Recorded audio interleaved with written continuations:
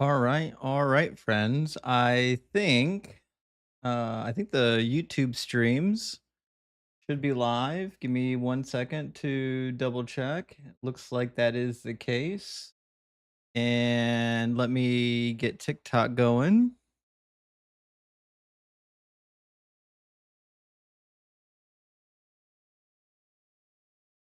And bada bing, bada boom. We should be live on all the platforms, friends. It's been a minute. I was on vacation for the last 2 weeks. My son and I having a blast. Enjoying the good weather that we actually had here in Ohio, which sometimes that happens. Sometimes we get good weather here. So appreciate you guys being patient in my absence. I know I was gone for quite a while, but we are back in the saddle now, and we are ready to rock and roll. So welcome in, friends. I'm happy to be here, and I'm happy to see y'all here as well.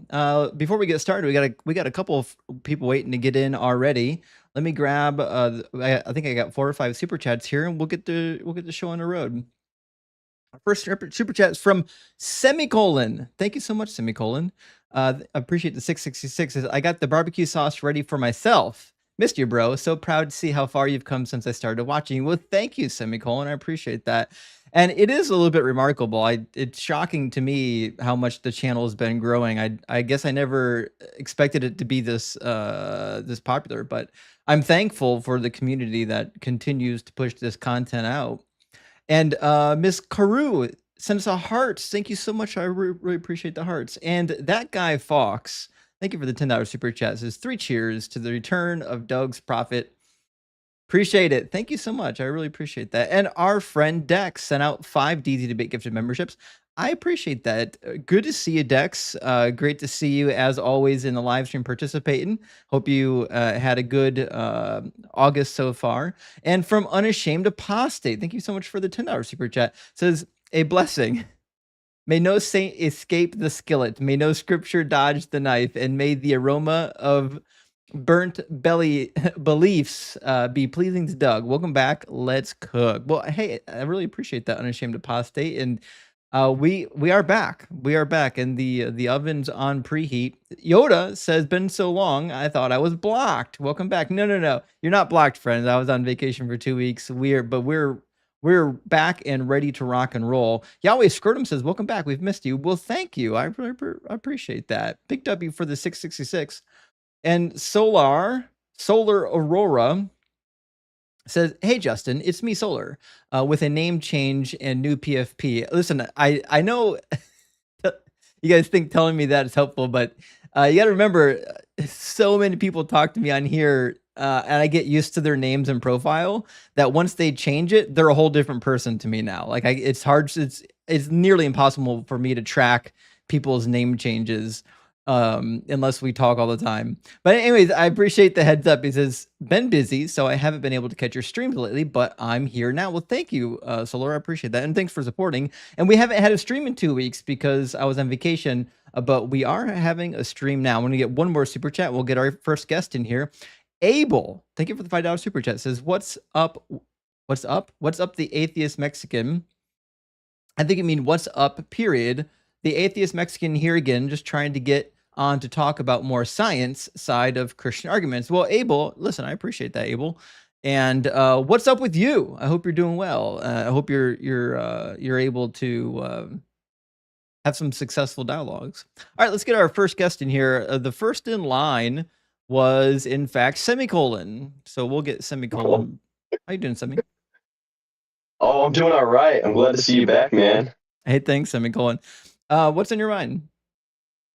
Oh, well, I guess I wanted to talk about my beliefs a little bit. I've been waiting to come on for a while, like a year and a half almost. And it's probably something you may or may not have heard before, but probably rarely. I don't want to be labeled a Phil bro before you do. Because I don't like listening to them either. Fair enough. I so mean, the people who typically get labeled Philbros are the ones that want to do philosophy, but they want to do it in a way that is like pretentious and leaves the audience behind. And I'm just not here for that. So This is your stream, man. You go right ahead and ask me questions. All right, so Semi, are you a believer in a particular God or a generic God? How do I explain this? I used to be a born again Christian, fell away hard, and thanks to the community and you, I got a greater understanding of the Old Testament and the New Testament.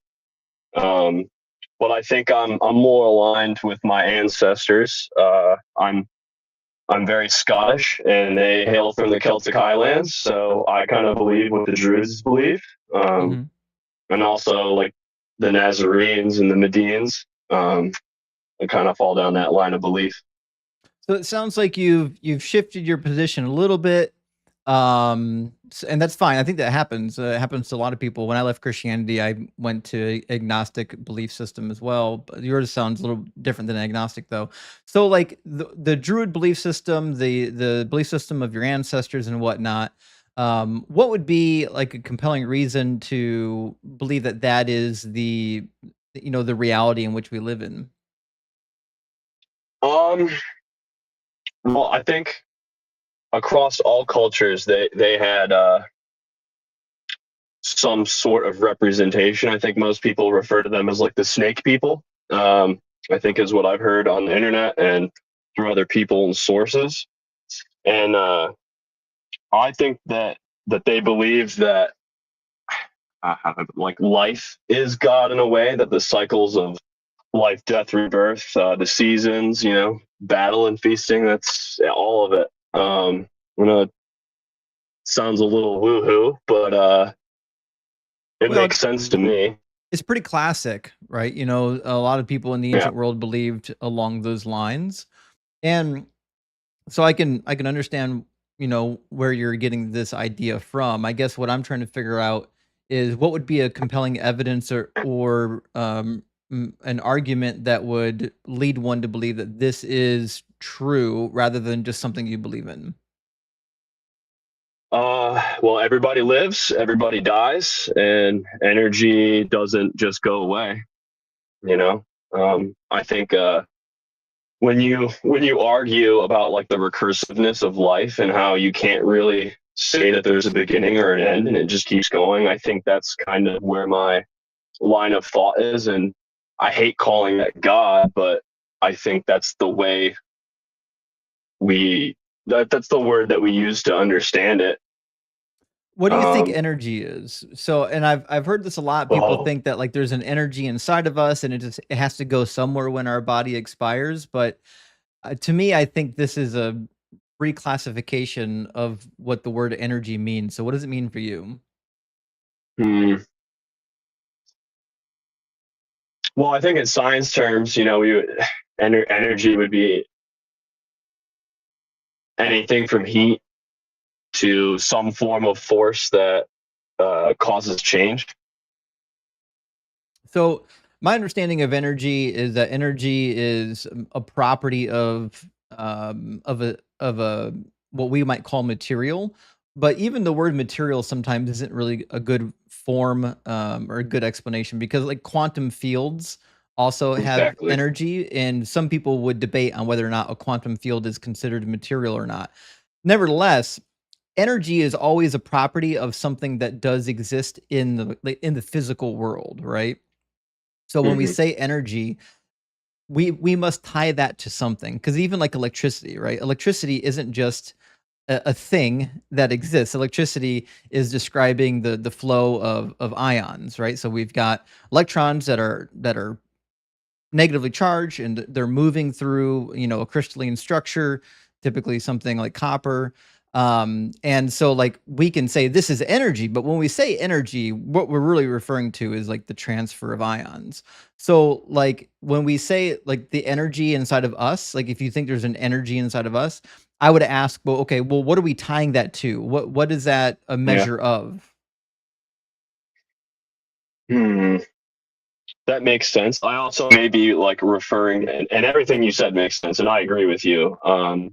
I think maybe also when I say energy, I might be referring to like what's behind thought and what's behind all things, like Like a quantum field? Kinda. And I don't want to stick here for a while because I do have some points that I think that you would like, and I think other people would like in regards to Christianity, and some misconceptions that I think you have, some atheists have, and Christians have. Well, I mean, So I would love to go into that too. typically we do Christian arguments For from sure. Christians. I try not to, like, I don't argue non-Muslims about the Islamic God, and I don't typically argue non-Christians about Christianity. But on the energy, right? Because I think this Yeah. is where there's going to be a separation, because like the thing that we think is inside of us producing thoughts and feelings and emotions, right? These are observable. Like we can see what, like, the chemical changes happening inside of our brain, the neurological states that are leading to these feelings, emotions, and thoughts, right? Hmm. What would be a good reason to believe that? Because right now we're talking about energy, right? We're thinking energy must be some Yep. sort of a thing that lives on after our skin suit dies, right? So, like, Yeah. what would lead one to believe that whatever this energy is, it produces thoughts, feelings, and emotions? Hold on. I did come prepared. That's okay. Yeah, yeah. Notes are great. um,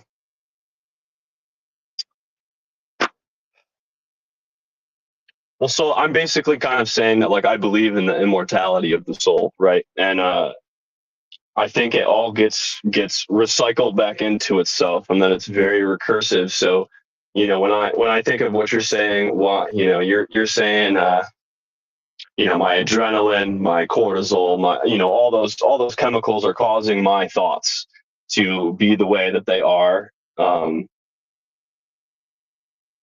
but how do you explain things like the muse, or people who are like incredibly creative, where it just seems like things come out of nowhere for them, or stuff like that? How do you, I don't know how you can quantify that or qualify that any way, shape, or form when it seemingly comes out of nowhere. Well, I don't think it comes out of nowhere, and, like, I understand your position. Like, even Plato talked about how, when it came to, like, the really skilled poets, like, they were producing something that was of a divine nature, right? It couldn't be Mm, explained, but now we have science, and we know that, like, there are some people where their brains are wired differently. So, like, my brain is, like, super analytical. It's one of the things that made me want to be an engineer. I'm really good at, like, breaking things down. But I'm shit at singing or artistry, or, like, I can't do any of that stuff, right? So this seems to be just a way that our brains, because of our biological disposition, appear to operate. So I wouldn't, at this day and age in 2025, attribute any of that type of stuff to a spiritual force. I would say no. These are based on, like, the amount of gray matter you have in your head, or, in your brain. I mean, not in your head. so you don't think that there's anything going on in the background? Well, how do you explain things like intuition, or that thing where, like, you think about somebody and then boom, they're giving you a phone call? How do you explain that? Just coincidence? Well, I think you've described two different things, like intuition Yeah, I did. and and what's the word I'm looking for? There's another word. It'll come to me as I'm talking. The intuition is like this idea where, like, you feel like something must be true or untrue, but you haven't really sat and thought about it yet. So, like, we do this, in engineering a lot. Someone would bring something up and, like, hey, would that design work? I'm like, well, my intuition says, yeah, it probably would work, but I need to go draw it out and take a look at it before I know for sure if it will work, right? But my intuition, my experience, everything I know of 20 years of being an engineer tells me that this probably does work. Mhm. But I think what you're describing is, like a premonition, where somebody thinks of something and then it happens, or they dream of it and then it happens. And there have been two really good explanations for these. First, obviously, is I think most of them are just really really interesting coincidences, and they're going to happen to everybody eventually. Like everybody lives long enough that eventually some really cool coincidence is going to happen. So it's just like a game of numbers. But the other thing too, because I studied this a long time ago, because I had an instance where I thought that I had a premonition when I was about 13, and it was such an interesting phenomenon that I remembered it for a long time after, thinking, wow, that's really kind of a weird, unexplainable thing. And I started studying in intuitions, and it turns out actually that a lot of people, when they have intuitions, a lot of them misremember what actually happened in the past. It's kind of like having deja vu, where when you have deja vu, your brain is experiencing something right now, but it's also thinks that it already experienced it, but 9 times out of 10 it never did.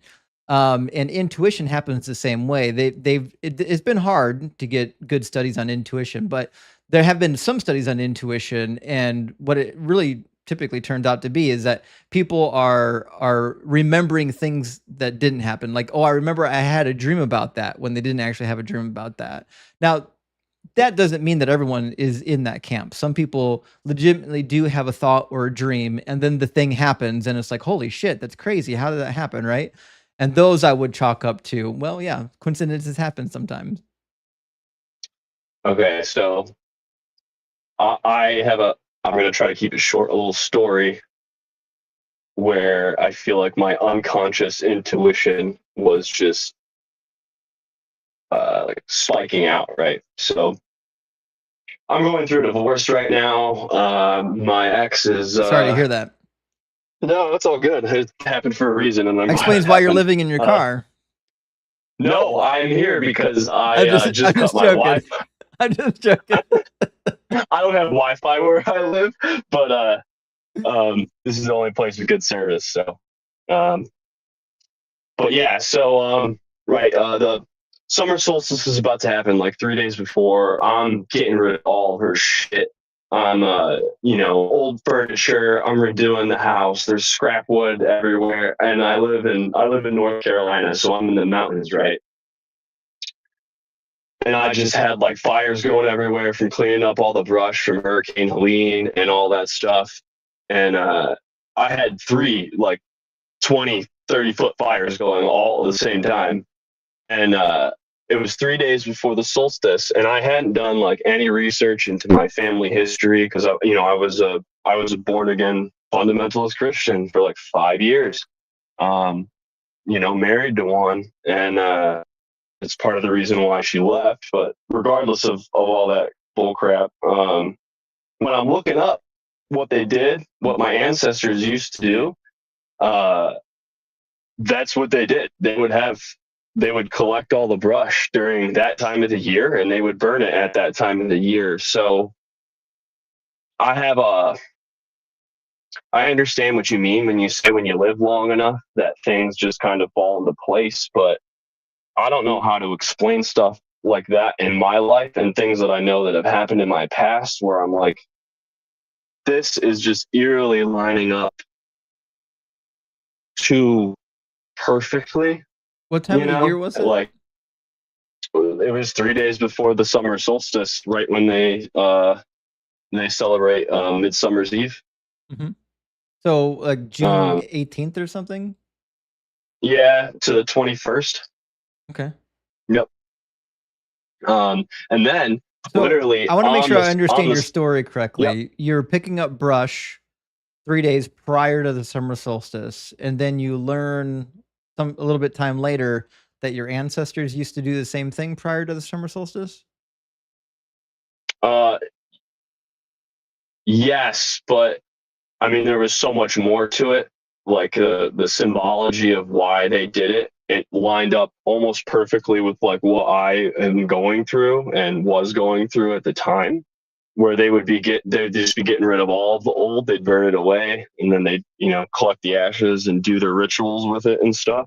And also, I do think something kind of biblical happened. I had three white hawks literally circling above me on the summer solstice. And it's just when idiosyncrasies line up like that, I do give credit to what you're saying, that sometimes things just line up. We're on Earth in this perfect little spot in the cosmos where life just works. I get that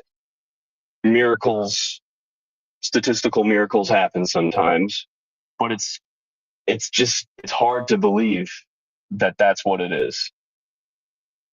I guess I don't even know if I would classify this as much of a coincidence. Like you're picking up sticks, or brush, Well, as you say. more than sticks. I did tree work, so I have like machine. I'm picking up like whole trees. Yeah. So what went through your brain right before you went outside to go clear the brush? What was your thought process? Well, I'm trying to sell the property. My wife, I used to live in New York. My ex, took the kids and ran off and,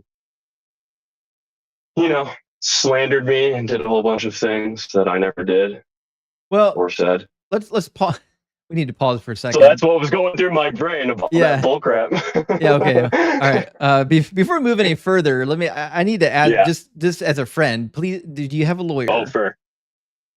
Oh, yeah. Divorce. You need one finalized. Oh, it's already done. Yeah, but at that point in time, she had. Well, in North Carolina, you have to be separated for a year.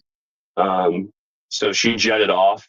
I didn't even know where her or the kids were. So I went through a lot of bull crap. So this wasn't 2 months ago. This was like last year.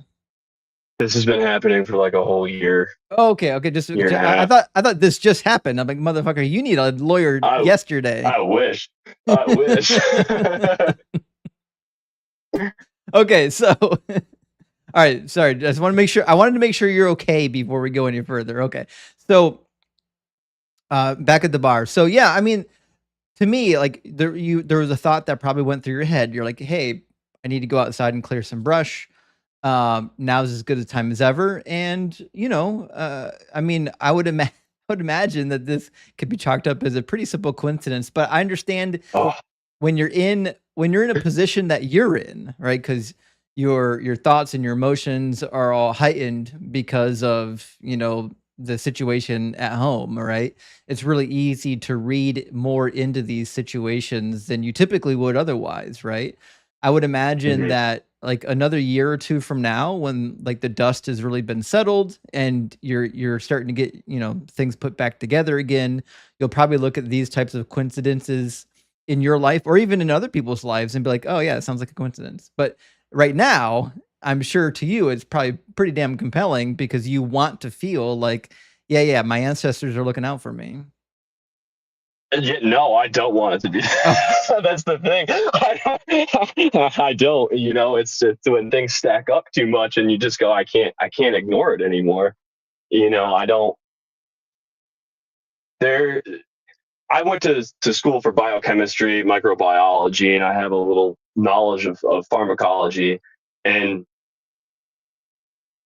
I always try to put myself in the mindset where you're saying, like, I just, coincidence, like, there's a statistical odd that it's going to happen.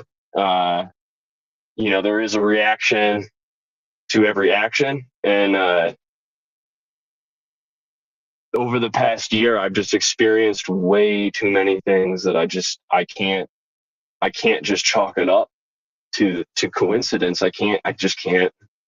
Well, let me ask you a question because, right, who do you think are behind these events?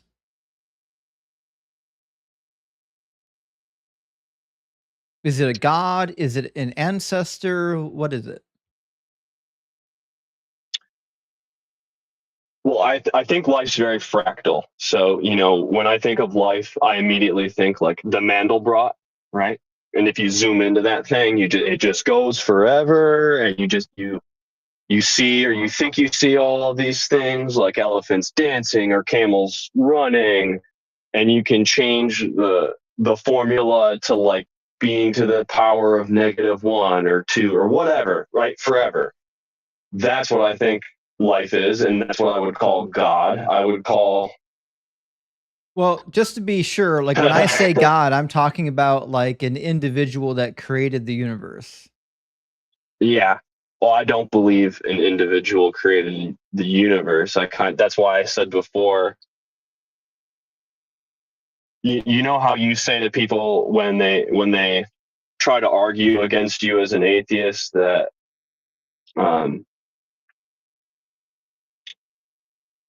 that there's a beginning and an end, Big Bang, and then there's going to be an end, and then you refute that by saying there's no evidence of there being that it loops forever and ever. Mm-hmm. I think I'm calling that God, and the totality of individuation and experience is God, but I don't want to say that like you and I are God. You know what I mean? It sounds like you don't believe in God then. Like, so what you believe in is like a spirit realm.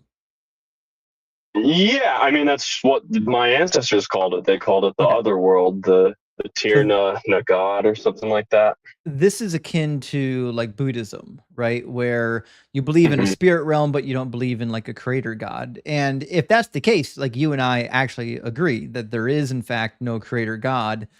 And that's the claim on the board today. Now, as to the presence of a spirit realm, we've done pretty good studies, I would say, in the last 20 years on whether or not like people are having spiritual experiences, like if they're having out of body experiences when they're near death and things like that. You've probably heard me talk about the Aware Project. Those are my two favorite studies. Yep. Have you read those papers yet? I haven't had time to read them because I've been doing my own studying on what I think about Jesus and all the misconceptions people have. Just also trying to get myself out of the mindset of fundamentalist Christianity. Because I had a traumatic moment that had my come to Jesus moment. So, it's hard ripping yourself out of those heightened emotions.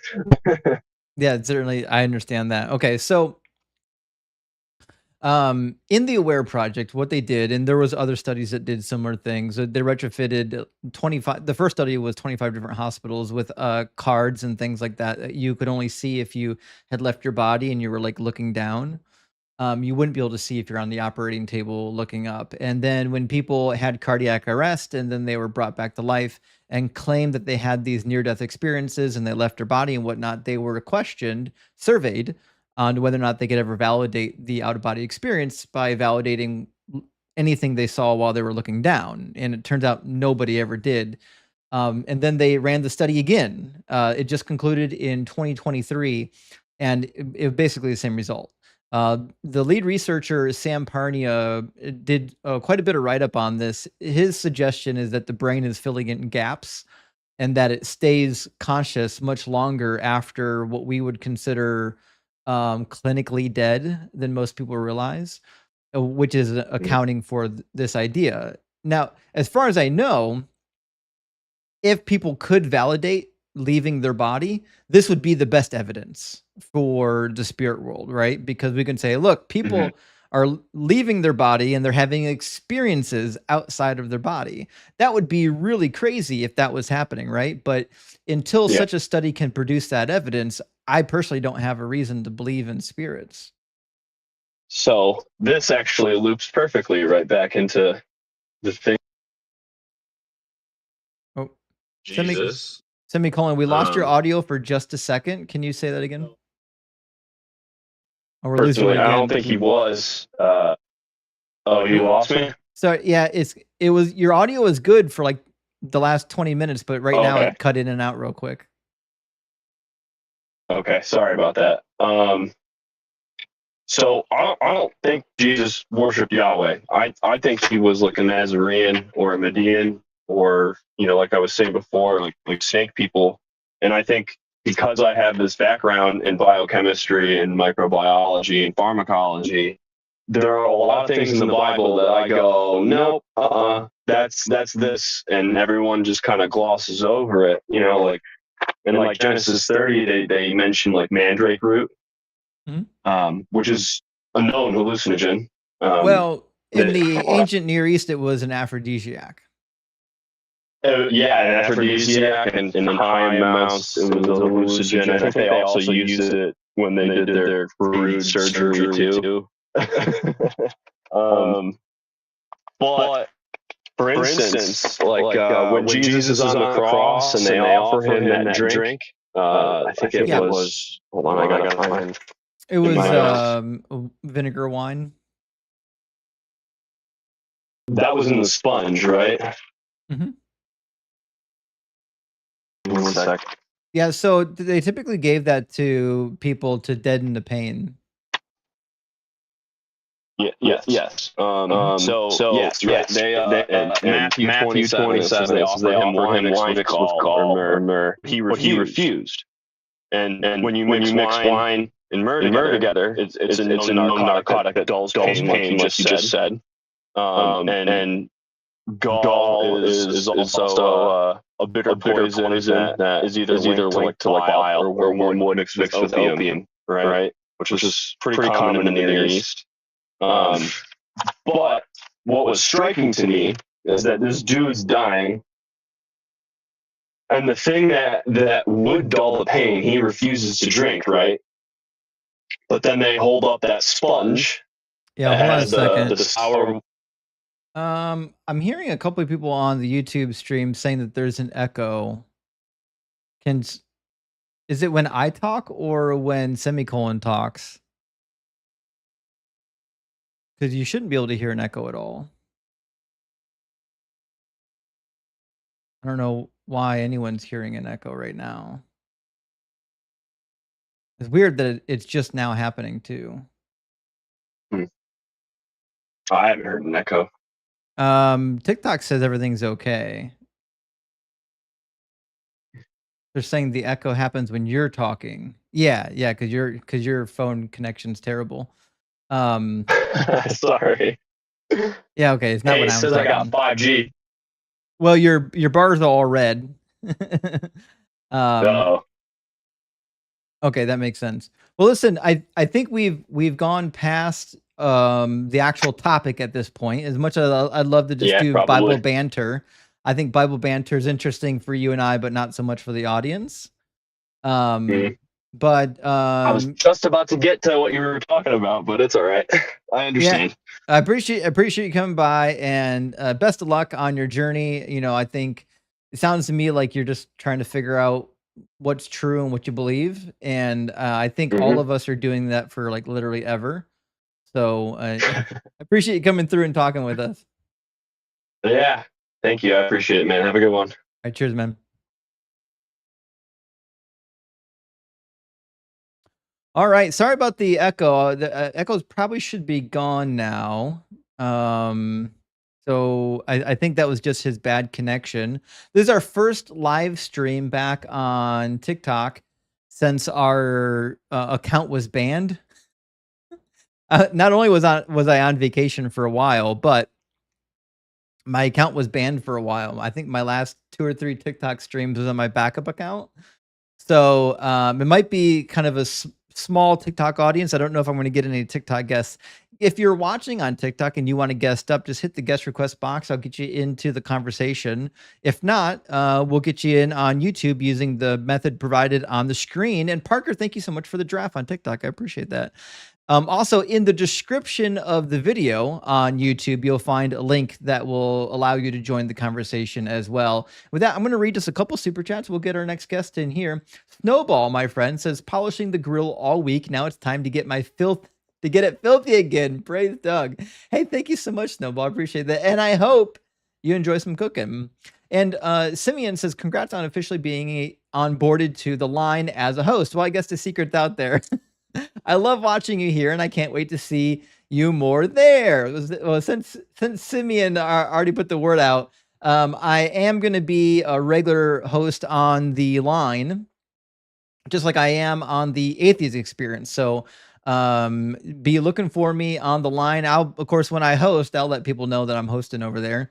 Meg, my friend, great to see you. It's as long as 2 weeks ever. Had to listen to repeat cooking episodes. I'm sorry, Meg. I apologize. But we're back. We're back and we're cooking. Ehud sent out 5 DZ debate gifted memberships. I appreciate that, Ehud, the leftist. Great to see you.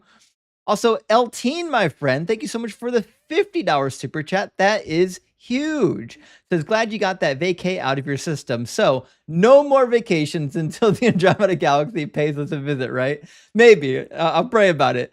Hope you had fun and looking forward to hearing more. Welcome back. And I'm going to be introducing a new topic this week as well. I think it's going to be a lot of fun. Thank you so much, LT. I really appreciate the $50 super chat. And also a $49.99 super chat from our friend Maximilian. Great to see you, friend. And thank you so much for the generous super chat. It says, we missed you, buddy, but hope you had a fabulous vacation. We're hungry. Start cooking. Rock hard for Doug. Well, hell yeah. We're going to do everything we can, Maximilian. We've got the live stream open. We're rocking and rolling now. And Goddess of Rebels, thank you for the $20 super chat. Why is it so hard to solve a redneck schmurder? The DNA all matches and there's no dental records. Listen, I've been chastised a little bit for making fun of rednecks, but listen, half my family is from the holler. And when I say holler, I mean that this is a real problem in my genetics. So big W on the joke. I do appreciate that. I have the genetics. I can make fun of it. And Solar says the earth is perfect for life, so God. Oh, yeah, here we go. Look at the trees, right? People need to do research. There have been lots of mass extinction events, and humanity almost went extinct 100,000 years ago. Yeah, actually, that's a really good point, because like if the earth or this habitat is finely tuned for life, it's weird that like we're constantly on the edge of being wiped out. And last one from our friend Miko. Great to see you, my friend. Says, welcome back. I'm glad I came, but all the same, I must be going, as Groucho might sing. To bed in my case. Catching up tomorrow. Hope you enjoyed your holiday. Well, thank you, Miko. I appreciate that. And I hope that you get the sleep that you need. Don't let my voice keep you from getting the rest. Rest is one of the most important things you can do for your body. All right, let's get our next guest is going to be Witty Noggins into the discussions. How you doing, Witty? Hey, doing good, man. Hey, doing good, man. How are you? Doing good. Thank you for asking. Witty, are you at least 18 and do you believe in some kind of a God? I'm 34. I'm 34 and I do believe in God. Yeah, I believe in Jesus. Cool. What would be the most compelling evidence or argument for the Christian God being real? Well, I would say the Abrahamic religion, in my opinion, have probably the most plausible God. You know, just in my view, compared to the other religions. And then when you get into that, I would say there was something about Jesus, right? I mean, he seems to be the most famous person of all time. 2,000 years later. Hold on, people are saying that there's an echo again. Let me see what's going on here. Why would there be an echo?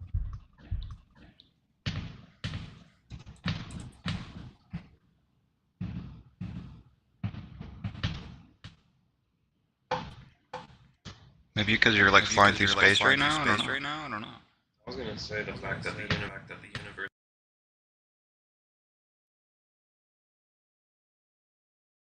All right, 1 second. I apologize for that. I think I know what the problem is. Yeah, I don't hear an echo through this window. Yeah, I think it should be good now. I had two audio sources running at the same time by accident. We should be good to go now. Everyone, let me know if the echo is fixed. It's going to take about 23 seconds for the chat to catch up, though. I apologize. There's like a 23 to 25 second delay on the latency for the feed. All right, we should be good now. That's my fault, friends. I apologize. I had an extra audio source turned on that I forgot to turn off before I started to stream. That's my bad. All right, Witty Noggins, we're back at it again. So Witty, where do we leave off? Why I believe what I believe. Right. Yeah. So you're a Christian, and so what would be like what's the thing that convinces you that Christianity is true, and should it convince me? Well, for example, let's say that the biblical narrative is true, right? You got God, and then you got an adversary, Satan. Okay. There's a lot of different routes I could go with this, but just for me personally, it seems obvious there was something with Jesus, right? Like what? He had like a 3-year ministry where he performed miracles. he claimed to be, So, he made claims to be, timeless and divine, but and why is any of that special? Like, there's lots of miracle workers well, from the time period. well, sure. But he's the only one that claimed that he could give everlasting life, So, and 2,000 years yeah, but later, he never did it. That's the problem, right? Making the claim is useless unless you do it.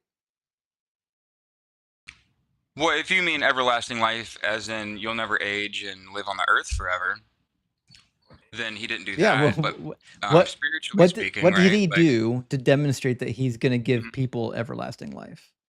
Because he lived by I don't all the see. 613 Levitical Well, first of all, he laws. certainly didn't do that, but Or- that's not remotely related to what we're talking about, right? Why would I believe that Okay. Jesus is giving other human beings everlasting life when people are still dying at the same rate they always have? Well, he doesn't mean everlasting life as in you won't ever age and depart from this earth. He means everlasting life in eternity, right? So, Right, but what's the um, evidence of that truthfulness? Like, making the claim is a I'm useless just telling claim. you what he claims, right? So I think it's different than the other religions, where the other Yeah, religions, but Witty, very- just pay attention. No Mhm. one's asking what's Sure. unique about Christianity. I'm asking what makes it true. Yeah, well, what makes Christianity true? Well, I guess it'd be different for everyone, right? Like, my view would be different. I think, I'm sure you're aware of like Dr. Craig's, arguments for God. His like his five arguments, like the cosmological, fine-tuning, moral, objective. Are you gonna run one of the arguments or what? Yeah, the cosmological. I mean, basically, God's the best explanation of the origin of the universe. He's the best explanation for the fine-tuning for intelligent What life. makes him the best And explanation? then, well, because if God or something didn't create everything, then what's the other option? It existed forever, which seems to be in line with science and logic. Eternal universe. Yep. Okay. But logically, I don't think it makes sense because the observable universe is finite in the past, if I'm not mistaken, right? The unobservable universe. Why would I believe that the unobservable or that the observable universe once didn't exist?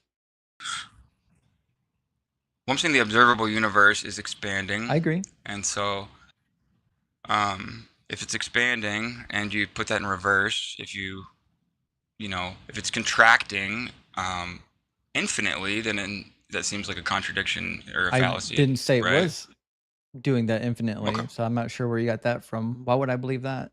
Well, Like, I think you're if gonna you have throw like a universe that's rock eternal. into a pond, the ripples come out from the center point, right? Sure. Yeah, and then if you reverse that, the ripples all go back into the center, right? They would. Did yeah. the pond not exist before the ripples came out? Well, sure, but I don't know if that analogy is It's a accurate. great analogy to because, be honest. like, you don't have a good argument to demonstrate that before the expansion of the universe there was nothing. The reality is there's 100 other configurations the universe could have been in before the current expansion. It could be an Sure. endless cycle. Back in like the early 2000s, I think they used to refer to it as rebound theory or cyclical universe. I think now the common terminology is Big Bang, Big Crunch, but I fail to see why this is not a more viable solution than a magic man in the sky that we have no evidence for. Well, I wouldn't say a magic man in the sky. I would say it's the same thing as the universe idea that there's some kind of eternal cause, right? Everything that begins has a cause. So, to say that the universe has just always been around and then created within itself. But you keep going back to the same empty bar. What's the evidence that it once didn't exist and needed to be coming into existence? Well, I mean, it depends what theory you go with, right? Like, according to the Big Bang model, time, space, matter, and energy all came into being at No. a time, like a No, specific it time. certainly did not. That is not the Big Bang model. Big Bang model doesn't say there was nothing and then it poof something. That's not Big Bang. Big Bang says I'm not saying nothing. I'm saying something outside of time and space that's not, had to create time and no. space if there was a beginning. The Big Bang is an explanation for the expansion of the universe. It's not an explanation of what was before the expansion. Okay, I guess in simpler terms, I think that something can't come from nothing. I agree. Therefore, I don't think there was ever nothing. Okay, me neither. Okay, so right? you can't get something from nothing, therefore there was never nothing. Therefore, no need for a God. Well, no, I think therefore God seems to be the only option. Why? If the universe always existed, why in the world do we need a God to create it? Right. Well, So that's where this is where the God of the gaps disagree. argument just isn't good, right? So what you're suggesting is you think because somebody told you, right? Not an actual scientist. Somebody told you that the Big Bang is the start of matter, space, and time. Therefore, something must be the cause of that. And they're saying, look, there's a gap. I'm going to stick my God into this gap. But that's silly. Not only does your God not provide the best explanation for that gap, we don't even know if that gap is there. So do you hold to an infinite universe with an evolutionary view? Yeah, an eternal universe and evolution seems to be obviously true. So how many years did it take in an infinite universe to get to the present time? An infinite number. So it took infinite years for us to get to the present? So this is the problem you have. You're doing a category error right now. You're saying that there's a start of infinity and there's not.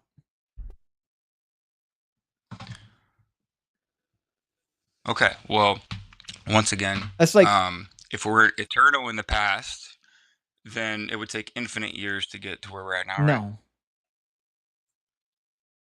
Okay. Every moment that exists is on a finite piece of the timeline. There's no start to infinity. You can't measure from the start of infinity, just like you can't measure to the end of infinity. There's no start or end to infinities. So you can't measure from the beginning of infinity to now because it's a category error. There is no such thing as the beginning of infinity. Right, which is where I get, I guess, kind of confused in an eternal universe, right? At what point, right, in the infinite past did creation or evolution start to begin, and how many years, you know what I mean? How many years did it take for About 4 billion years ago? Okay. So from 4 billion years ago when evolution started, before that, and I mean, who created that? Like, how did that come into being? How did what come into being? In the universe. Evolution. What you're doing now is just an argument from incredulity. You're just saying, I don't understand evolution, therefore God. You can't think that that's a winning argument. I'm just trying to get your view. What? I guess. Because I don't necessarily understand, I guess. Is like one of the most like tried and true, like scientifically examined things of the modern era. Like the DNA evidence alone demonstrates that we all have common ancestry. Have you heard of endogenous retroviruses? Endogenous retroviruses? I'm not sure. So when somebody gets like a virus or some sort of foreign invader into their body, it can actually get into their DNA. It can actually splice or modify the existing person's DNA. And once it's inside your genome, it just replicates and then you pass it on to your children, right? And they're pretty easy to identify because you can see the beginning and the end of the foreign DNA, how it got spliced into the existing DNA. And we've actually, like scientists have purposely caused ERVs so they can study them in a laboratory. We're really good at identifying them. That being said, human beings, all human beings share like 213 ERVs, which is really interesting. That means all of us came from the same stock of blood at some point in the past. That was a great thing about the Human Genome Project. Now, the funny thing is, a great majority of those ERVs we also share with the great apes, meaning we shared blood with the majority of the great apes in the past as well, because there's no other possibility for us to have like 190 something ERVs shared with great apes, unless we shared blood at one point.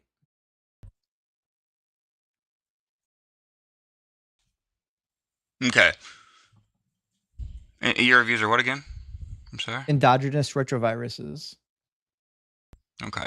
So do you think that, because I mean, without his, within history, I mean, science keeps updating, and the consensus might be one way, and then science keeps evolving. You know what I mean? So I don't think it's a fact, or correct me if I'm wrong, but scientifically, right, that the universe is for sure eternal, right? This is just a theory, right, of the universe potentially being eternal in the past, It's right? a theory that has evidence in its favor, whereas the God hypothesis has no evidence.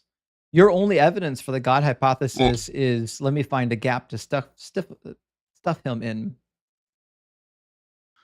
Well, I mean, I think creation itself is proof of God. I mean, I think that the universe had a beginning. Prove it. Demonstrate that the universe once didn't exist and that a God created it.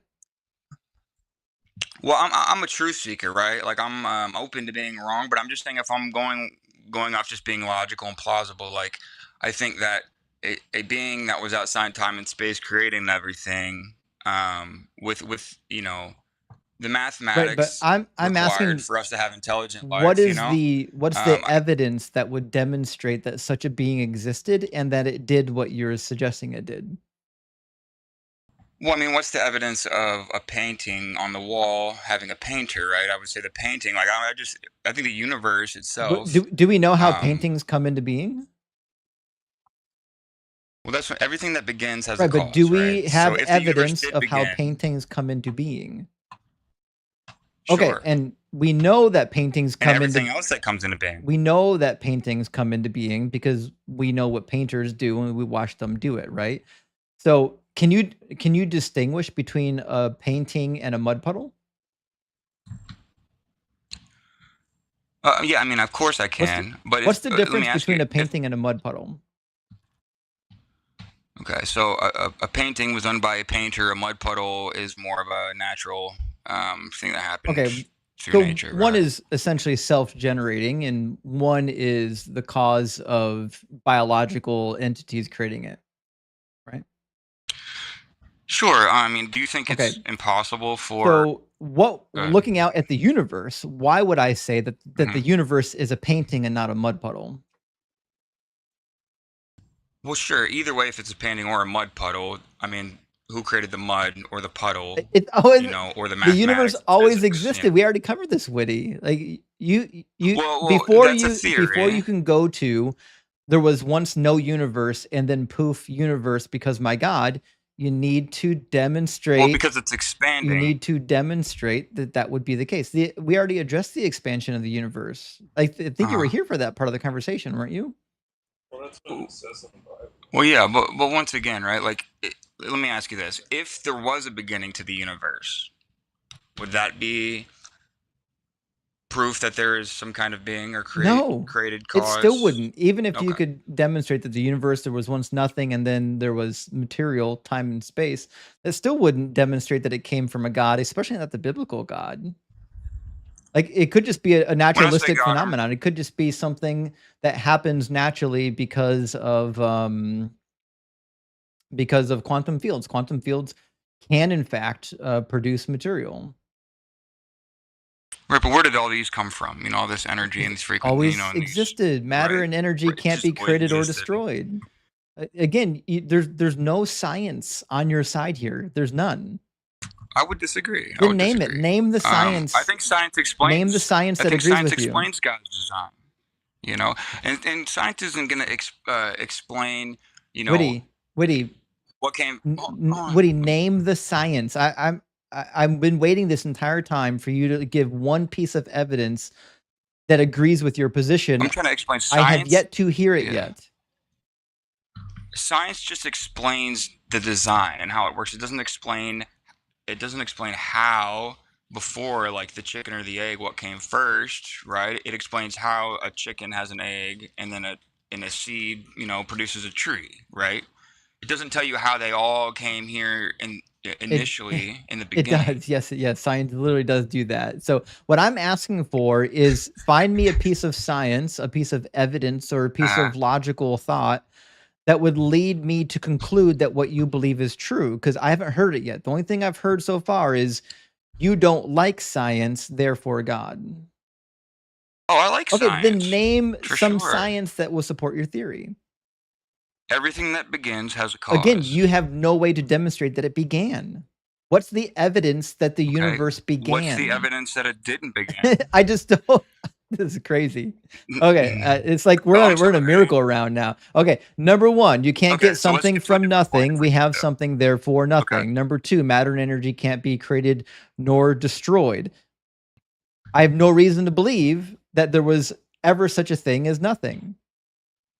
And I know that the universe exists. So this is the starting point, right? Right. So I know for a fact that the universe exists, right? So for me to believe that the universe once didn't exist, I need some kind of logical argument or scientific fact that would lead me to believe that the universe once did not exist. Right. Once again, I mean, and we can switch to it. I got a couple other points if we don't link up here on this. All right. So once again, right, like the way, and look, you might have a lot more understanding within the scientific community and stuff with the updated whatever than I do. I'm just saying more of like from a philosophical point, right? Like even if the universe did have a beginning and wasn't here, there would have to be something, and it's like something outside of time and space, right? Or some kind of cause in a different realm. How do you have a cause and effect outside of time? Right. If something would have to be timeless and spaceless. No. How do you have a cause and effect without time? Time is the progression of events. There's no cause and effect outside of time. Right. Because time, to create something, it predates, right? So you'd have to. So time must always exist. Right. Sure. So let's say hypothetically an eternal being. And do you believe that Einstein is correct when he says that space-time is a continuum?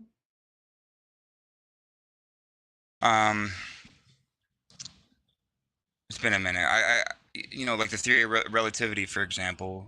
The faster you go towards light, right, then the slower time moves. No, I'm not talking about that. I'm talking about space-time.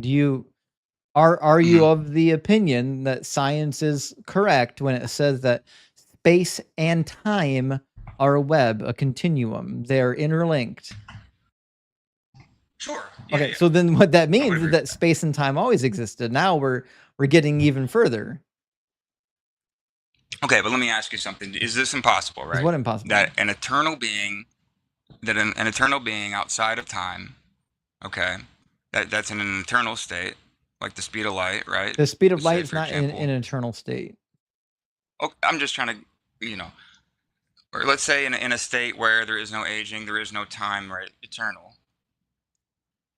That being couldn't create the universe and with it couldn't do anything. Something outside. You can't do anything without time. Without time, there's no progression of events. But an eternal universe could create something within itself.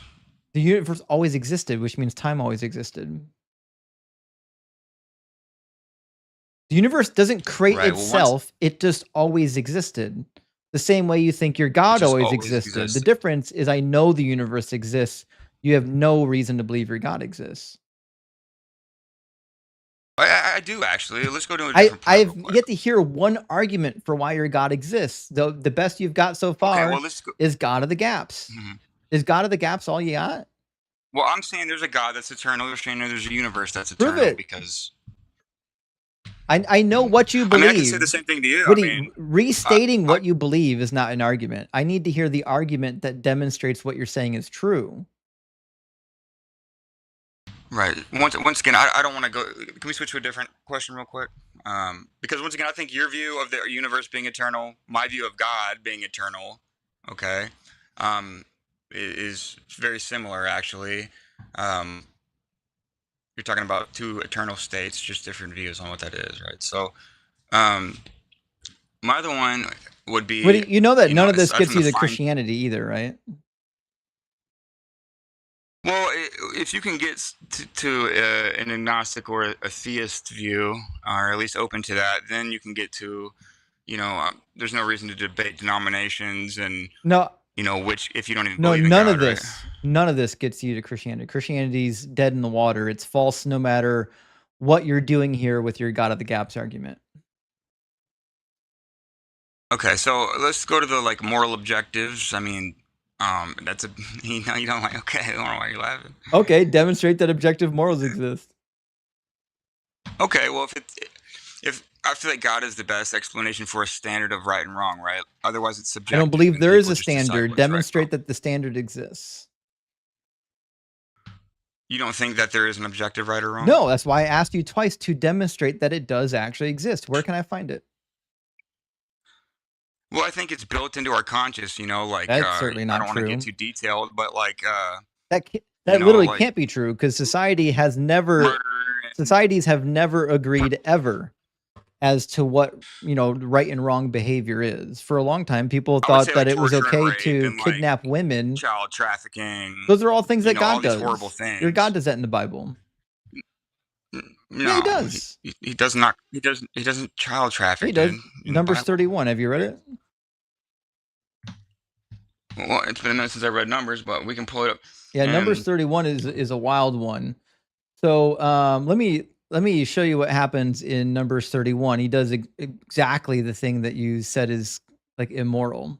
It says they did battle against Midian as the Lord had commanded Moses, and killed every male. They killed the kings of Midian. Then they list the names of the kings. It says the Israelites took the women of Midian and their little ones captive, and they plundered all their cattle, their flocks, and all of their goods. Okay, so they went and they despoiled all these towns and executed all the men and kidnapped the women and the children. It says in verse 12, then they brought the captives and the plunder and the spoil to Moses, to Eleazar the priest, and to the congregation of the Israelites at the camp on the plains of Moab by the Jordan opposite of Jericho. Moses, Eleazar the priest, and all the leaders of the congregation went to meet them outside the camp. Moses became angry with the officers of the army, the commanders of thousands, commanders of hundreds who have come from service of war. Moses said, have you allowed all the women to live?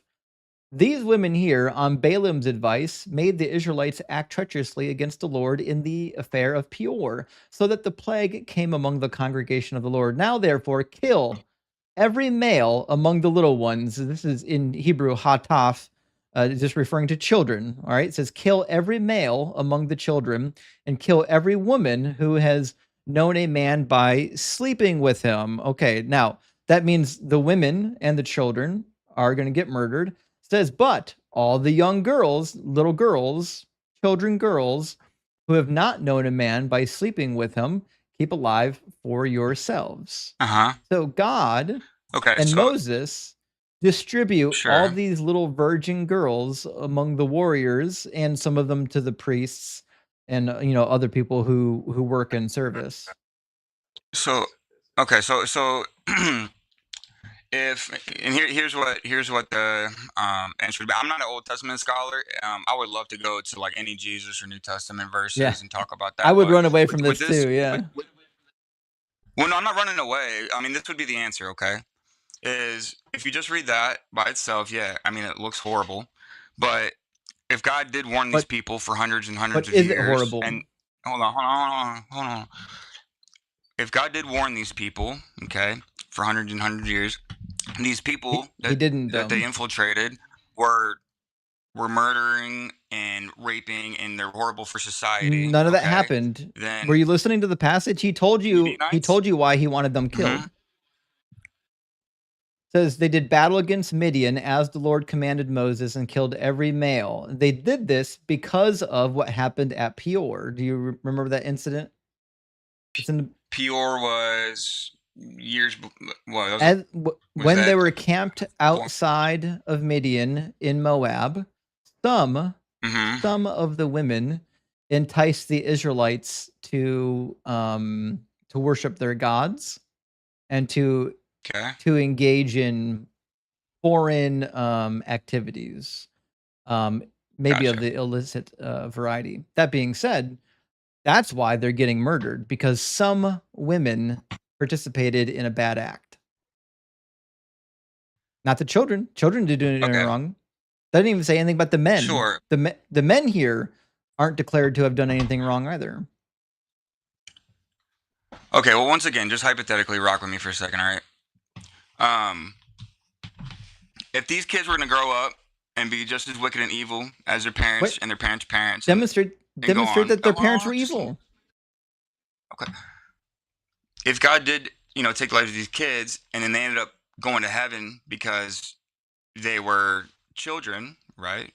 And it says that people are judged, off what they know. Kids are innocent, and so, according to the biblical view, right? Like children and people that are too young, right? That don't have the option to choose right or wrong, are saved. And so, if these kids were going to grow up to be monsters and be wicked, just like their parents were, then that would be actually merciful. And to be clear, it's okay to rape little children, girls, as long as no, of course not. They don't grow up. No, of course to not. be But pagans. in your worldview. Okay, so worldview, when they took these little virgin girls and distributed them among the warriors, what makes that good? I'm not saying anything about the people who died. Like the fact that they genocided these people, that's horrible. We're talking about the child trafficking right now. That's the topic you brought up. And what should they do with these children? Not marry them, not distribute them as war brides. Maybe how about they adopt them and turn them into family members? Maybe you don't genocide their entire family. Well, once again, man, I'm like I said, there's some guys out here, some scholars, Frank Turek, a lot of these guys that explain this really well. No, he does not. Turek is a joke. Okay, well, I didn't find Frank Turek to be convincing even when I was a Christian. I read his books way back when I was like 19, and he had dog shit arguments even when I was a Christian. I was embarrassed to even read his stuff in public. Are you familiar with Dr. Craig's work at all? William Lane Craig? I think his arguments are just as bad. Sir. Yeah. Really? Yeah. In fact, he doubles down. His argument is almost identical to the argument you're making. It's okay to genocide, to do these horrific things, as long as the people doing them upset the God that you believe in. So you started this. Remember, Woody, we got here because you were demonstrating to me that objective morals exist. And you're trying to say that, well, child trafficking is objectively immoral. No. Now I'm showing you a passage in the Bible where God is doing something that's objectively immoral.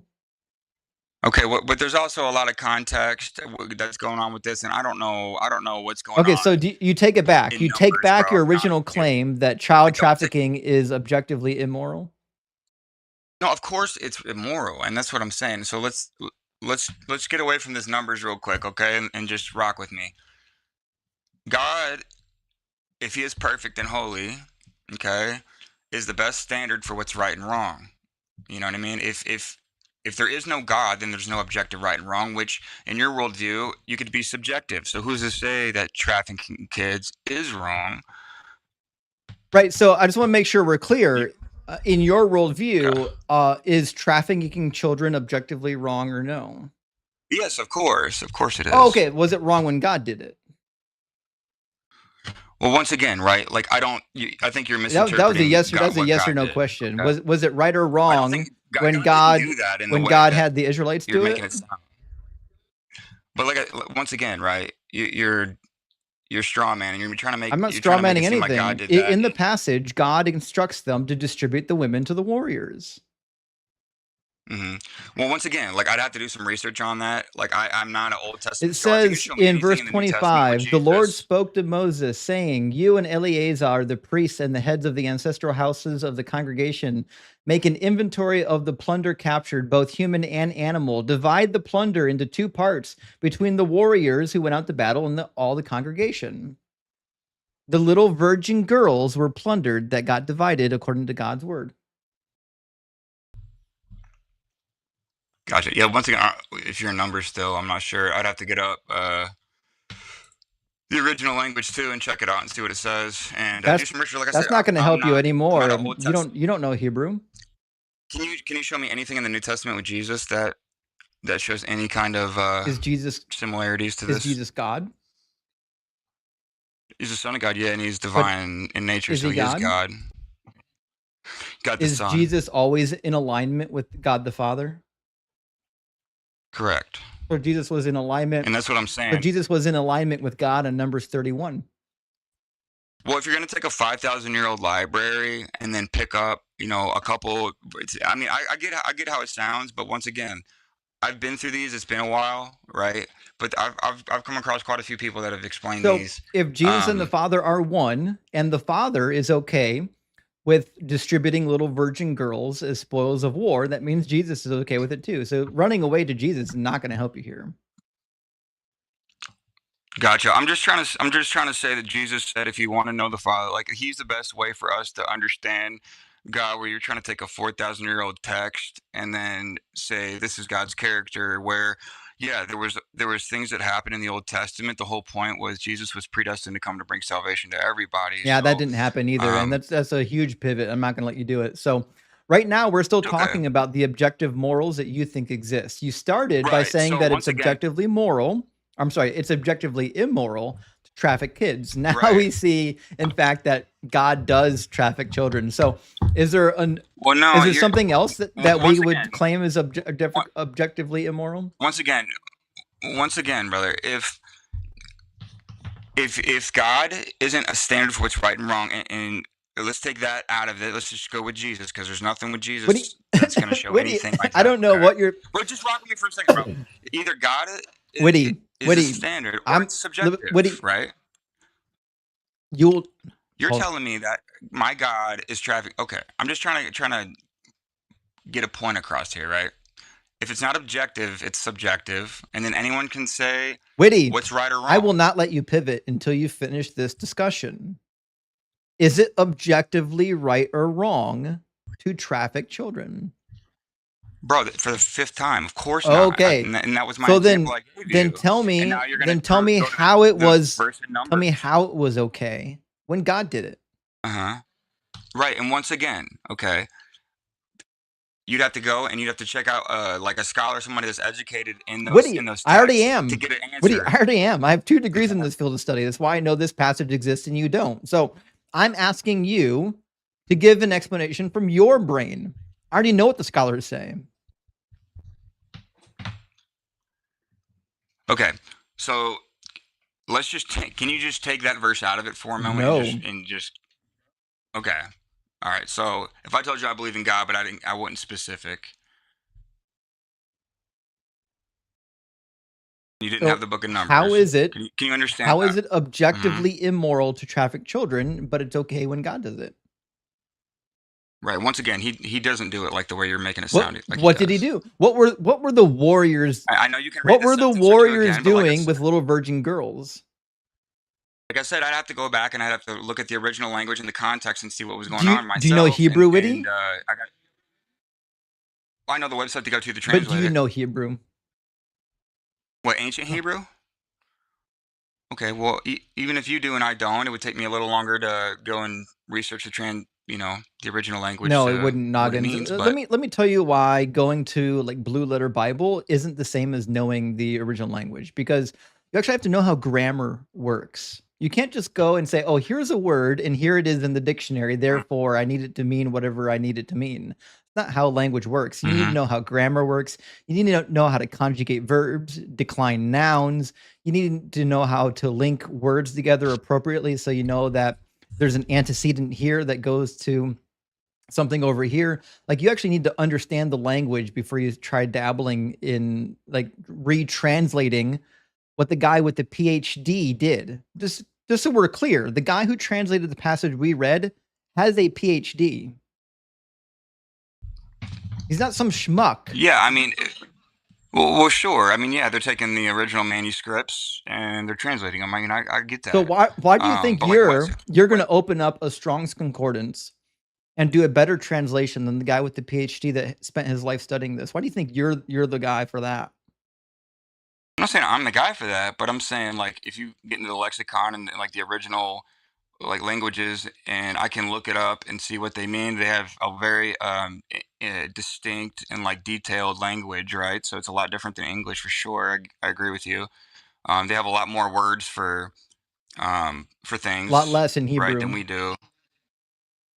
A lot less words for things than English. Yeah, by a long shot.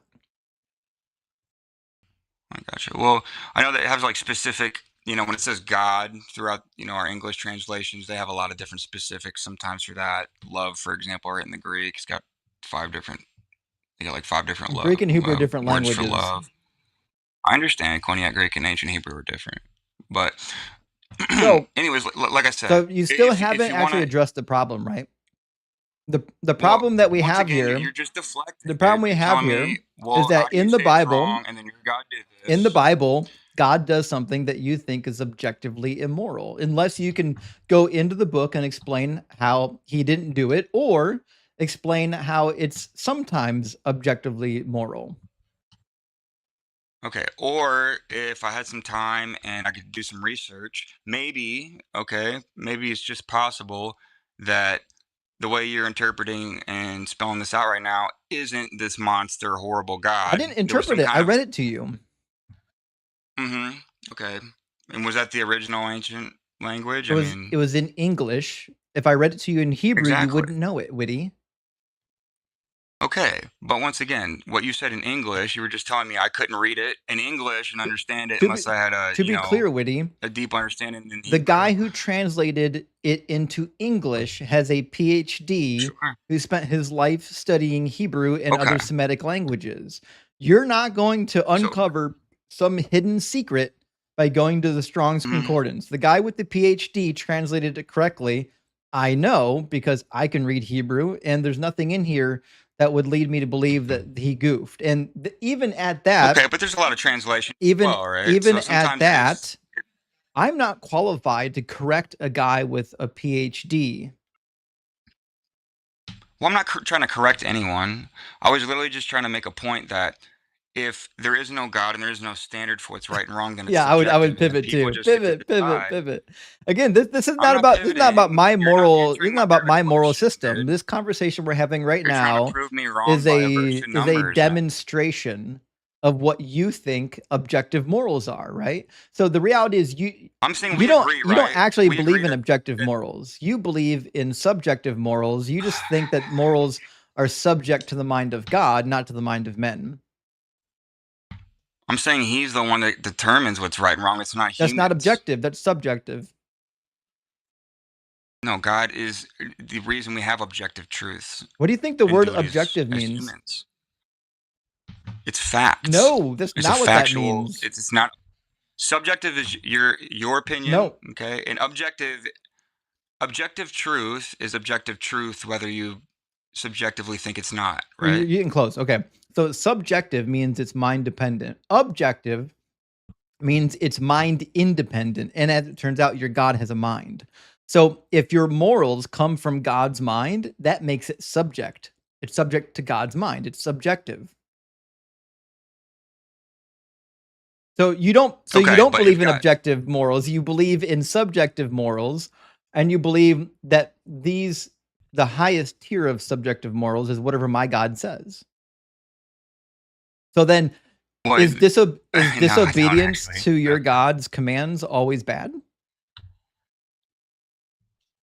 Well, once again, I mean, what's bad? What does that mean? I mean, in your view, I mean, how do you look at right and wrong, and how do you determine? Listen, you can use your definition of bad. Is disobedience to God bad?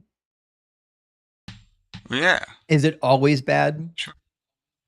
Well, that's literally the definition of bad, is not doing right. Okay, so if God said, Witty, I need you to execute some babies, it would be right to do what he says? Right. Once again, this is a That's a straw yes man. or You're no, trying Witty. to use this. Once again, that It's would a be yes or no, Witty. a If holy God justice. told you to execute babies, would it be wrong to disobey? Right. Once again, dude, this is not a holy, righteous God you're talking about. Okay, you're using, like I said, you're using one story in the Old Testament, and you're trying to use this as your Oh no, trump card. there's a dozen of them, Witty. There's a dozen. So can you please There's a show me something, dozen like I said, stories in the New just like Testament this, with Witty. Jesus? So your God Do you commands have the anything with killings of Jesus? babies all the time, and I mean, I'm not going to let you pivot. I don't know if you've been here before, but I never let my guests pivot. So I'm not so trying to you're in this pivot. discussion, I'm and trying to you're stay stuck on in this this. discussion. You're not going to run away from it, and you're not going to It's pivot. cool. So I'm not running, the bro. question I'm is, trying to if tell you. God told you to execute a baby, is it wrong Bro, to quit asking disobey? me that, dude. Listen, bro. Why are you gonna Why like are you scared to if answer? God told you to do Why are something? you terrified to answer? Just Because answer the question. you're If set. God First told of you to all, kill a baby, would it be wrong to disobey? okay. So listen, dude. You're trying to ask me. Just let me speak, please. No, the answer I needs to feel be you. yes or no. If God told you to Right. execute a baby, would it be wrong to disobey? Which God are you talking Your about? God. Okay, so if a holy and good God asked me to do evil and wicked things, how would I I respond? Is asked what you're asking you, me, right? if your God told you to kill a baby, would it be wrong to disobey it? I mean, because if okay, just let me explain real quick. Nope. If It's a the yes or good and no. right, okay. Well, if you're not gonna let me go back and forth. I mean, you're gonna just have It's me a say yes or yes, and then no you're gonna go to something question. else and try to make. It's a yes or no Yeah, I know question. it is. So why can't you But say once yes or again, I'm not no? gonna just answer How it come you're not capable of because doing I it? don't.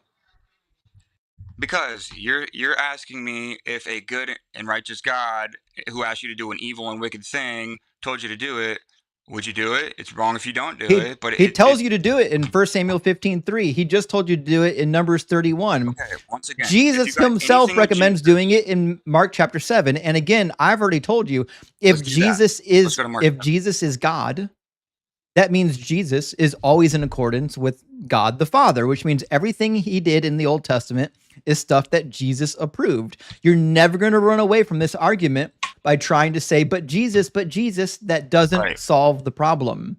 So I asked you Well, a logical problem about your moral system. I'm not asking you a theological question. I'm asking you a logical question about your moral system. In your moral system, would it be wrong to disobey God if he told you to kill a baby? Okay, well, once again, if you're Noggins, like, you're going to answer the question, or I'll ask it 100 times. This is what's going to happen. You're going to answer the question, or you're going to run away from this live stream. I will not let you pivot. You're going to answer the question. I'm going to ask you 400 times until you do. And every time you refuse to answer, you're admitting that you're a coward. So yes or no? If God told you to kill a baby, would it be wrong to disobey? All right, bro. Listen, if you're just gonna ask me ridiculous questions and not let me, it's not a ridiculous question, bro. You're asking me if a good and holy God asked you to do something horrible. He does it. Like the only reason God would ask you, it's not wrong if God tells you to do it. Right. So in the Old Covenant, in the Old Testament, it doesn't matter. Objective morals don't change. Right. 1 Samuel 15:3, he says, "Go and attack Amalek and utterly destroy all that they have. Do not spare them, but kill both man and woman, child and infant, ox and sheep, camel and donkey." For us to bomb terrorist groups? Again, that's a pivot. It's a pivot that I won't let you do. It's a pivot that I won't let you do. I'm asking you about God's commands. If God commanded you to kill a baby, would it be wrong to disobey? Yes, it would be. Thank you. That's all you had to say. That's all you had to say is yes, it would be wrong. If God told me to kill a baby and I didn't do it, it would be wrong. Now listen, you can give your explanation, after you answer the Because you're question. trying to make me seem like I'm a monster, and I don't appreciate that, Now- bro. You're being, you're not having an open dialogue We, with me. we are. Just You're make me trying seem to like- be you're trying this to is avoid the nonsense. actual question, and I won't let you actually do it. I'll never let you do it. Not in a Okay. million years. So the next question is, if God Okay, told you but- to kill 10 babies, would it be wrong to do it? Okay. All right, listen, dude. If this is like a, hey, I got to answer all your questions, and we can't. You go don't back have and to forth answer with all my somewhere. questions. You have to finish this particular topic. This topic will not go away until you finish the discussion. Was, The topic right now If there is is- your moral system. You don't believe in objective morals. You believe in divine command theory. all right, bro, So if we now can get off I'm numbers 21 so now or whatever I'm again, dude, testing. like, it's all good, Now bro. I'm testing the logic of your moral system. So in your moral system, if God told you to execute 10 babies, would it be wrong to disobey? Okay, once again, I'm not going to keep answering Wiggins, these you're going to questions until I can answer, speak. and that's the only thing I'm you're not. going to I'm gonna- do. I'm gonna leave, You can bro, leave all, 'cause you can you're run not all having you an want, honest but you're gonna conversation. either answer the question You're or the run one away. running, bro. You're the one sitting here trying to be a tyrant. and I'm not being a grandstand and tyrant. not letting anyone- You're running like an actual coward with Bro, your just tail let me between your explain legs my because view, you don't dude. have the mental fortitude to say yes I'm or not, no. like I You said- don't have the mental fortitude Bro. to describe your moral Bro. system because you know that your moral system is No, I can, is but you won't let me. unbelievable. I don't need you to explain your answer. I need the answer. Yeah, but I don't care about that question. I'm not going to answer that. You until I are can going to actually- answer it, Witty. You're going to answer or you're going to I'm run not gonna away. answer You anymore. are How going to many answer it. kids? Da, da, da, da, da. So would No, it be you're gonna wrong keep if acting like God this and not told get you to anywhere kill with me, 10 bro. babies? Would it be wrong to disobey? It says your God is imaginary. Prove me wrong, bro. I can't even explain anything. You're asking me these yes or no hypotheticals. Witty, this and you're this trying to- is and you're your trying to- argument. You started on the moral No, argument, and bro, now this is not- you're getting what this you is asked not for. my You argument, brought dog. up the moral argument, and now you're getting pressed on it. Nah, I dude. know. Listen, I You're know it. stuck on the I know premise. that like your balls are Not sweaty listening. at this point, and your butthole's all puckered No, up. it's not, bro. But It's all not. you're doing right It's now not, is bro. displaying your cowardice. What you need to do is finish I'm not the one. finish Dude, the I already answered argument. your first question. Finish the argument that Show you some started. respect. You need to show some Okay, respect all right. by actually engaging in the dialogue honestly and not like a coward. So it's an But I easy. want to have a sophisticated conversation. You're not with kids capable of from having outside. a sophisticated conversation until you answer my questions. I'm not. Okay. I got So, you. Okay. We're Okay. in the middle of a discussion right now about your moral system, and we're not done with it. So, in Yeah, your you're- moral like I said, system, you're if God translating right told now. you to execute 10 babies, would it be wrong to disobey? And you can cry all you want about how you don't like the answer, I'm not but you're crying. going to I'm just answer. not trying to waste You're any going time. to answer, Like I told or you. you're going to leave. I will not let you pivot, and I will not let you talk over me. What's the answer? Yes or no? Yes or no? What's the answer? Okay, once Yes or once again, no? I'm not going to answer that. If you want to move on past Nope, this, we're we not can. moving I'm past gonna this. leave Won't because happen. that's Never gonna cool, happen. man. Okay, so You won't- ask. So strike number Here was 10. here was the initial So point, dude, I'll ask it because again. you In wanna your use worldview, numbers if as God your trump told you to card, kill you wanna 10 use- babies, would it be wrong to disobey God? That wasn't even the Strike point. number The point was 2. if- In your worldview, if God told you to dude, kill all 10 right, babies, guy, you can't even would have it a be wrong to conversation, bro. disobey? It's ridiculous. Dude, anybody can ask Strike you number yes or no 3. questions, In your set you up, worldview, dude. if I'm God worried told about you your to kill strikes. 10 babies, would it be wrong to disobey? Not according to you, because it's subjective. Stripe number Who's to 4. In say? your worldview, if God told you to kill 10 babies, would it be wrong to disobey? Mhm. Bro, I'm not killing Strike 10 number babies, and Jesus would 5. never In tell your you to do that, worldview, bro. if God told you to kill 10 Mhm. babies, would it be Bro, we'll wrong get to to a- disobey? we'll get to number 100. Once again, we'll get to 100, bro. You're I'm trying you're to not. have a No, back you're and forth not. You're with trying one to run away like a coward, and I won't let you do it. It'll never happen. You can cry all you want about how you don't like the question, No, but it's you're never gonna pivot. It won't work here. I don't know how many live streams you've been on where you think that this is something that works, but it ain't gonna work here. Hey, thanks for the Ian raid. I I'm trying to stick appreciate with the that. topic So no, what you're doing is and you're just keep literally asking the same running. question, bro. You're running from Sorry, the bro. the Sorry, you're current just the definitely not current seeking topic. The truth, current bro. topic It's which you brought up wasn't. Oh, there he goes, and he ran. I figured that was going to happen eventually. They hate it. They hate the morals of their God. They can't deal with it. Oh well. I love it when they bring up the moral argument. It's one of my favorites. Ian, thank you for the raid. I appreciate that, friend. All right. And with that, we're going to get our next guest into the guest box. Looks like it's going to be Alex.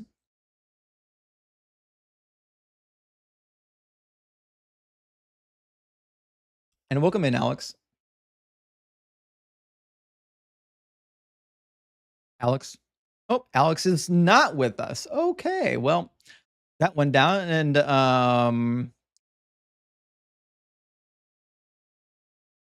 try Adaniah next. After Adaniah, it looks like Bill. I think Bill's after that. Adaniah, how you doing? Yep, can you hear me? I'm doing well. How are you? I'm having a great day. How about you? Cool. So Adaniah, how old are you? Are you at least 18? Actually, I don't need your age. I just need to know that you're at least 18. And what God do you believe in?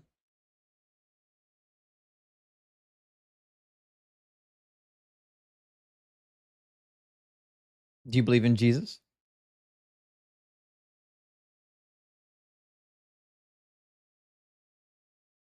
So you're a Christian. Cool. What would be the most compelling evidence or argument for the Christian God being real?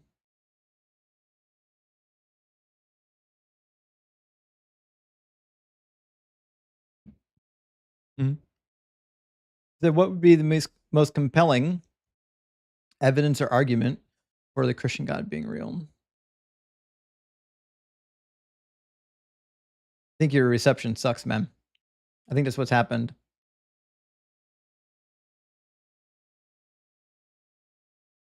Oh, hold on. Whosoever believes in him shall have everlasting life. I'll just stick with that. Sorry, YouTube. I had to turn the sound on from the TikTok. I apologize. That's my bad. My bad, friends. I apologize. But don't worry, we didn't get anywhere, actually. Lou, thank you for the finger hearts, and AG, thank you for the journal. I appreciate that. Okay, so the sound is on. I apologize, friends. I had the TikTok sound turned off. This is our first TikTok guest for the night. Okay, so back at the bar, nobody missed anything. We didn't get anywhere yet. So you believe in the Christian God. So what would be the evidence or argument that the Christian God is real?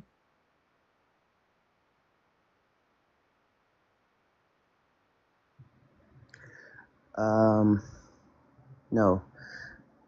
Well, I don't. It doesn't say that he's the Christian God. The God you believe in, being a Christian, what is the evidence that that thing is real?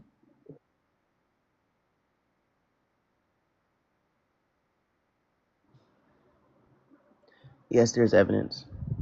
I'm asking for it. What is it? It was scientifically proven. Okay, give me the evidence.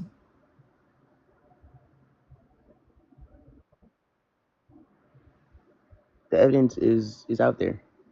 You've already seen the evidence. Just saying the evidence is out there is not an argument. What evidence?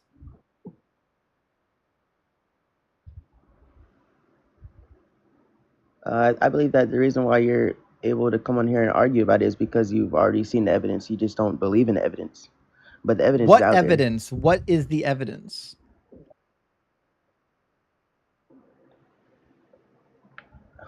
So you like mean his physical appearance? I'm asking you for what is the evidence you say is out there? The evidence of God. What? Yeah, what is the evidence? Okay. I'll give you one, right? The name of God. That's one proof. You can't be real. That you can go through. This got to be a troll. Nobody's this slow. The name of God is not evidence of God's existence. Try again. It is, bro. It is. Prove it. It's already been proven. Like it's already a definition. You demonstrate it. Whatever you think the name of God proves, go ahead and demonstrate it right now. Okay, sure. Let me ask you a question, right? No, question How is does not an argument. how I'm is asking for the argument that the name of God proves God is real. you want an argument? No, I want, yes, a valid argument that demonstrates that the name of God proves the existence of God. Oh well, go ask the scientists. Name one. There's plenty out there. Okay. All right. Well, you're a troll or you're I the don't know any slowest person personally. alive. So I'm kicking you and moving on to an actual adult. That was unbearable. All right, let me grab a couple of super chats. We'll get our next guest in here. Bucky, holy shit, thank you for the $149 super chat. I appreciate that, friend. Big W to our friend Bucky. Says, holy Doug, I missed your clarity of thought. Welcome back. Thank you so much, Bucky. I'm happy to be back. Having a blast already. We already got to numbers 31. First live stream back, and we're digging into numbers 31. Adam, thank you for the $20 super chat. Says, welcome back, DZ. I appreciate that. Big W. And Zen, thank you so much for the $49.99 super chat. That's huge. Big W, friend. Says, missed you much. So glad you're back. Nice to get fresh cooking and pretzels already. Hey, I appreciate that, Zen. I'm thrilled to be back. Absolutely thrilled to be back right now.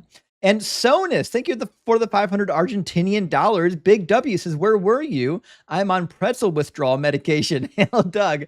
I'm sorry. I was on vacation for 2 weeks with my son. We had all kinds of fun.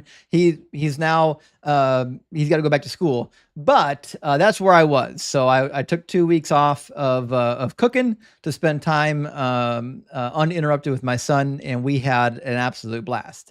Remember, the children are our future, friends, and you can't get that time back once it's gone. So, Carlos, thank you so much for the 350 Mexican dollars. I appreciate that. That's huge. He says, hey, Justin, and all friends here, recovering from an emergency operation. Oh, shit.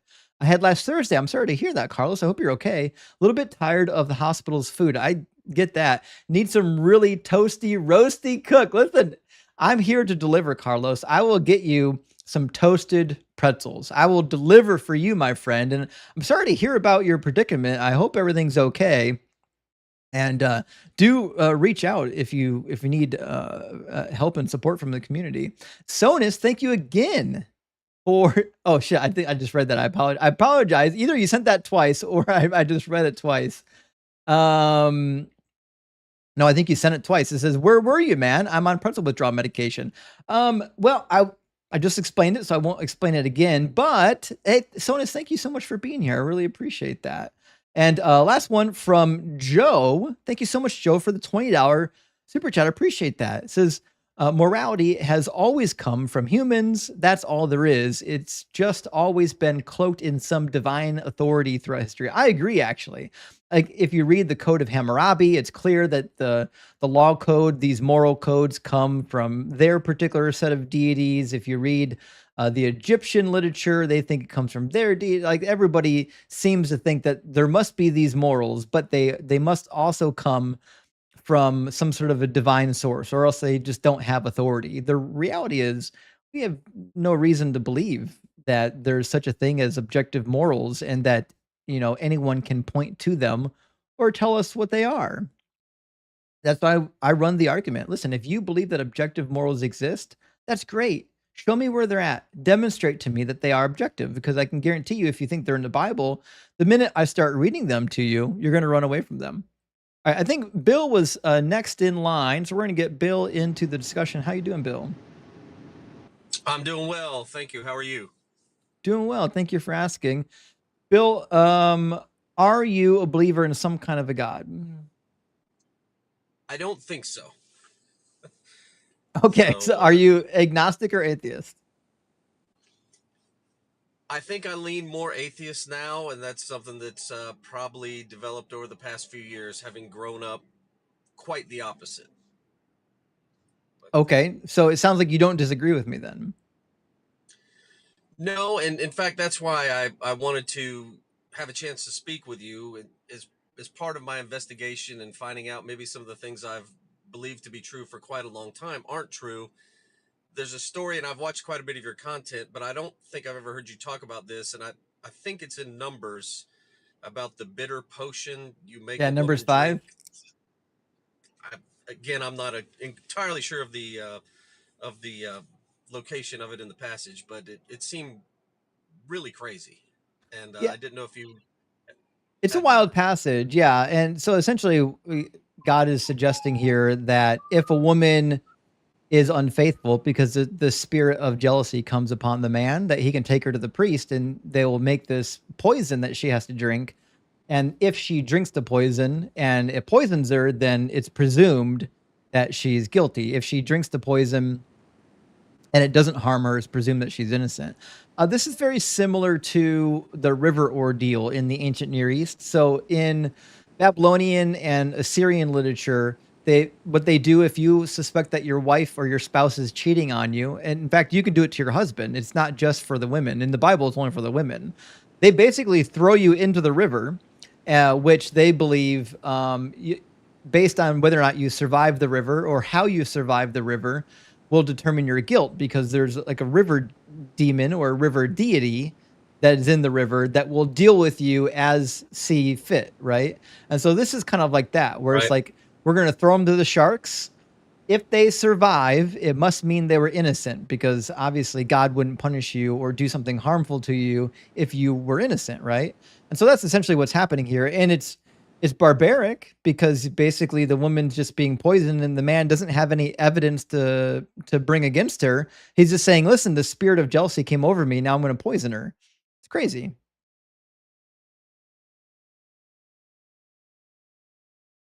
Oh,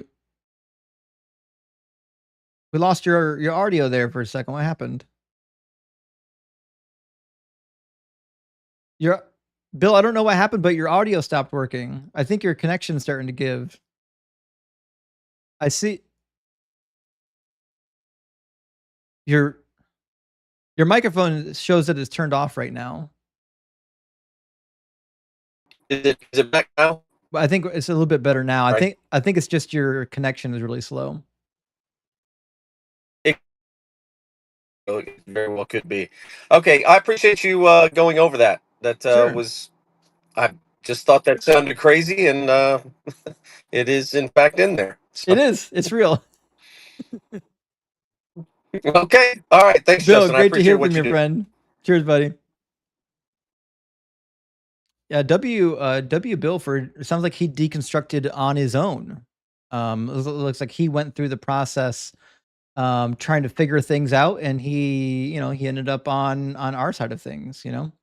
JMR, my friend, thank you for the $20 super chat. It says, easy sacrifice for us. Father-son time is priceless. Just don't do it again. I'm sorry, JMR. It's priceless. Listen, they're only young once. You have to enjoy it while you can. Also, Ben, thank you for the $20 on Venmo. Big W, Ben. Ben says, call him pot liquor, referring to the guy that couldn't answer his moral questions. And also from Virgil, thank you so much for the $10 super chat. If I get this pop-up down, Virgil, I'm sorry, Venmo, $10 Venmo. Virgil says, welcome back, friend. Glad you got a thorough vacation in, though much to my weekday chagrin. I apologize for that.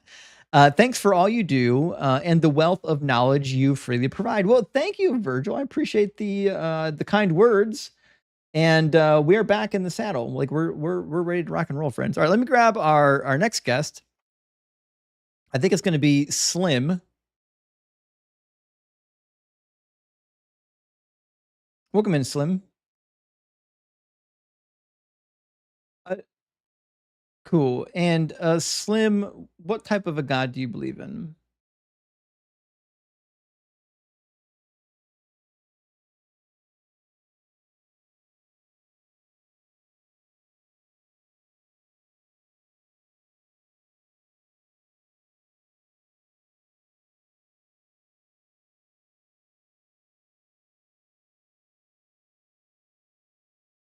All right, and we'll move on to an adult here. Try the next one.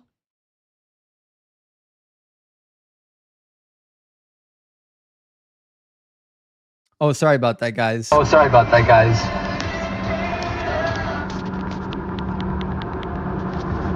had the TikTok audio turned off. This is going to really fuck me up. I I changed my audio setup a Hello? little bit between now and the last stream, which is why I have to keep going back and forth between the audio. But trust me, you guys didn't miss anything. Is it Lean or Leanne? Lean. My last name's McLean, so I just reversed it. Lean. Okay, Lean is fine. Okay, Lean. Are you a believer and are you over 18? Yes, sir. Okay. And what I'm God do you both. believe in?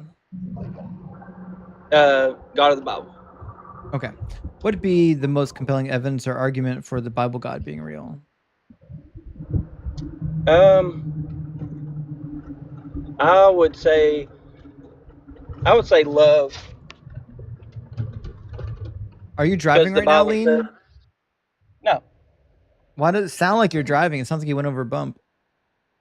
Oh, no. You know, liars go to a lake of fire, Revelation 21, right? Yeah, that's true.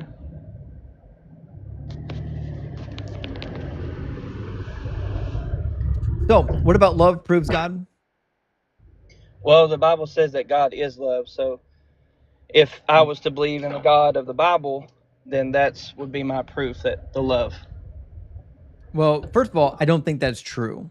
Second of all, I don't even think the Bible is true. But I don't think that that God can be love, because in 1 Corinthians 13 it says all kinds of things about love that simply cannot be true of the Bible God. For example, it says that love is not boastful or arrogant, yet God boasts literally all the time. He spends like half the Old Testament just boasting about how strong and mighty he is. In fact, he kills a bunch of Egyptians just to demonstrate his might. So that certainly doesn't seem to fit. And says that love doesn't insist on its own way, yet God will literally murder you or send you to eternal hellfire if you don't follow his way to an absolute T. So I whatever love you're referring to, it certainly can't be the love that 1 Corinthians 13 is referring to. Yeah, I'm referring to the sacrificial love. But it certainly isn't God. Laying down one's life for a friend. He didn't do that. Well, then that's also the God in the Bible that I believe in. But he Jesus never did laid that. down his life for his friends. Okay, well, I mean that's where we No, not believe even in the differently on Bible. Not even in the Bible did God lay down his life. God is very much alive and has always been alive. God, for no amount of time has God ever died. Yeah, the Son of God died. No, he didn't.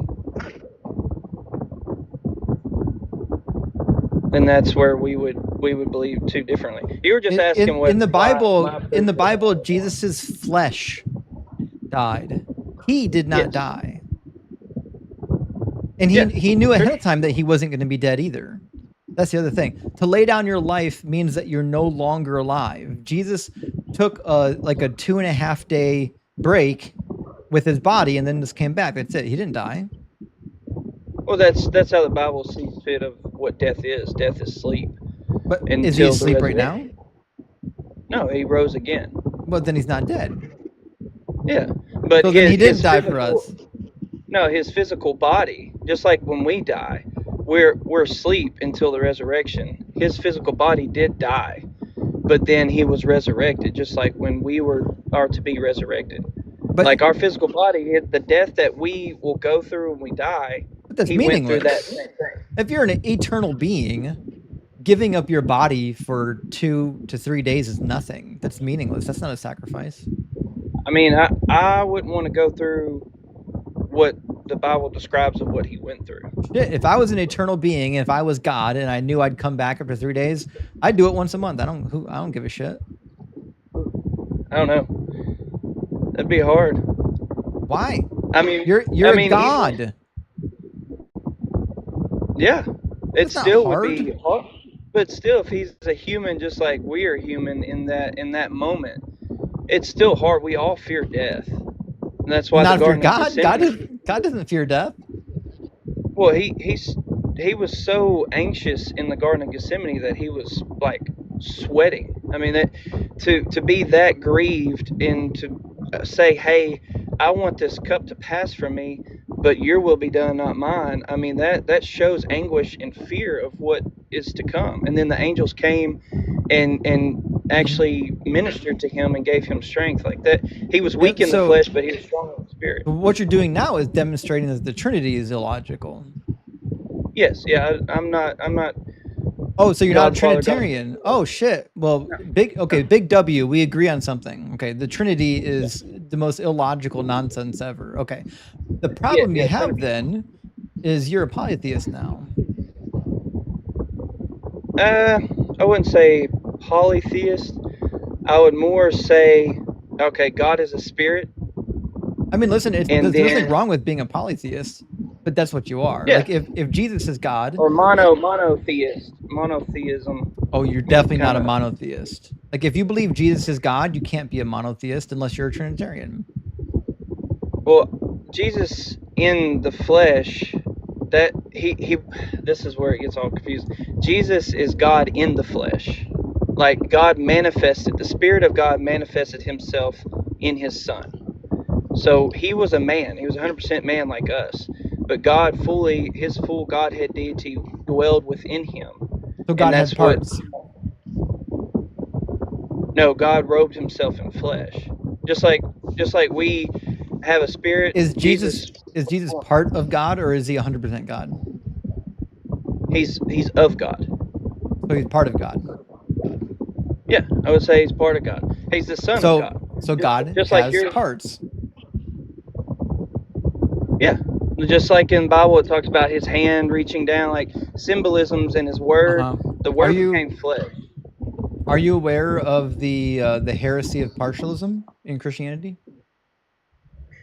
Well, most Trinitarianism, which is the bulk of Christianity, would say that being a oneness in Christianity is a heresy. So yes. Are you But that- Pentecostal? Are you UPC? I would not say UPC, no. But I would say yes. I have. But you're oneness. Yeah. So the gifts you of the believe in Spirit. modalism then? It'd be more. Yeah, that's what the Trinitarians say. Yeah, they would say modalism. Yeah. Okay. So modalism has got its own problems, right? So, for example, who was Jesus praying to when he was on the earth? Well, the man Christ Jesus was praying to his Father.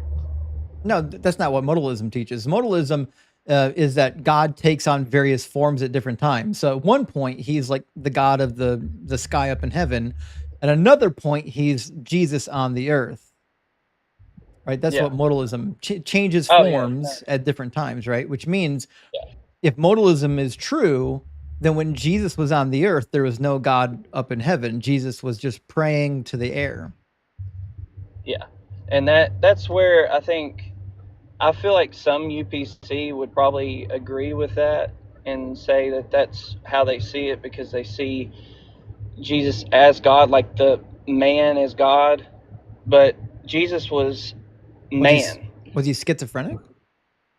No, he wasn't schizophrenic. He was a man. He was born of a woman. In the Garden of Gethsemane, though, when it says "not your will be done," or "not my will, but your will be done," Yeah. whose will is he talking about? That would be his will. There's only one will.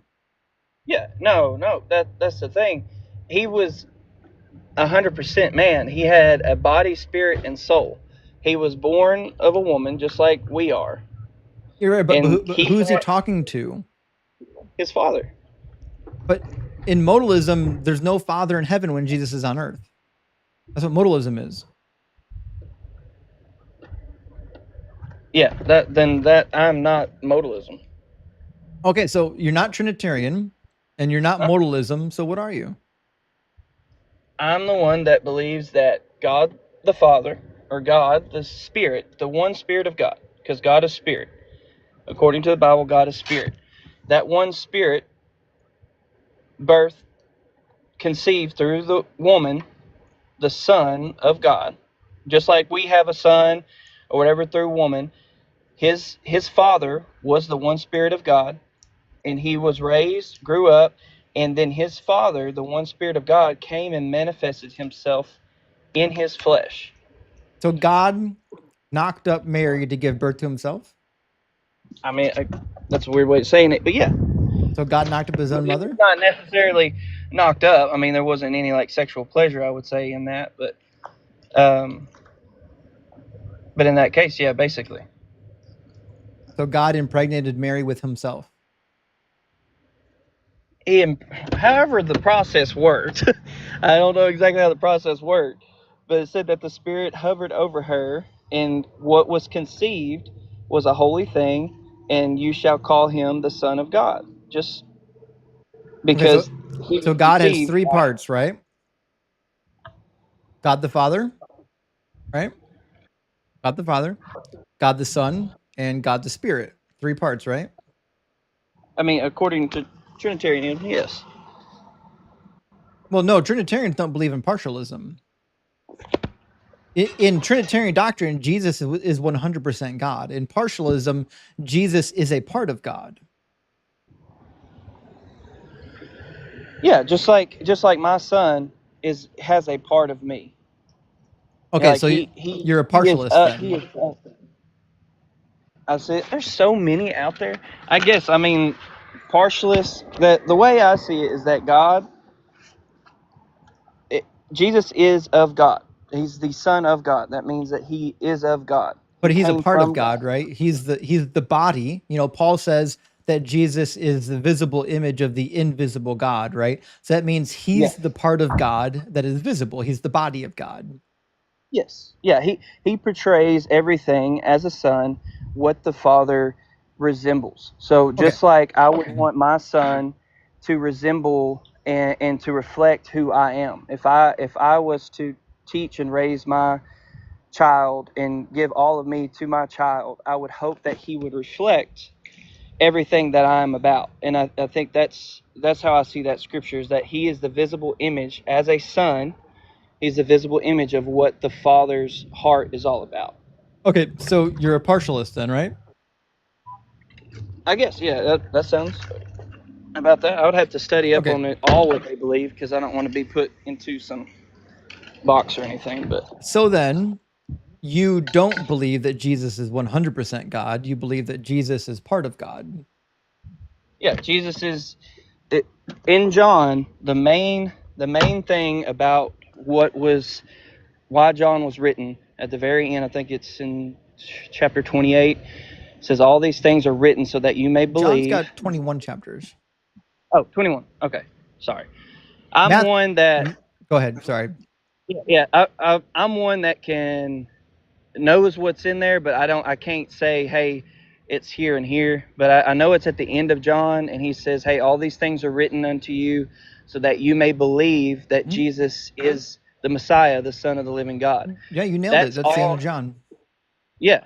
So that's the whole. That's why I don't like how Christianity, the oneness and Trinitarianism and modalism, they argue things that don't even need to be an argument, because all you need to see is that. I think we haven't finished the discussion about partialism yet. We're still trying to hammer down. So if Jesus is a part of God, being the body of God, right? Then where was Jesus before he was born?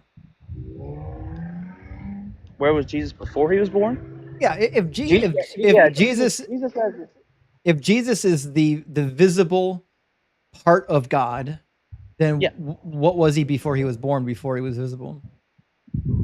Well, he was begotten. So he had the man Christ Jesus had a beginning. Begotten?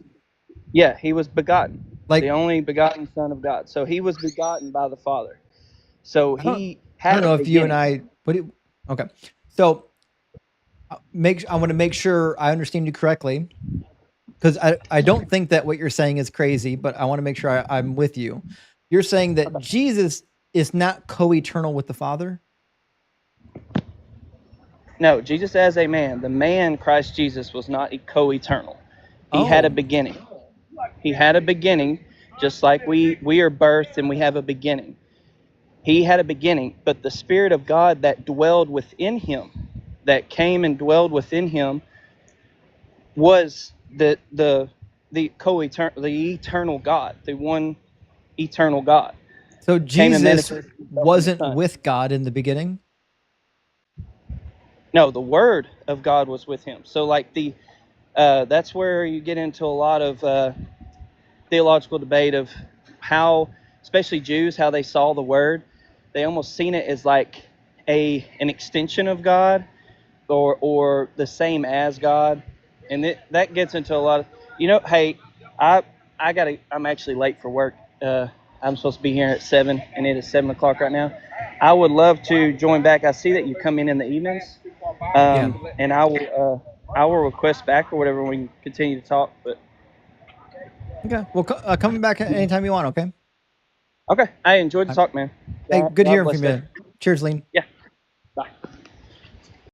Oh, he's nice enough. We got some good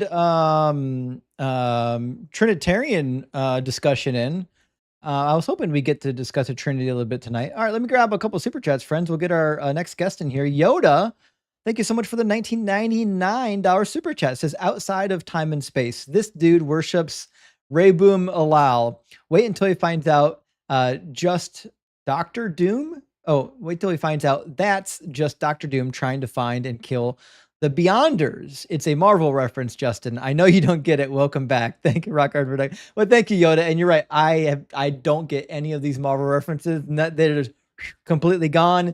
I haven't watched any of the movies. I don't know the names. I don't know the plots. I apologize. But thank you for the $20 super chat, Yoda. It's great to hear from you. I really appreciate you supporting the stream. And also, Lord 4, thank you for the $10 super chat. It says, thanks for all the work you do. The place I'm in is very Christian, and it's quite difficult to get a word in. So I appreciate the way you debate using the Bible itself. Well, thank you, Lord. I appreciate that. And I think that's the key. That's why I'm the deconstruction zone, because I like to stick to the book, right? Because people come up with crazy arguments for their religion, but the reality is, if you just read the book, it disproves most of their stuff out of hand. Ehud the leftist says, it feels good to be back. I agree, Ehud. It feels great to be back. I'm thrilled to be here. I won't be debating till midnight tonight, though. We're only going till 10 o'clock, because at 10 o'clock we're going to send a raid over to Sarah's, and Sarah's doing Sassy Sarah Saturday, and we're going to be debating on Sarah's TikTok after this. Libra, thank you for the $10 super chat. Shale Doug, I'm allowed to wear my earbud at work and listen along. Well, big W for that. I love the barbecues. I've never heard a Christian defend God's morals without showing they have none, nor that could present any evidence. Listen, that's the situation I'm in, Libra. They're not going to bring evidence, and they have no way of defending the atrocities of the Bible. That's why they run away from it.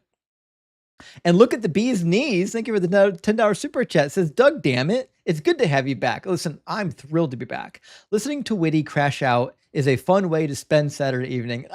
Listen, I had a good time. I hope you guys had a good time. And our friend Double Donkey's back. Thank you for the $10 super chat. It says, saw you on the line. Carl Sagan was influential for me too, coming out of Christian primary school into public high school. He got me interested in science and into deconstructing. Rip Carl. He is kind of a goat. Actually, I agree with you there. And he did really kick me off in a lot of my agnostic phase deconstruction. So big W, good to hear. And from Charles, thank you so much for the $20 super chat, friend. Says, are the popes able to do the same works or greater than Jesus? No.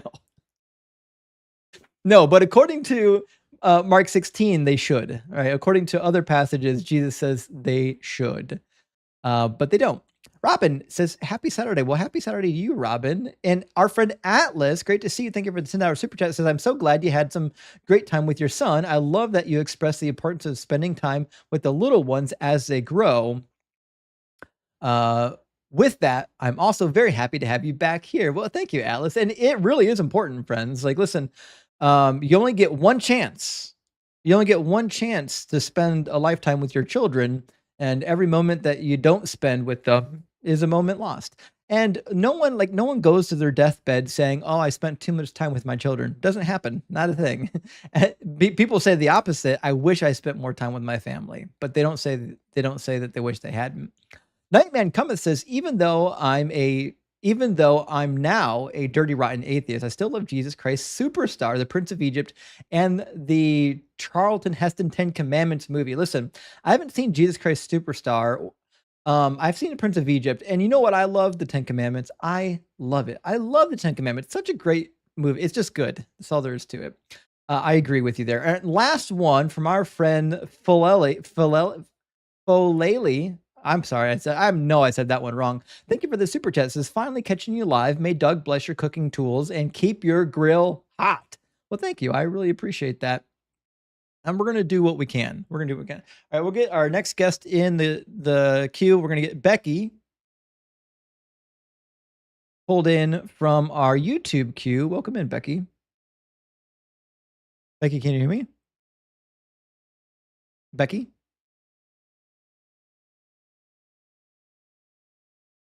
Becky?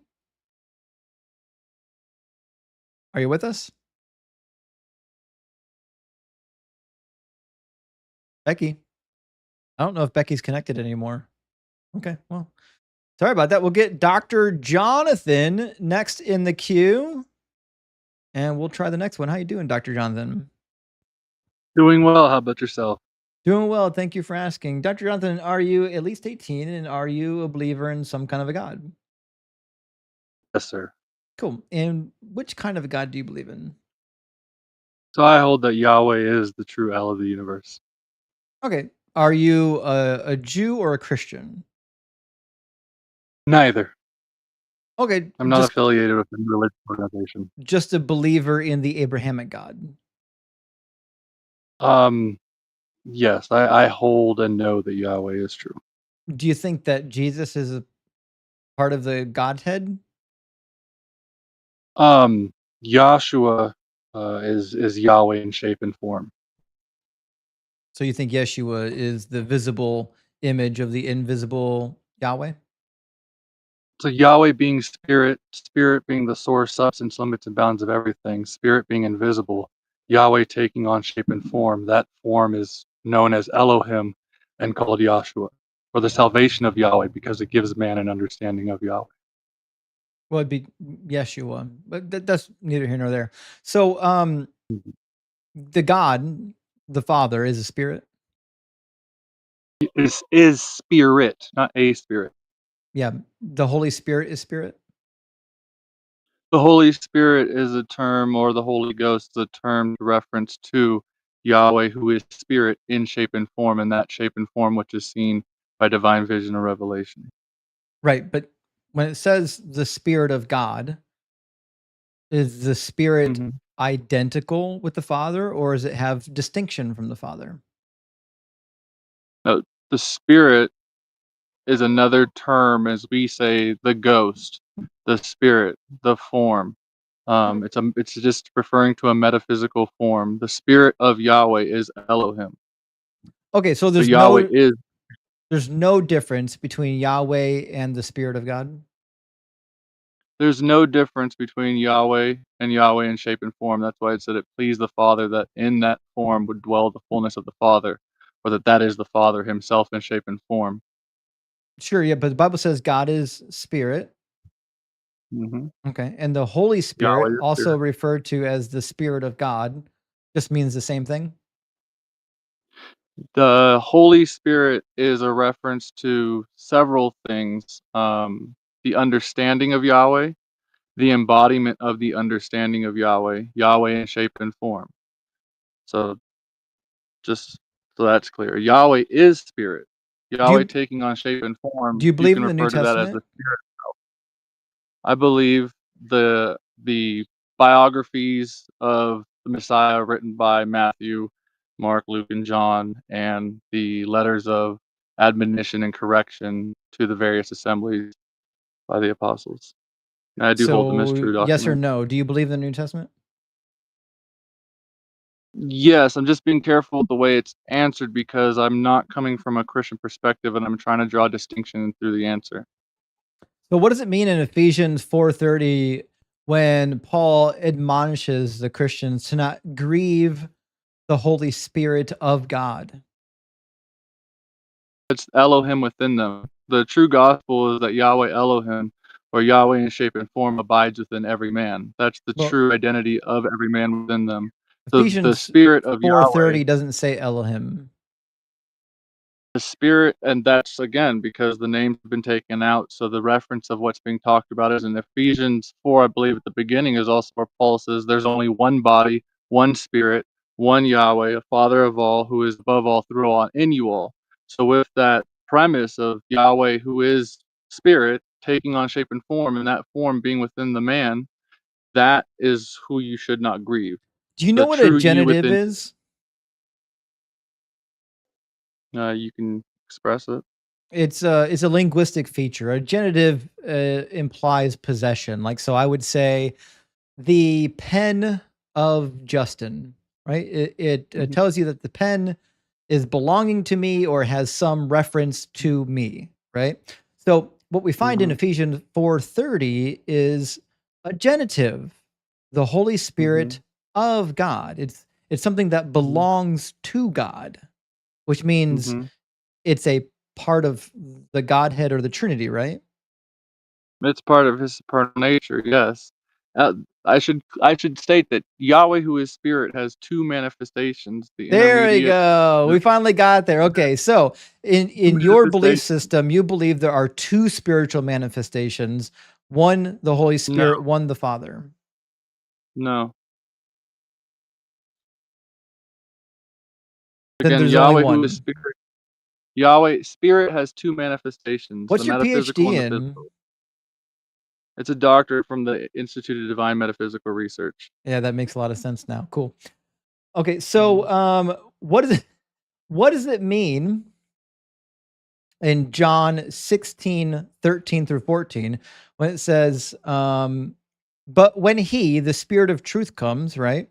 He will guide you in all truth, for he will not speak on his own authority, but he will speak whatever he hears and will tell you what is to come. He will glorify me because he will receive from me what is mine, and I will tell you. So the Spirit of truth that is expected to come is going to be receiving something from somebody else, which means it must have some distinction in its who it's talking to, who it's receiving information from.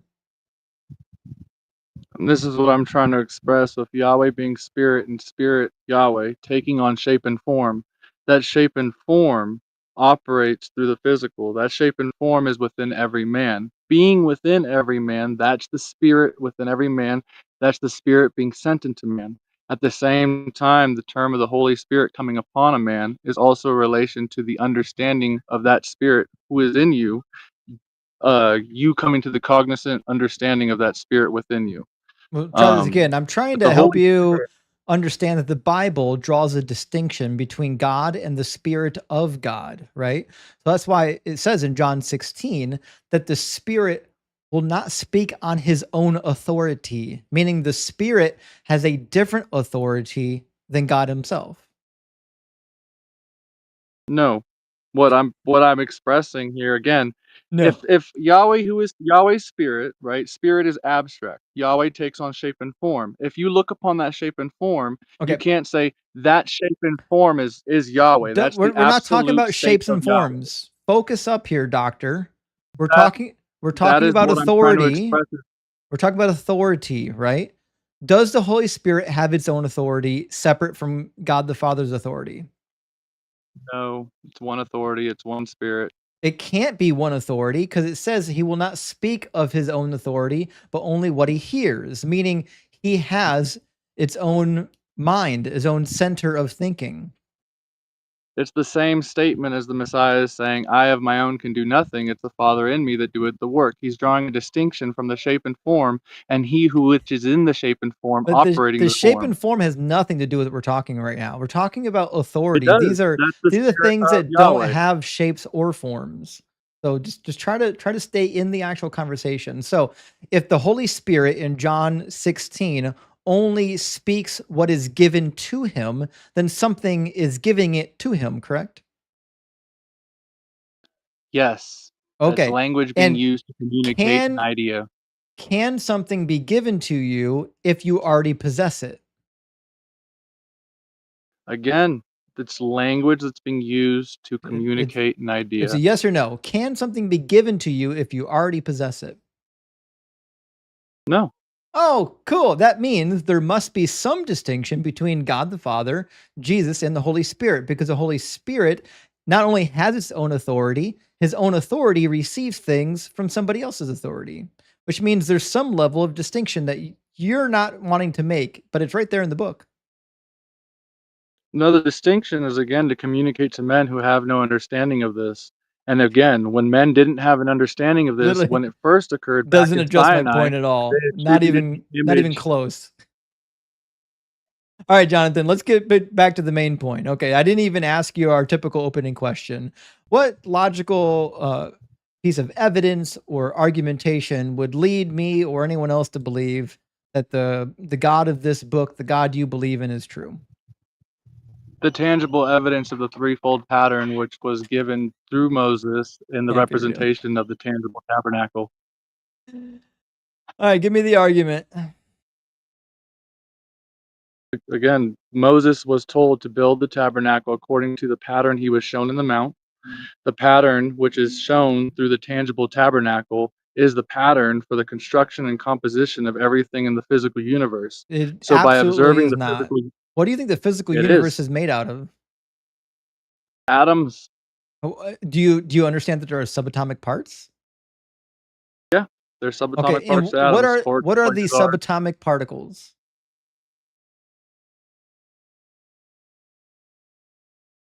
quarks, quasars. Hmm. Yeah, very good. Are there more than 3 subatomic particles? Yes, there's almost 9. I think there's a lot more actually. The ones we know of, as far as I'm aware, is like almost 30. So I think there are hypothetical ones There's that we're there's still some that looking they're for. So when we talk about what things are made of, I don't see a tripart structure anywhere. How many parts to the atom? Proton, neutron, electron. Yes, each individual part is comprised of other Every subatomic particles. every atom has more than just 3 items. Protons, neutrons, and electrons How many comprise of the each? atom. It doesn't matter. Okay, so It, it, everything is made up of hundreds of items, because the atom isn't the smallest particle, neither is the proton and the electron. There are other fundamental particles.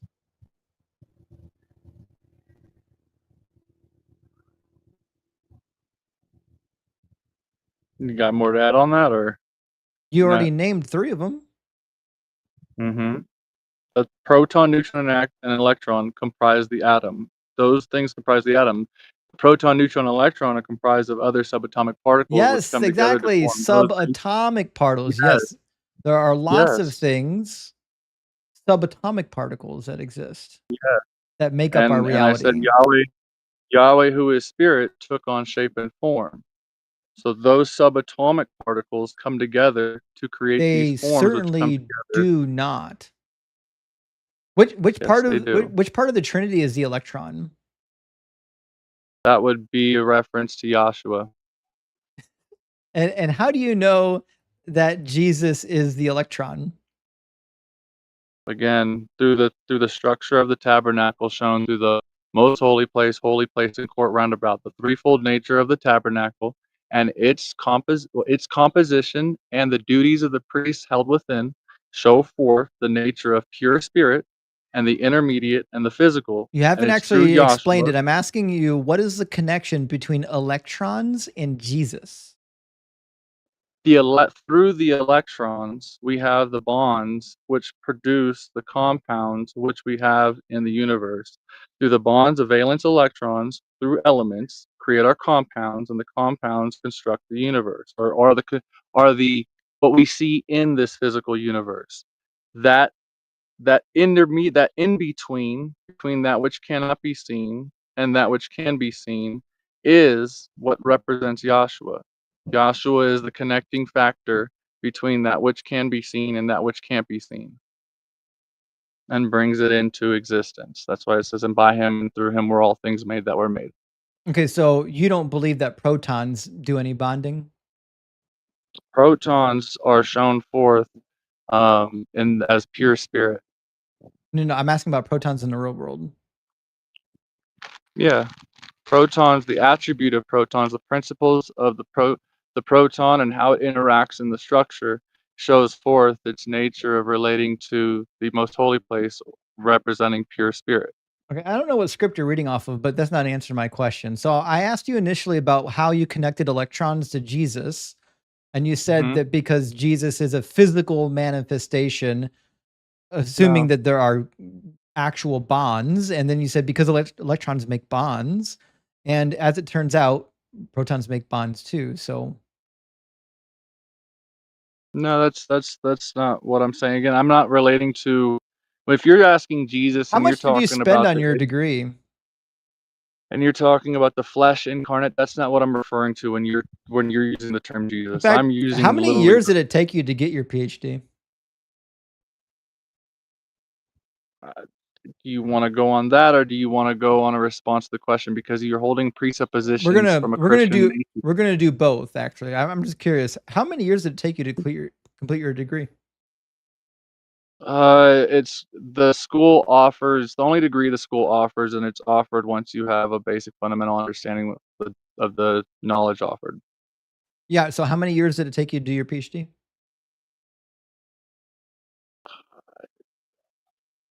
I don't know. I got it around. It was given to me 10 years after the fact. It took you 10 years to do it. No, I could have gotten sooner. I didn't request it. I didn't want the documentation. It's the form of minister's license that the institute offers, and it's a doctorate because it's a school registered with the US, It and the is school certainly offers a not a degree. school. I can guarantee that. How much did you pay for it? The Institute of Divine Metaphysical Research. You don't pay anything for it. Yeah, that makes a lot of sense. Okay. So back at the bar, you're trying to say that there's some sort of a tripart structure that demonstrates the truthfulness of the Trinity, I suppose, at this point, and you haven't really No. demonstrated that there's a tripart structure that points to a Trinity. It's not a trinity. Again, Yahweh is spirit. Spirit has two You manifestations. can call it anything you want to. You're saying there's a tripart structure that points to some sort of other tripart structure. I am saying that the pattern is threefold.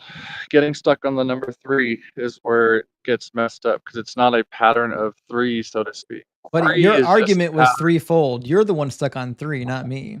it's a threefold tangible tabernacle. Yes. What was threefold about the tabernacle?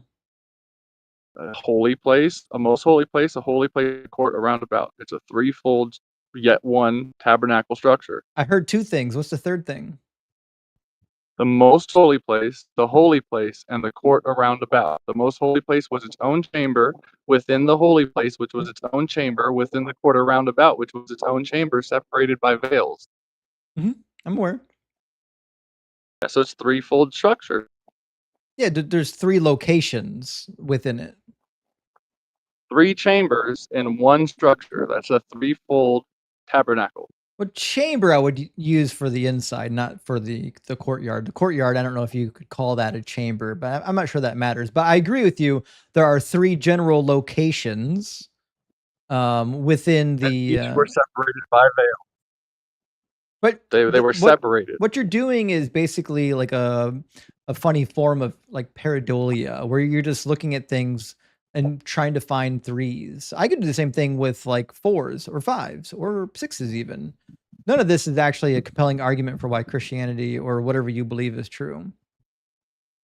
Like I said, if you get stuck on the number 3, that's where things will get a little bit. But the 3 is your argument, not mine. You brought up the 3, not me. No, I said that the tabernacle structure is a form of tangible evidence given by a proclamation that everything in the physical universe was created by prove that the a divine tabernacle pattern. even existed.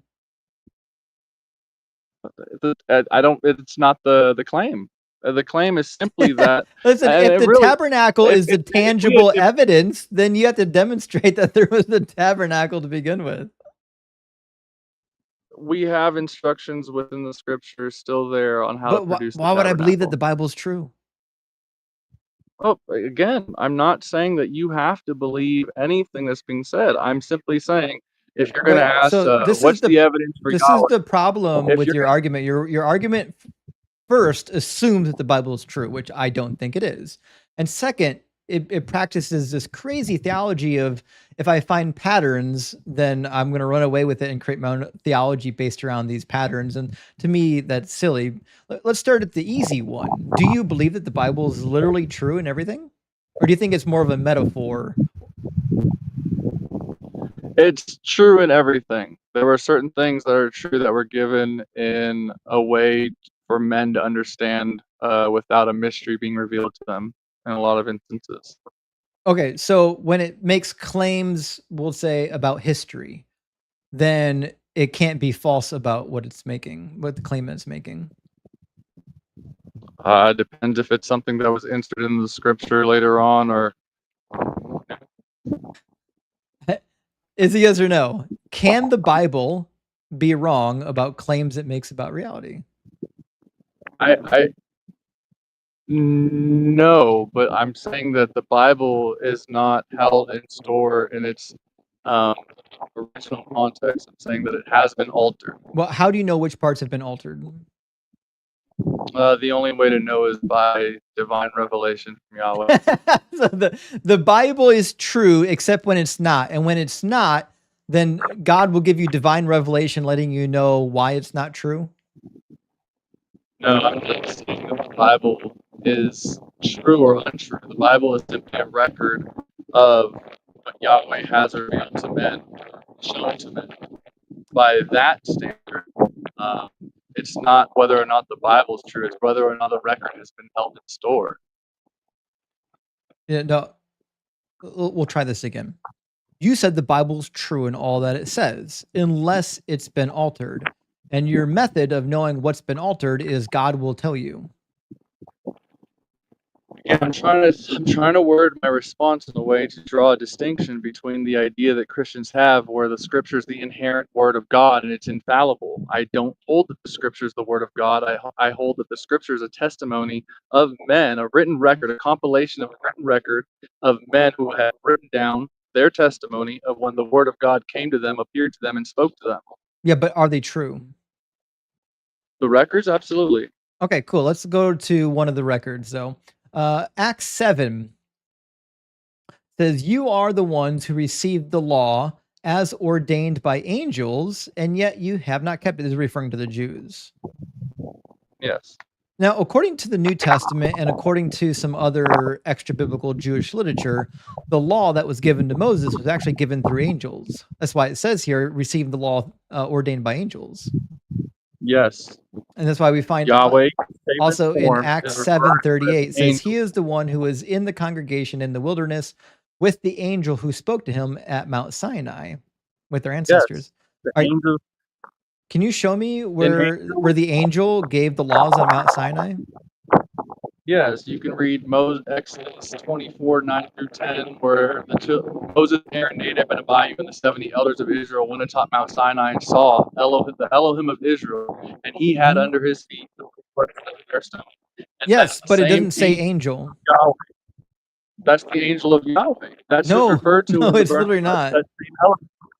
If you pull up Exodus 3, it says the angel of Yahweh was in the midst of the burning bush, and it said, and Yahweh spake unto Moses, and Elohim said. So the angel of Yahweh Yeah, and is the also angel of referred to Yahweh as is Elohim. not Yahweh. The angel of Yahweh has a conversation with Yahweh in Zechariah.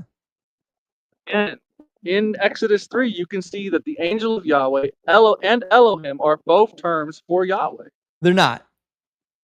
They are in shape They're and not. form. Yes, they are. And you're still wrong. Yahweh in shape and form is referred to as Elohim or the angel of Yahweh. Yahweh has a conversation with the messenger in the book of Zechariah. If Yahweh is the messenger, he can't have a conversation with the messenger. He is the messenger in the burning bush. So he has a conversation with himself? Yahweh is appearing in shape and form. Does Yahweh have a conversation with himself? There's only one speaking in the burning bush, and that's Does Yahweh have conversations with himself?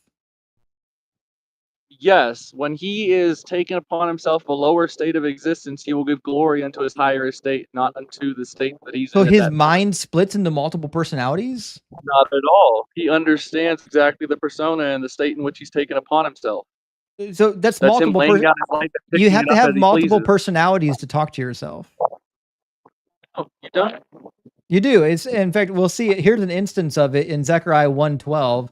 The angel of the Lord said, "O Lord of hosts, how long will you withhold mercy from Jerusalem?" Mm-hmm. The Holy Spirit maketh intercessions to the Father, Just make which is sure Yahweh you understand. himself. The angel of the Lord said to himself, Yes. Self, how long will you withhold mercy from Jerusalem? Yes. So he's schizophrenic then. He He's talks to himself. his own decree within his own heart. Okay, so he was talking to himself. You know there are two other people in this conversation, right? That's fine. Zechariah and the adversary are both here for this conversation. David said, "My Elohim speaketh unto my Elohim." So then Elohim speaks to so then Elohim. he talks to himself. He is fully aware he's all that exists. So make sure, yes or no, God talks to himself? Absolutely. He knows he's the only one to talk to. Okay, just so you know, in 2025, we lock people up that do that. That's fine. Like we put them in like little white coats and strap their arms behind them and put them in padded rooms sometimes if they're dangerous. I'm aware. Okay, just making sure you're doubling down on God being schizophrenic. That's fine. Okay, so I am not saying now schizophrenic. He's not talking. He doesn't believe there's other voices he's talking to. He knows he's all that exists. It would be actually mental insanity of his own part if he's all that exists to think that there's something else for him to talk to. Yeah, I think talking to yourself is mental insanity. You've nailed it there. That's for real mental insanity is when you actually get to talk to yourself. And it would be a greater insanity to think that you have something else to talk to if you know you're all that exists. Why would you talk to yourself? You're all that exists. There's nothing else that words could be going to but you. You're not all that exists. There's a whole planet full of humans you could talk to. We're talking about Yahweh, who is spirit, who is all that exists. So Yahweh can't talk to humans? Again, he's talking to himself in the human. I asked you, can God talk to humans? What is a human? Well, you believe a human a human being is a biological entity that breathes air and processes blood and oxygen and consumes calories from the, or energy, as you might say, from the environment. So when the body is declared dead, it's no longer a human being? No, it's fertilizer at that point. Okay, good. So there has to be life within that body to constitute it as being a human being? No. Life isn't a thing that exists independent of anything. It's not a force. It's not an energy. It's not a thing. I agree there, because even when the body is decomposing, it has life within it, which is what causes the decomposition. So we'll try something that doesn't require a Trinitarian pretzel. Have you read Hebrews before? Yes. Sure. Have you read the Old Testament? Yes. Yeah. According to the laws in the Old Testament, can you get forgiveness of your sins without blood? No. No. And that seems to coincide with what we find in Hebrews 9. It says, without the shedding of blood, there is no forgiveness of sins. So you agree with that statement? So how are they doing it in Leviticus 5:11 with flour? It says, if you cannot afford 2 turtle doves or 2 pigeons, you shall bring as your offering for the sin that you have committed 1/10 of an ephah of choice flour for a purification offering, and you shall not put oil on it or lay frankincense on it, for it is a purification offering.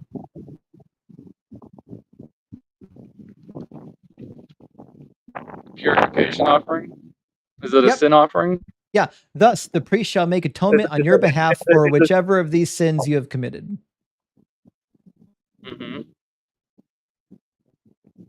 Purification of the sin. What about sin. it? Something had to die. Does flour bleed? It had to die. The wheat had to die to produce the flour. Yeah, but does flour bleed? It had to die. Blood represents the death. But does it bleed? There was blood shed in heaven before there was physical blood, according to the scripture. Yeah, but does flour bleed? Listen, could do a whole I'll nine ask months the question before. 100 times so you just say yes or no. Does flour bleed? Plants have blood? Yes. You think wheat and barley have blood? Do plants have blood? Yes. They have an organism. That's not the point that I'm making, though. The life is in the blood. Why aren't we just taking The blood life- transfusions from plants then? You can do a blood transfusion with salt water, and salt water is almost identical to plant's blood. No, it's not 1/9 blood. of salt water is identical to plant's blood. I know it's not blood. It's similar to plasma. What I'm saying is a death must occur according to the same book where you're trying to draw a unique That's idea crazy. of blood. I've never heard anyone say that wheat and barley have blood. It's not really the point I'm trying to make. The point I'm trying to make is that a death must occur. That's not what Hebrews says. Hebrews says nothing about death. The shedding of blood is a representation of death. Okay, so now blood doesn't mean blood. Again, it says that there was blood in heaven before there was physical blood ever created. There was a death. The lamb was slain. I'm sure, before the yeah. So foundation of the I'm just world. asking you, does Hebrews 9 refer to physical blood or spiritual blood? It's referring to a death. Okay, so blood doesn't mean blood. No, I'm saying it was referring to a death. We'll try this again. Atonement So blood and death are two separate things. You're trying to say they're the same thing. No. Why wouldn't Hebrews 9 just say without the death there is no forgiveness of sins? Does it not say by his death? No. It uses that. It says without the shedding of blood there's no forgiveness of sins. Now, if it meant death, the author could have just said, hey, without the death there's no forgiveness of sins. It could have said that, but it didn't say that. Purification offering. You have a purification offering which you're leading to, but it is not the atonement offering that had to be once a year of pound Passover. There was one offering of a lamb that had to be slain every year. Actually, and it was a lamb that was slain for everyone. See, that's not true either. It's okay. I know you didn't read your Bible because you got a fake PhD, but in Leviticus 16 there are two goats, right? One goat gets slain, and one goat has all the sins of the people cast upon it, and then they send it out into the desert. That's the Azazel. So that goat that takes on the sin doesn't get slaughtered for anyone's sins. Again, is there not blood that is done in that offering? That is what cleanses the sin of the people. That's the sin offering, like the sin sacrifice. There's a whole thing dictating what has to be done, and nobody can substitute it with flour. It had to have blood in that sacrifice. In Leviticus 16, the goat that dies is killed so it can purify the sanctuary, not the people. There's a lamb that is slain. Not in Leviticus 16. It's a lamb or a goat, male of the first year to be taken and used. It is a goat.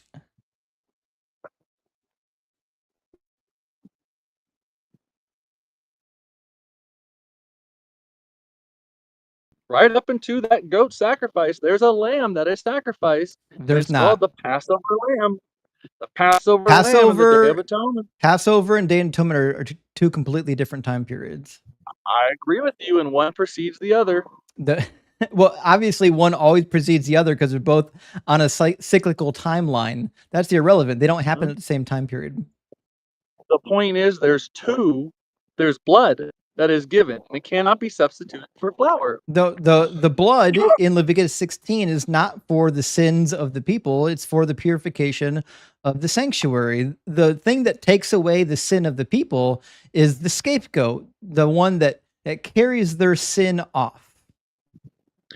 Once a year, the children of Israel had to congregate in front of the temple, and the priest had to sacrifice and do a sacrifice of blood and go into the most holy place once a year, and only that time of the year, to sprinkle blood on the Ark of the Covenant. And when he sprinkled that blood, exactly. Elohim would appear between the wings of the covenant, and when the bells on his skirt there's jingle, no bells. That's not in the Bible. The whole children of Israel. That's not in the Bible. He has had the hem of his garment. That's small bells. Not in the Bible. I'm not talking about a string where he pulled a bell. Yeah, you're making all that up. You can read in the construction of the tabernacle, the Show priest me. garments, Show and all me. that. Show me in the And that was his Bible. garment. Show me in the Bible where it says that they tie a bell to people. I can't get out of the thing on my phone Yeah, to pull up Bible scripture. because you're lying. You're making things up. This is something that they did during Jesus's time period, and it had nothing to do with God's commandment. Again, I am not talking about the Talmudic idea of that's where it comes from, and all that stuff. I am talking about how the priest's garments were. The priest's garments had small bells on the tassels. On the hem of his garment. It had bells and tassels. Tassels and bells are not the same thing. When he moved through the most holy place, they knew he was moving because they could hear the small dingles of the bells. The other priests could. Show me that passage where it says that they had bells on their tassels. Again, I can't pull it up right now because if I close this browser and try to access something else, it'll close it out entirely. Because it doesn't exist. I told you, all you have to do is look at the construction of the priest's garments, the garments of mercy. And there are no bells on their garments. Okay. The whole point I'm making is that there was a sacrifice of blood that signaled the atonement for Israel once a year, and it was mandated to be done with blood. That is why Hebrews 9 starts with Paul going into how the priest offered blood once a year in the most holy place, and how the Messiah now offers blood once for an everlasting offering. That's how Hebrews 9 starts. So if you draw the distinction of how it starts with how it ends, you'll get a complete comprehension of what's actually being talked about. Have you actually read the entire Bible? Because it sounds like you haven't. Yes, I have read the entire Bible several times in my life. And the first few times, I had no understanding of any of it. Yeah, it sounds like you still don't. Okay, so back at the bar, I forgot how we got on the sidetrack of bells. I was showing you that the blood had to be given. You were saying that this offering of a flower to do a purification. The blood. That's right. Okay, so we're back on Leviticus 16, right? And you were saying something about a lamb, but there's no lamb in Leviticus 16. I am saying that offering had to be done. An offering of atonement through blood had to be done, and it could not be substituted with flour. I'm saying the reason why flour constituted a different ritual. And I'm saying that flour constituted as an offering that was valid right then and there because it's still a representation of a death. For sin, yes. So you can get forgiveness of your sins without the shedding of blood. Yes, you cannot. No, you can, because flour doesn't bleed. There was a purification offering where they could purify themselves after they've committed a sin, but the sin was not fully forgiven till the Day of Atonement, when all the sins of the people were atoned for through that blood sacrifice. The Bible definitely doesn't say that. That is what the Day of Atonement was for. Nope. Nope. What is the Day of Atonement? It's to purify the temple and to cleanse the corporate sin of the people. All the sins of the people. No, the corporate sins of the people, not the individual sins of the people. What time period? The corporate. What's the time period given? What's the explanation of time period for the sins that are forgiven? Because it says what sins are forgiven through that Day of Atonement. The corporate sins of Israel. That's why they confess the sins of. They confess the sins of Israel over the scapegoat. The scapegoat, which isn't executed or murdered, takes the sin away. And what is it that it's supposed to, the Day of Atonement is for? For all the sins of that year. It's for the cleansing of the temple. It's for the cleansing of the temple. People. The scapegoat, yes, not the sacrificial goat. Again, it's all part of the Day of Atonement. Yes, there was a scapegoat. Did not Barabbas get released? Did the scapegoat get murdered? But you can't focus. We're talking about Leviticus 16. I need you to stay on track. We're not talking about Barnabas. We're not talking about Barabbas. We're talking about the scapegoat in Leviticus 16. In Leviticus 16, who takes the sin of the Israelites? I agree with you that the sin was placed on the scapegoat. Is Barabbas the scapegoat? He was the scapegoat in the sense what had happened with the Messiah. So Barabbas took the sins of the Israelites and all the people of the world? He was the scapegoat. Oh shit! Hail Barabbas! Hail Barabbas! No wonder they wanted to free that motherfucker. He was the real Messiah. Again, who was the one who went and gave his blood? But What blood? I just want to make sure we're clear here. You're saying that Barabbas is the scapegoat, but the scapegoat doesn't get murdered, doesn't get their blood shed. The sins are taken off the people, placed on the scapegoat, but there still has to be a sacrifice to forgive the sins. The scapegoat's not murdered, though. Skylar, thank you for the again. There still has to be a sacrifice for the sins. The Messiah still died for Barabbas. The sacrifice for the sin actually happens before the two goats. The first goat, yes, the first goat is there to purify the temple. Prior to the first goat being sacrificed, what do they sacrifice? Do you know what's in the chapter? I don't think you've actually read it. There was a lamb or a goat of the first year taken and its blood sprinkled on. Does not say altar. Lamb. There is no lamb in Leviticus 16. The preparation of the entire thing. There is no lamb in Leviticus 16. That's the one where you were quoting the flour, right? That's Leviticus 5. Okay. In Leviticus 16, the Day of Atonement, there is no lamb. There's a bull. There is a bull, and then there are two goats. Mm-hmm. Not a single lamb in there. And the blood of that goat is what? Which one? One of them gets killed and one of them doesn't. Like I said, the sin gets placed on one, and one is used to purify the sin. Which one? Which one is for the sin?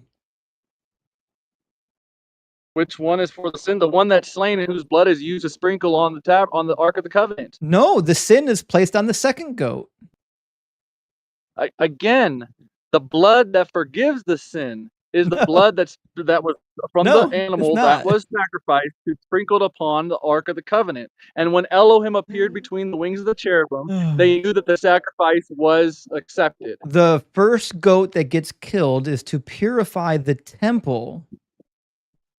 So let me explain to you. In the ancient Near East, they believed that sin was like a contagion, right? If somebody sinned in an area, the area became infected, right? That's what they believed.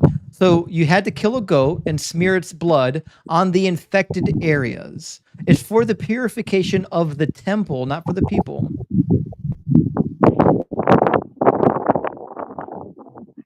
And the sprinkling of the blood on the altar.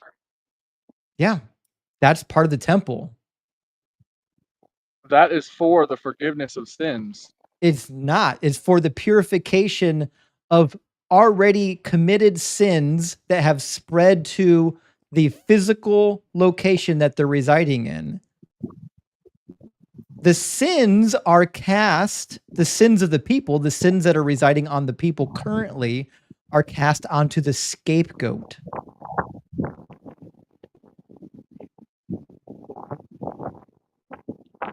I understand the sins are placed on the scapegoat, and there's blood that is shed to forgive the sins. The scapegoat doesn't bleed. Again, Barabbas did not bleed. The Messiah bled for him. There is a scapegoat, and there is blood shed to forgive those sins which are placed on the scapegoat. Is Jesus the scapegoat or not?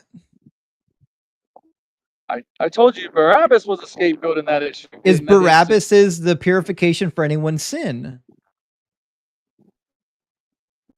Is there a goat of the sin offering that's killed in Leviticus 16? Is Barabbas the purification for someone's sin? Again. Yes or no? Is Barabbas the purification for somebody's sin? Again, the sins were placed upon him. Yes or no?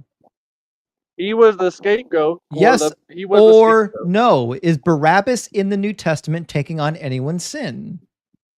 No, but I'm telling you, then he's not a scapegoat. He has nothing to do with Leviticus 16. Did the scapegoat know it was the scapegoat? It didn't know it was taking on It the doesn't physical matter. It people, or still was it had just a a goat that it came and still was let out? it still had a function. It was just a goat that was captured and then let out free. It doesn't know No, anything. it wasn't. The sins of the nation of Israel were cast upon it. So now the scapegoat knows that it's a scapegoat. It knows that sins were placed upon it. Its knowledge is irrelevant. What's happening here is a function. The function of the scapegoat is to take the corporate sin of the people and take it far away from the camp. That's why it says, when he has finished atoning for the holy place and the tent of meeting and the altar, he will present the live goat. Then Aaron shall lay both his hands on the head of the live goat and confess over all the iniquities of the Israelites and all of their transgressions, all of their sin, putting them on the head of the goat and sending it away into the wilderness. The sin of the people are placed on the scapegoat, which means Barabbas can't be the scapegoat if he didn't take on anyone's sins. And what happens with the goat of the sin offering? We're not talking about that. We're talking about the scapegoat, Jonathan. That's part of the same thing. We'll try this again. Are the scapegoat and the first goat the same goat? No, there's two different goats that are being used. Is one of them representative of Jesus and one of them representative of Barabbas? Yes. Okay, which one is representative of Barabbas? The scapegoat. Okay, and does the scapegoat take anyone's sins? The scapegoat has the yes sins placed or upon no? it. Does the scapegoat take anyone's sins? No. Yes, I'll read it to you again. In fact, I'll put it on the screen because I know you can't listen. It says, when he has finished atoning for the holy place and the tent of meeting and the altar, he shall present the live goat. Then Aaron shall lay both his hands on the head of the live goat and confess over all the iniquities of the Israelites and all their transgressions, all their sins, putting them on the head of the goat and sending it away into the wilderness by means of someone designated for the task. The goat shall bear on itself all their iniquities. All of them. Yes. Did Barabbas bear anyone's iniquities? The goat didn't take anything. Did Barabbas bear anyone's iniquities? Yes, because the people chose him instead of the Messiah to be released. So Barabbas, all of their iniquities are placed upon him. Barabbas is the forgiveness of sins, not Jesus. No, you're ignoring the goat that was used for the sin offering. There's an offering. Please show me in the New Testament where the sin of the Israelites were confessed over Barabbas so he can take them out. It's like, don't try to pigeonhole me again. Don't try to read the text precisely. Don't call into question my loosely held metaphorical views. No, you read the text exactly. You keep centering on the scapegoat when there's two goats. We're talking about the scapegoat right now. We're talking to purify the temple. That's not true. Hey, fake doctor. We're talking about one of the goats right now. One of them. One of the goats takes all of the sins of the people. Which means if Barabbas is the scapegoat, that means Barabbas took all of the sins of the people, which means the Bible's not true when it says that Jesus took all of the sins of the people. He cleansed all the sins. It says he took them on himself. Yes. So then he didn't. He's the scapegoat and Barabbas is not. Bro, it's both. He's not. It can't be both if Barabbas is one of them. That's him as the scapegoat, and that's him as the goat getting slain. Okay, so Jesus is both goats. He's all of it. So then Barabbas is nothing. Again, you're trying to pigeonhole on the scapegoat because you made a statement that the other goat wasn't used for any sin sacrifice. This is your metaphor. So I just want to make sure we're clear, fake doctor. You believe that Jesus is both goats and also Barabbas is the scapegoat. So there are two scapegoats.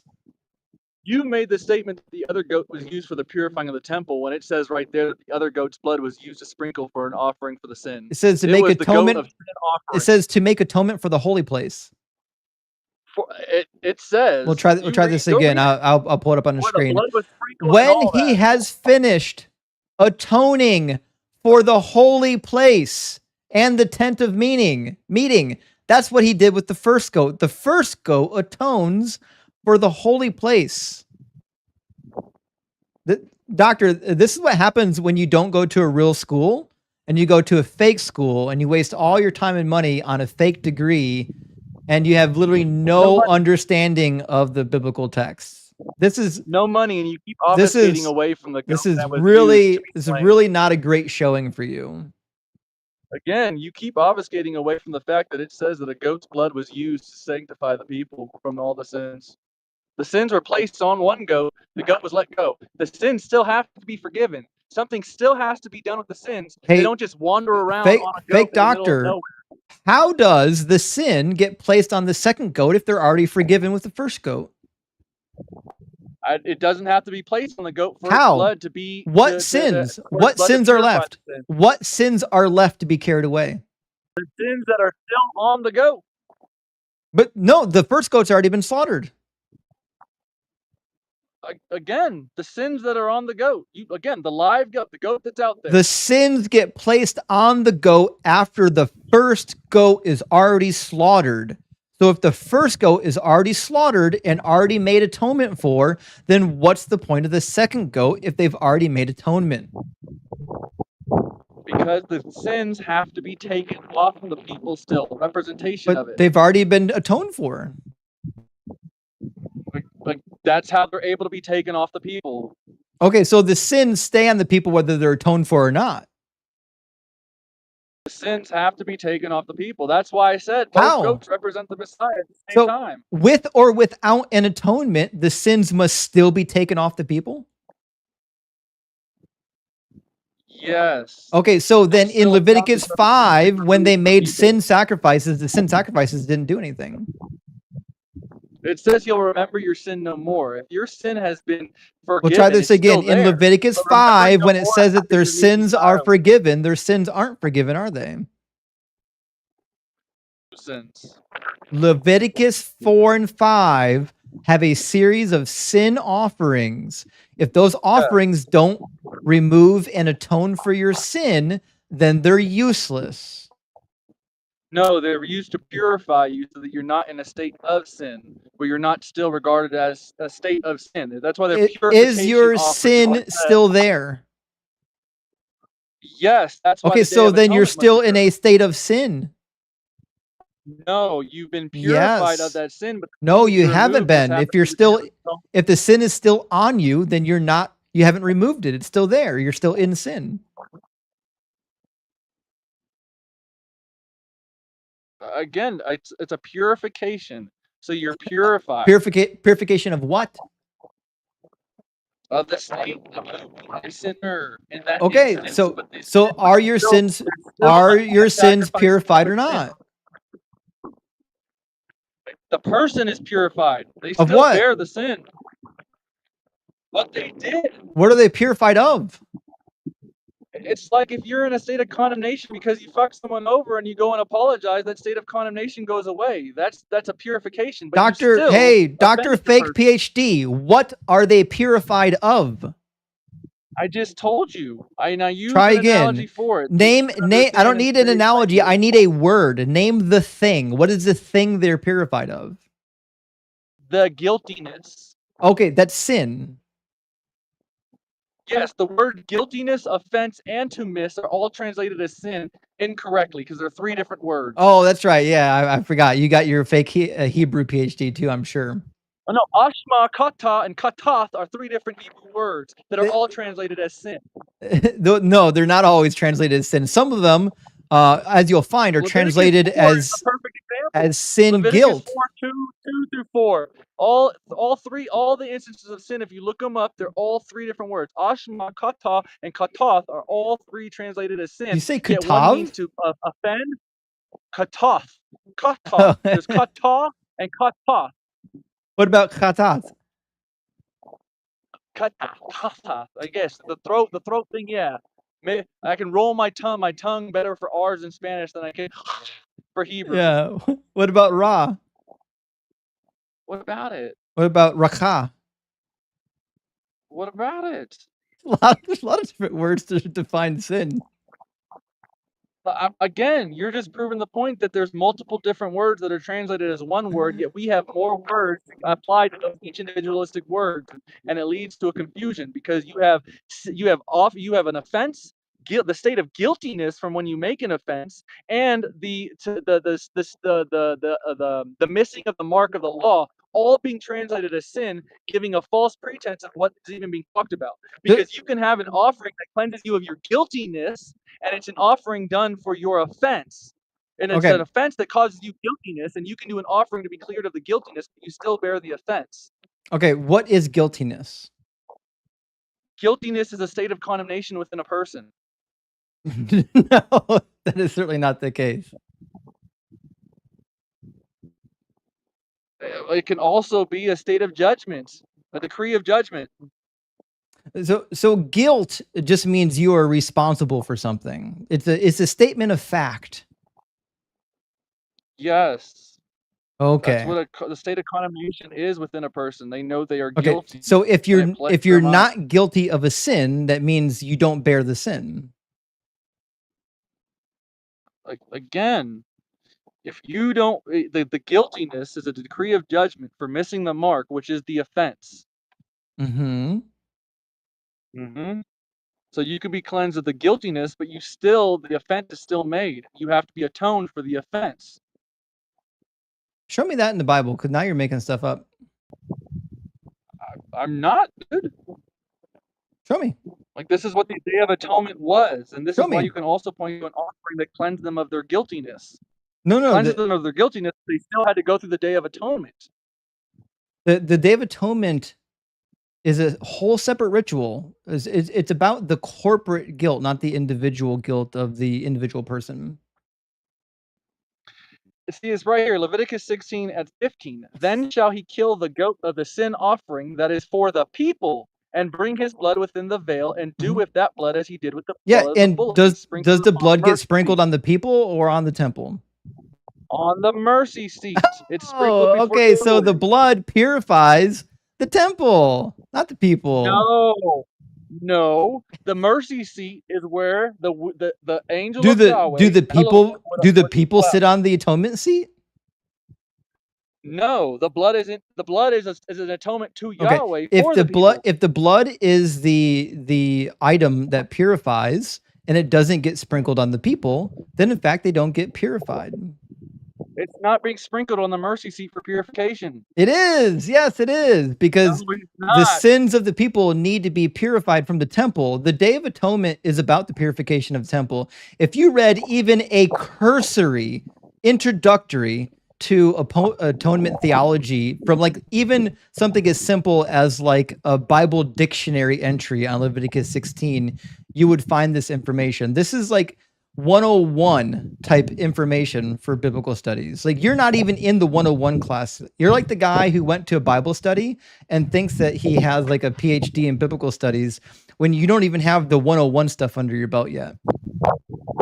It never says in Leviticus 16 that he made an atonement for the most holy place. It does. It says that the holy place it says for the holy place. Yes, and the mercy seat exists where? The most holy place. Yes. There's three different chambers and he in makes atonement for it. Upon not it. in the most holy place. Upon it does not say that. No, upon it doesn't. It says the atonement. He shall slaughter the goat of purification offering. We'll do it again. I know you weren't listening the first time. Do it again. Or maybe the third time. He shall slaughter the goat of the purification offering that is for the people and bring its blood inside the curtain to do with its blood as he did with the blood of the bull, sprinkling it upon the cover and before the cover. The blood of atonement goes on the mercy seat. What's the blood for? The blood for the people? The people who have... So he sprinkles blood on the mercy seat for the people, not for purifying not on the people. It's to purify the sin that has spread to the place where the people are. No, it says, so try this again. The blood is for the people. We'll try this again. It's for the mercy seat, like you're contending. Fake doctor. You'll never learn if you don't listen. You'll never learn if you don't listen in class, okay? The blood is the vehicle of purification. The blood itself is the vehicle of purification. The blood itself is slaughtered and then spread, or the animal is slaughtered, and the blood is spread not on the people, but on the place that has been sullied by the sin of the people. No, the mercy Yep. seat was never sullied by the people. The whole temple, because Nope. the sin It says spreads. atonement for the No, nope. it says he shall make for the holy atonement place, it doesn't for say the most holy sanctuary place. because of the uncleanliness of the Israelites. It's right there. He will make atonement for the sanctuary. The atonement's not for the people. The atonement is for the sanctuary.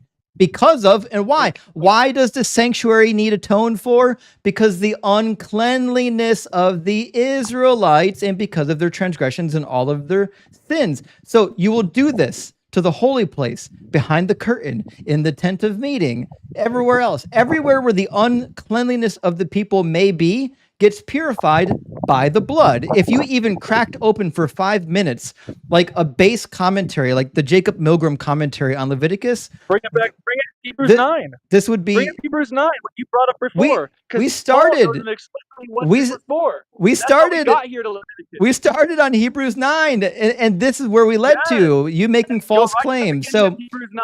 so No, in go right in Hebrews, the beginning of in Hebrews where Paul says, 9:22, "When I'm just going to turn you down. In Hebrews 9:22, it says, "Indeed, under the law, almost everything is purified with blood, and without the shedding of blood, there is no forgiveness of sins," which means Leviticus 5 is wrong when it says that there is forgiveness of sins through the offering of a tenth of an ephah of fine flour. Now pull up Hebrews 9, verse 7. All right, we'll go back. It says, "But only the high priest goes into the second," meaning the second point of sanctuary, "but once a year, and not without taking the blood that he offers for himself and for the sins committed unintentionally by the people. By this, the Holy Spirit That's the Day of indicates." Atonement. Yes, we're all aware how the Day of Atonement works. We're talking Okay, about. you keep We're denying talking that the about. blood was We're talking about purified for the 9:22, and in 9:22, he makes a blanket statement saying, "Without the shedding of blood, there is no forgiveness of sins," which is just patently false. Because not only did Jesus forgive people's sins prior to his shedding of the blood, didn't require any offerings or sacrifices, so did John the Baptist, and so does Leviticus 5. Verse 11 says that you can offer a tenth of an ephah of fine flour as your sin offering, which does in fact forgive your sins. Again, Paul makes it clear right there that Leviticus, the Day of Atonement, of the blood that you keep contending was for the purification of the seat of mercy. He didn't It was say actually the Day of for the Atonement. people. We'll try this again. I know That reading's is the hard for Day of some Atonement people. he's describing. So he says, There's without only the shedding of blood, there is no forgiveness of sins. He doesn't say on the Day of Atonement. He says, There's only without one the day. shedding of blood, there is no forgiveness of sins, which means There's only one day. There's only one Leviticus, day with which means one Leviticus day. 5:11 is false. It's a useless sacrifice. The Day of Atonement was the only day the priest went in and sprinkled blood for the shedding of blood for sins. That's the only day in the law that was given. You'd for be that completely sacrifice. wrong. Leviticus 5. Leviticus 5, you've got sin offerings for the forgiveness of the sins, to atone for those sins. During the year. I During know, the year, yeah, but there's during only the one year, day I where the high know. priest- There's one day of the year Yeah, where the high I know. priest went in once And a year. Hebrews 9 doesn't say just on one day. It's a general statement. It says there is no forgiveness No. without the shedding of blood. It says, but into the second went the high priest alone once every year. There's only one time in the year where the high priest went in to sprinkle the blood for sins. Yes, and then later, it's not talking about that because he goes into the food rituals, right? It says, it talks about the drink offering or the food rituals, but deal only with food and drink and various baptism regulations for the body, blah, blah, blah, blah, blah, blah. He's drawing a distinction between the law given to Moses and the reality of the law shown to the Messiah. That's what he's drawing before, with the high priest having to go once a year to sacrifice blood to sprinkle for the sins of the people. How greater is it that the Messiah the high priest of high priests went in and did a sacrifice for eternity? That's what he's drawing a First of all, he didn't.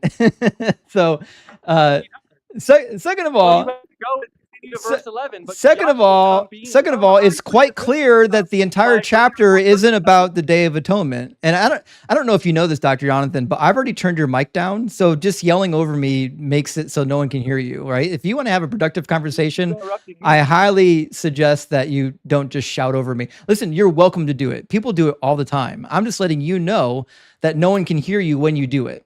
So if you keep reading in the chapter, it's clear that verse 7 isn't the entirety of the chapter. He says, "For when every commandment had been told to all the people by Moses in accordance with the law." Is that the Day of Atonement? Is verse 19 the Day of Atonement? It says, "For," I'll put it on the screen. I don't know if you can see it, but everyone else can see it.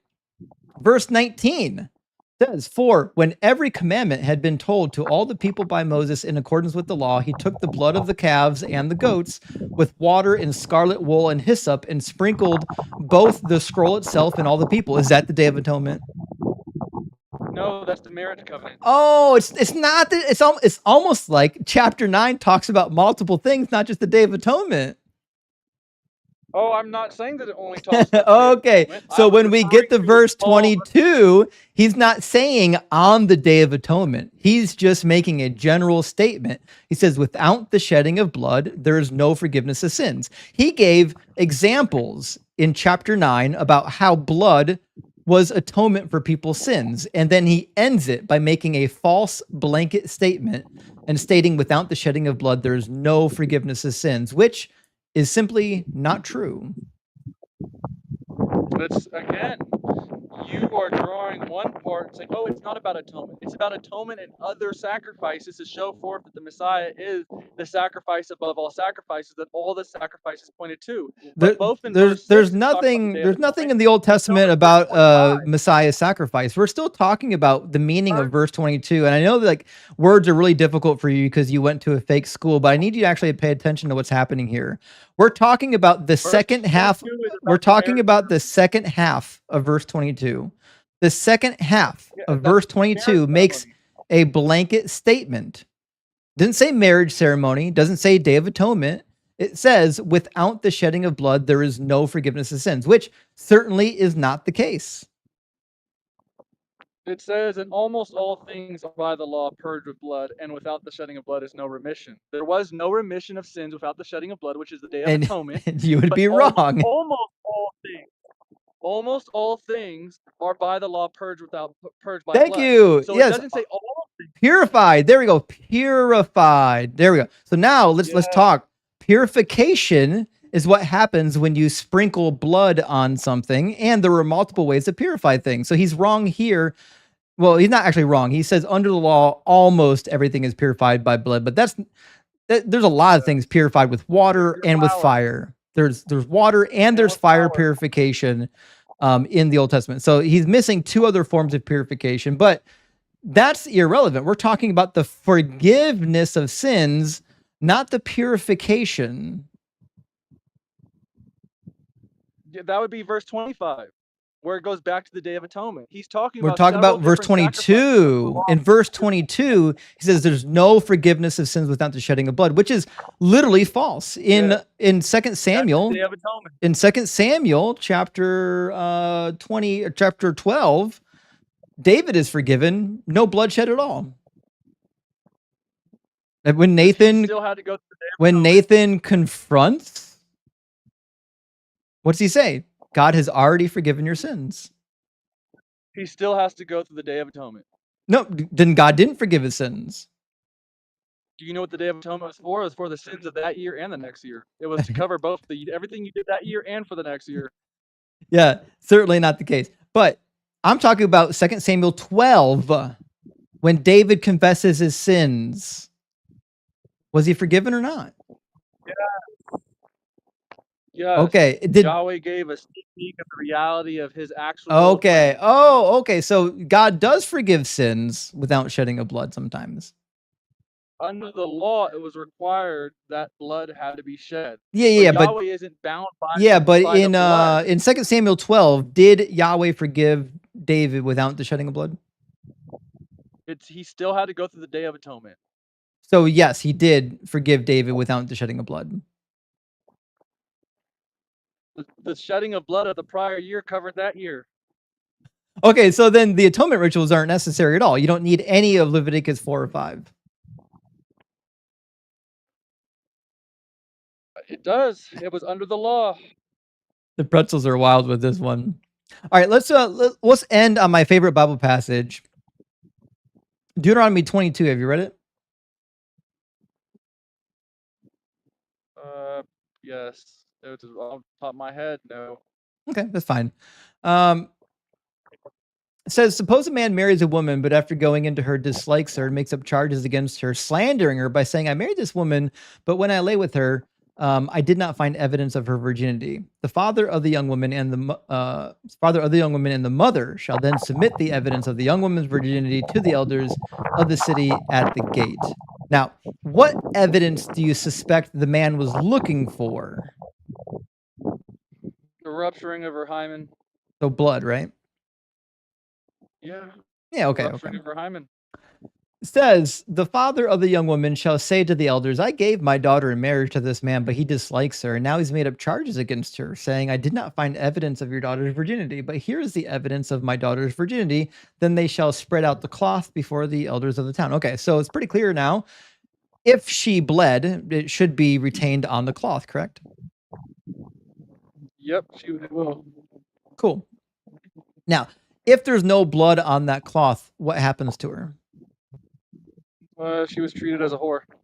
Yeah, it says, if, however, the charge is true that the evidence of the young woman's virginity was not found, then they shall bring the young woman out to the entrance of her father's house, and the men of her town shall stone her to death, because she committed a disgraceful act by prostituting herself in her father's house. Okay, so if a woman doesn't bleed on her wedding night, on that sheet, you can have her stoned then, correct? She would be stoned. Right. It wasn't even you have her. She would be stoned. Okay, so it's a guarantee. All right. Are you aware that It's a guarantee. If there was no blood on the marriage sheet, she would stone. If the husband brought an accusation up against her. Yeah, what percentage of women do you think actually bleed on their first time? In that instance, every single one. Do you have evidence for that? During the time of Israel, every single one. The same one who made it to where a barren woman could produce a child is the same one who guaranteed that every virgin would show forth blood. Then how come the Jewish rabbis disagree with you and wrote about the many instances where it didn't happen? And in fact, they even bragged. I don't care about what Jewish rabbis got to say. They even bragged. They even bragged about it, them not rupturing the hymen on purpose. Like I said, I don't care about the Talmudic explanations of things. So it says, let's find this one in the Talmud. It says, unlike talking about the rupturing of the hymen, it says, unlike the Babylonians, who are not experts in diverting during intercourse and are unable to engage in intercourse without rupturing the hymen, there are those who are experts in diverting. Therefore, rupture of the hymen is not an inevitable consequence. So like the Hebrews, even prior or post the time of Jesus, knew about and were purposely going into women so that they wouldn't cause the hymen to rupture. Yeah, Talmudic lies. Okay, so nothing in the Talmud is true. No, Talmudic lies. They think that they're making it hymen not rupture when in actuality it's just a whore. But how come the Greeks wrote about it too? The reason the law was given in that manner is because Yahweh was guaranteeing that there was going to be a showing of blood every single time. Just so we're sure, the Greeks and the Greeks and the Jews both wrote in their literature about how women don't always bleed on their first time, and those are all just lies. No, I'm speaking directly about the Israelite women of that time. There was going to be a showing of blood. I'm not talking about every other woman. Right? Yeah. I'm asking for the evidence of that. Because the evidence from history disagrees. The law was given. The law is not the evidence. It is. It's no, Yahweh saying that it's literally not. The law is evidence that whoever wrote this doesn't know how female body works. Whoever wrote this believed that women always bleed their first time, and they just simply don't. I understand that conclusion that you can draw from it, but if you're going to go with the perspective that the one who gave the law is the one who dictates what occurs with the body, then that's by him giving the law, he's dictating that he will make it to where every virgin's hymen ruptures. So then all the women in ancient Greece and in ancient Israel that said No, that no. they had sex and they didn't bleed, they were all lying. I'm not talking about ancient Greece at all. I'm strictly talking about those who made the covenant with Yahweh and fell into that law. If they were But under the that law, ancient the ancient Hebrews said that there were instances of women not bleeding as well. where is this confangled new evidence of ancient Hebrew writings? As far as we know, we don't have any ancient Hebrew writings. All you have is Talmudic rabbi history. You don't have any ancient Hebrew writings accounting for what ancient Hebrews went through, besides the scriptures. The Talmud records events that predated Jesus. You know that, right? I understand this. It's rabbinic traditions that have been recorded since the Babylonian exile. Yeah, and just like the Bible, there are texts that record things that happen after they were written or before they were written. Yeah, right? So if you're just going to say everything in the Talmud is false, then I'm just going to say everything in the Bible is false. I'll throw it out just like you throw the Bible out. So all you've done is demonstrated that you don't actually care about what's true in history. You just believe that my one favorite book is true. Everything else is wrong. No, the Talmud is commentary about the book. You can't throw out one book and keep the other. It's not just about the book. It's about life. It's full of laws about life. It's full of stories about people that actually existed. Did the people in the Talmud actually exist? Did the people in the Talmud actually exist? Yeah, there were people, rabbis over history that existed, of course. Well, how do you know which parts are true and which ones aren't? Just because I have a compendium of commentary from various men. Which ones are true? Which people in the Talmud actually lived and which ones didn't? I would speculate about 98% of them did. I think there's only a few that are in contention as possibly just being kind of like what do you call it? Like mythological figures. By what means, when the Talmud brings this case law and says that there are women who didn't bleed on their wedding night, by what means are you using to determine that that's a false story? By the means of the law, which the Talmud is based off of, and under that law, it's so you're starting with the Bible must be true, therefore the Talmud must be false. No, I'm starting with the fact that the Talmud exists because the Bible exists. That's irrelevant. We're asking whether or not something is true to history. You're saying the Talmud, when it says something, can't be true because it disagrees with the Bible. Your starting point is the Bible must be true and the Talmud can't be true. No, I'm saying that there's men who wrote in the Talmud that recorded ignorant lies and proclaimed things that aren't true to try to substantiate claims that are recorded in rabbinic. And I'm not asking you about those. I'm asking you about the many cases where women are reported to not bleed on their first time doing the deed. By what means can you determine that those are false stories that are made up by people other than I don't believe it because it disagrees with my Bible? Oh no, I said I know that they're lying because Yahweh is true, and anybody that was under that that's what I said. Yeah, your starting point is it must be false because the Bible can't be false. That's your starting point. That's not an argument. Their starting point for anything in the Talmud is you would have to demonstrate that the Bible's true to begin with. And that's what I tried to bring up with the tangible tabernacle, and that's where we got through with the which was a joke of an argument. It was a little joke of an argument. That's what because you keep interrupting and you're obfuscating what I'm saying and trying to pigeonhole certain statements. No, it was a joke of an argument. Finding a pattern of threes, going into a book and saying, "Look, I see a pattern of threes," is meaningless. No, the main proclamation of the claim is that in all the recorded sayings or accounts for any deity in man's recorded history, there is no deity besides Yahweh in the scriptures proclaiming that they created by a pattern. Yeah, well, try this again because you didn't actually address what I said. You went into a book and you said, "I see a pattern of threes, therefore God." No. Again, I'm saying that if you're going to do an investigation of deities on man's recorded histories, it's all I'm saying from that premise of, is God imaginary? Does God exist? Is there evidence for God? Well, from that point, you would have to investigate. Do you think it's history that pertain to God? Do you think it's ever justified for women to be raped as a punishment for their husband's sins? I already know you're gonna bring in David's son raping his concubines in front of the whole place of Israel. I know Yeah. every nitty-gritty nasty thing you could try to attribute to it.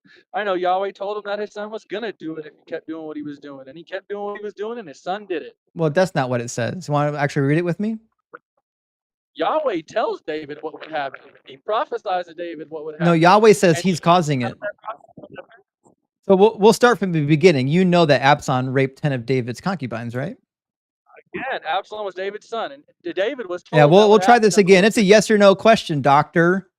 Are you aware that Absalom raped 10 of David's wives? Absolutely. Okay, fantastic. We got a starting point. Now, who's causing it? Why does it happen?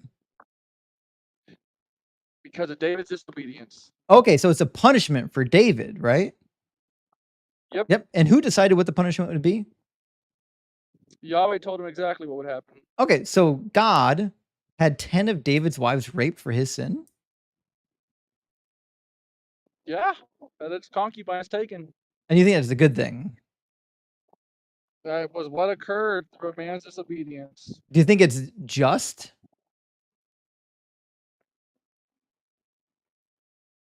It was looked at as a David himself. His concubines were one with him. Try this again. Do you think it's just for women to pay for their husband's crimes?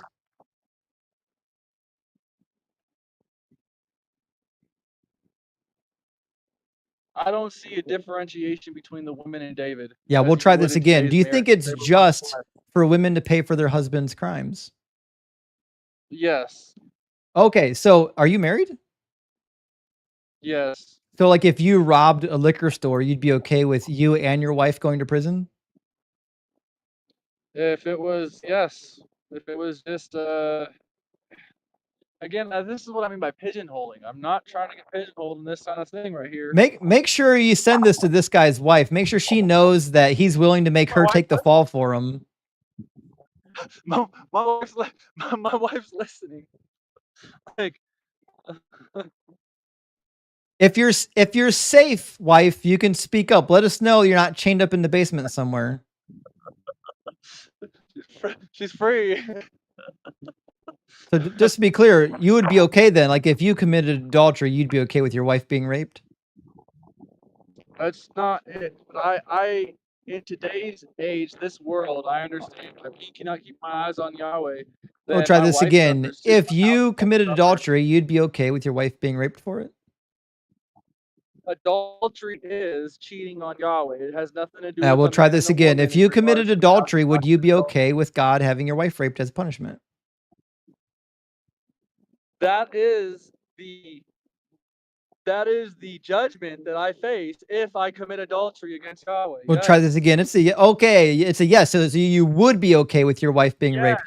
May he Put- destroy me, all what- my 5 children, and any relation of me on this earth if I go against him. Okay, so I want to make sure you say this in the presence of your wife, since now that we know she's there. Say it out loud. I'm okay with my wife being raped if I commit adultery. I am okay with everything that could possibly happen, anything I love. That's not what I happening if said. turn my That's eyes not what to I God. said. Try it again. Say what I said. You I'm want me to okay. rape? I'm saying everything that you I'm could think. okay with my wife being raped if I commit adultery.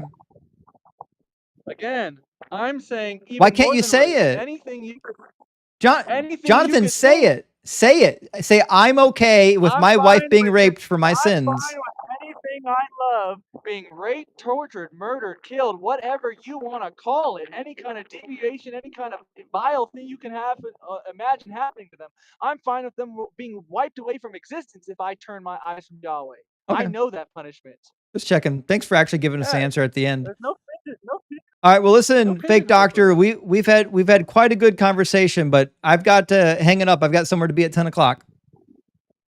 No problem. Hopefully.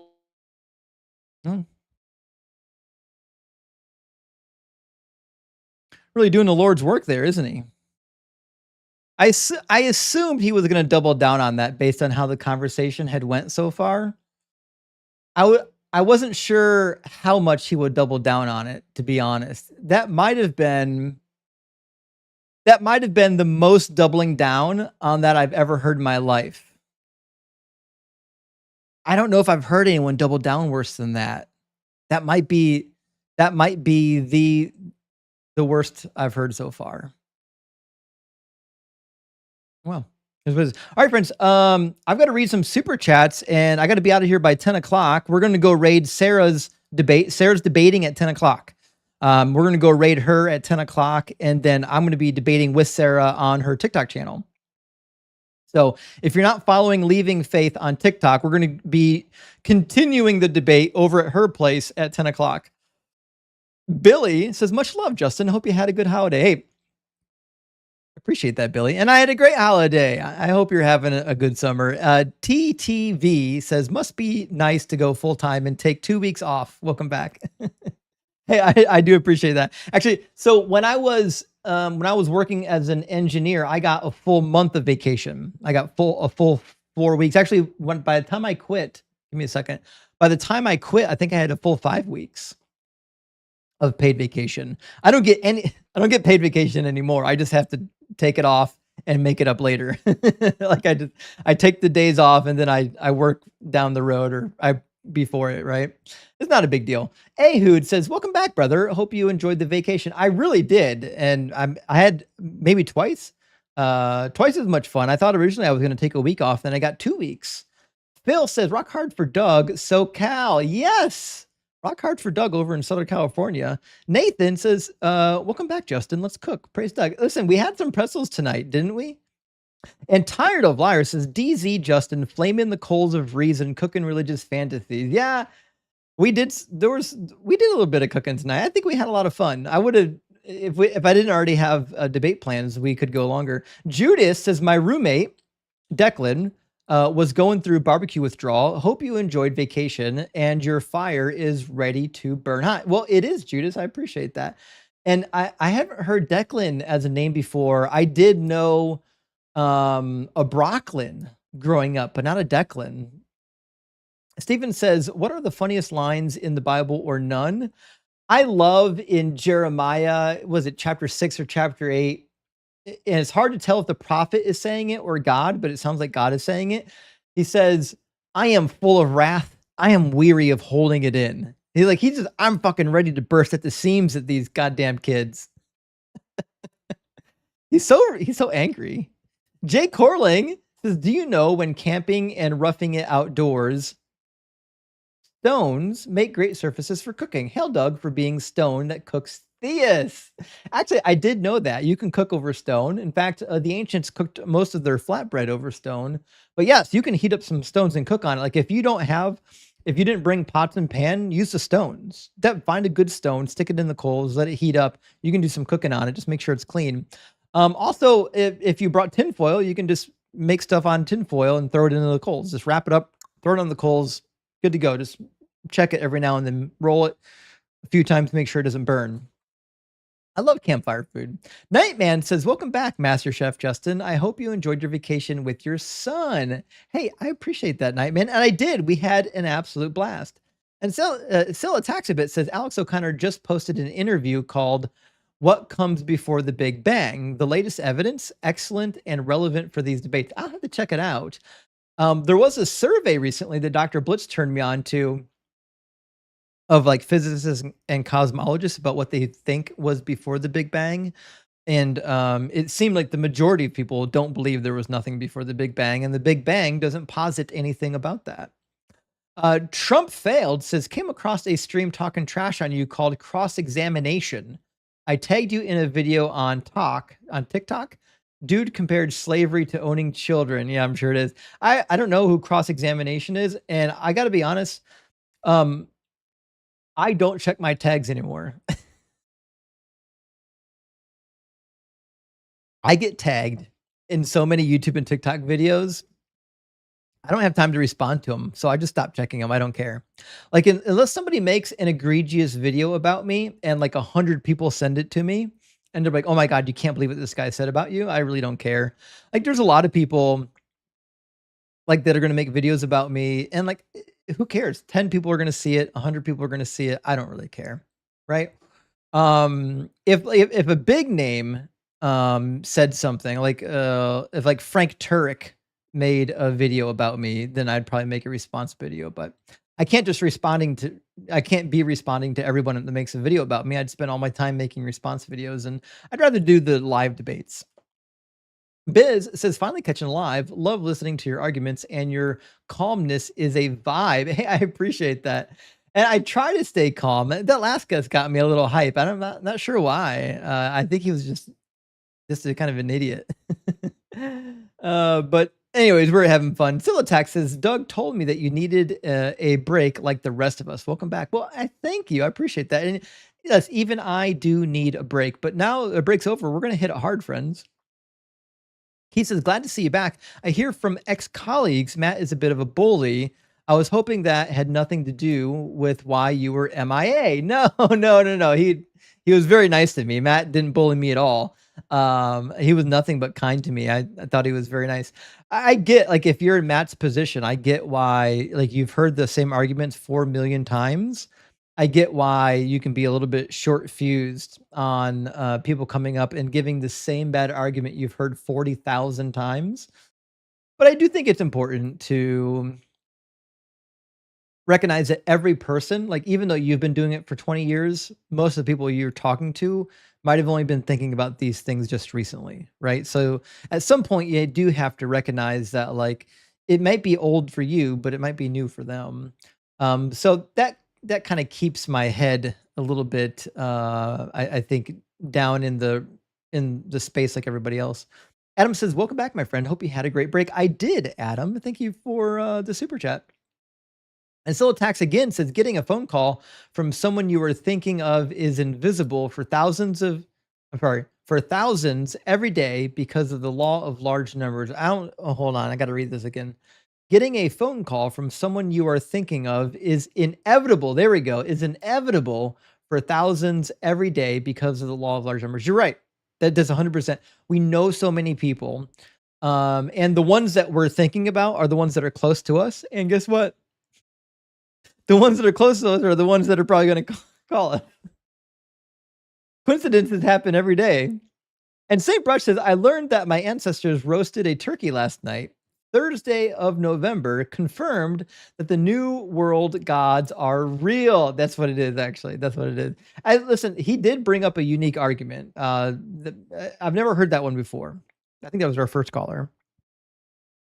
Hazelnut says, Moses grabbed the serpent by the tail to God. Yeah, I mean, basically he did. He had numbers. I always forget it. 15, 14. So no, numbers, not 15. What, 25? Fuck, where were the bronze serpent? Hold on. I always forget which chapter in Numbers you get the bronze serpent. Let me grab that. It is in 21. I'm not even close. I was off by a couple chapters. Yeah, but I mean, you're right. Jay says, a confession unto Doug. The other day, I rescinded a like. Oh, no. Waited until there was 665 likes, then reliked it to be the 666. Is my salvation intact? Not only is it intact, you get extra salvation. Extra. And so text says, fundamentalists, no fun, too much damn, and not enough mental. Yeah, actually, I agree. Too much damnation, not enough thinking, I think. The fundies they don't have any fun. I don't even like dancing. I can get behind the no dancing thing. That's about it. Godwin says, hope you're enjoying your summer, brother. Glad you're back. I am, Godwin. I appreciate that. And one bad weekend says, stress dopamine causes the brain to attach extra significance to events. That's this guy in a nutshell. Yes. When you're in a heightened emotional state, then first of all, you're going to remember everything that you're doing. And also you're going to be prone to attach more significance to what's happening than is really there. Marcus says, glad to see you back, Justin. Hope the vacation was great. I wanted to be the first to welcome you back with you. Grace, you are the first. And thank you, Marcus. I appreciate that. And Phil says, Zeus is real. Read the Iliad. I agree. Hail Zeus. I mean, where else would you get lightning from, obviously? Dunzo says, the king returns. I trust Doug provided a badass vacation. Pumped for the barbecue tonight. Well, thank you, Dunzo. I appreciate that. And unfortunately, it was a short barbecue, but we'll do more barbecuing on Sarah's channel here in a minute. Mike says, I hope you had a good dad time on your vacation. I did. Is it true? Doug R. Rock pees by draining his Johnson? I don't know if that's the case. Some rocks are just naturally moist, but I don't know if he drains. John says, yo, Justin, God makes natural disasters to keep life interesting. Oh, that dude.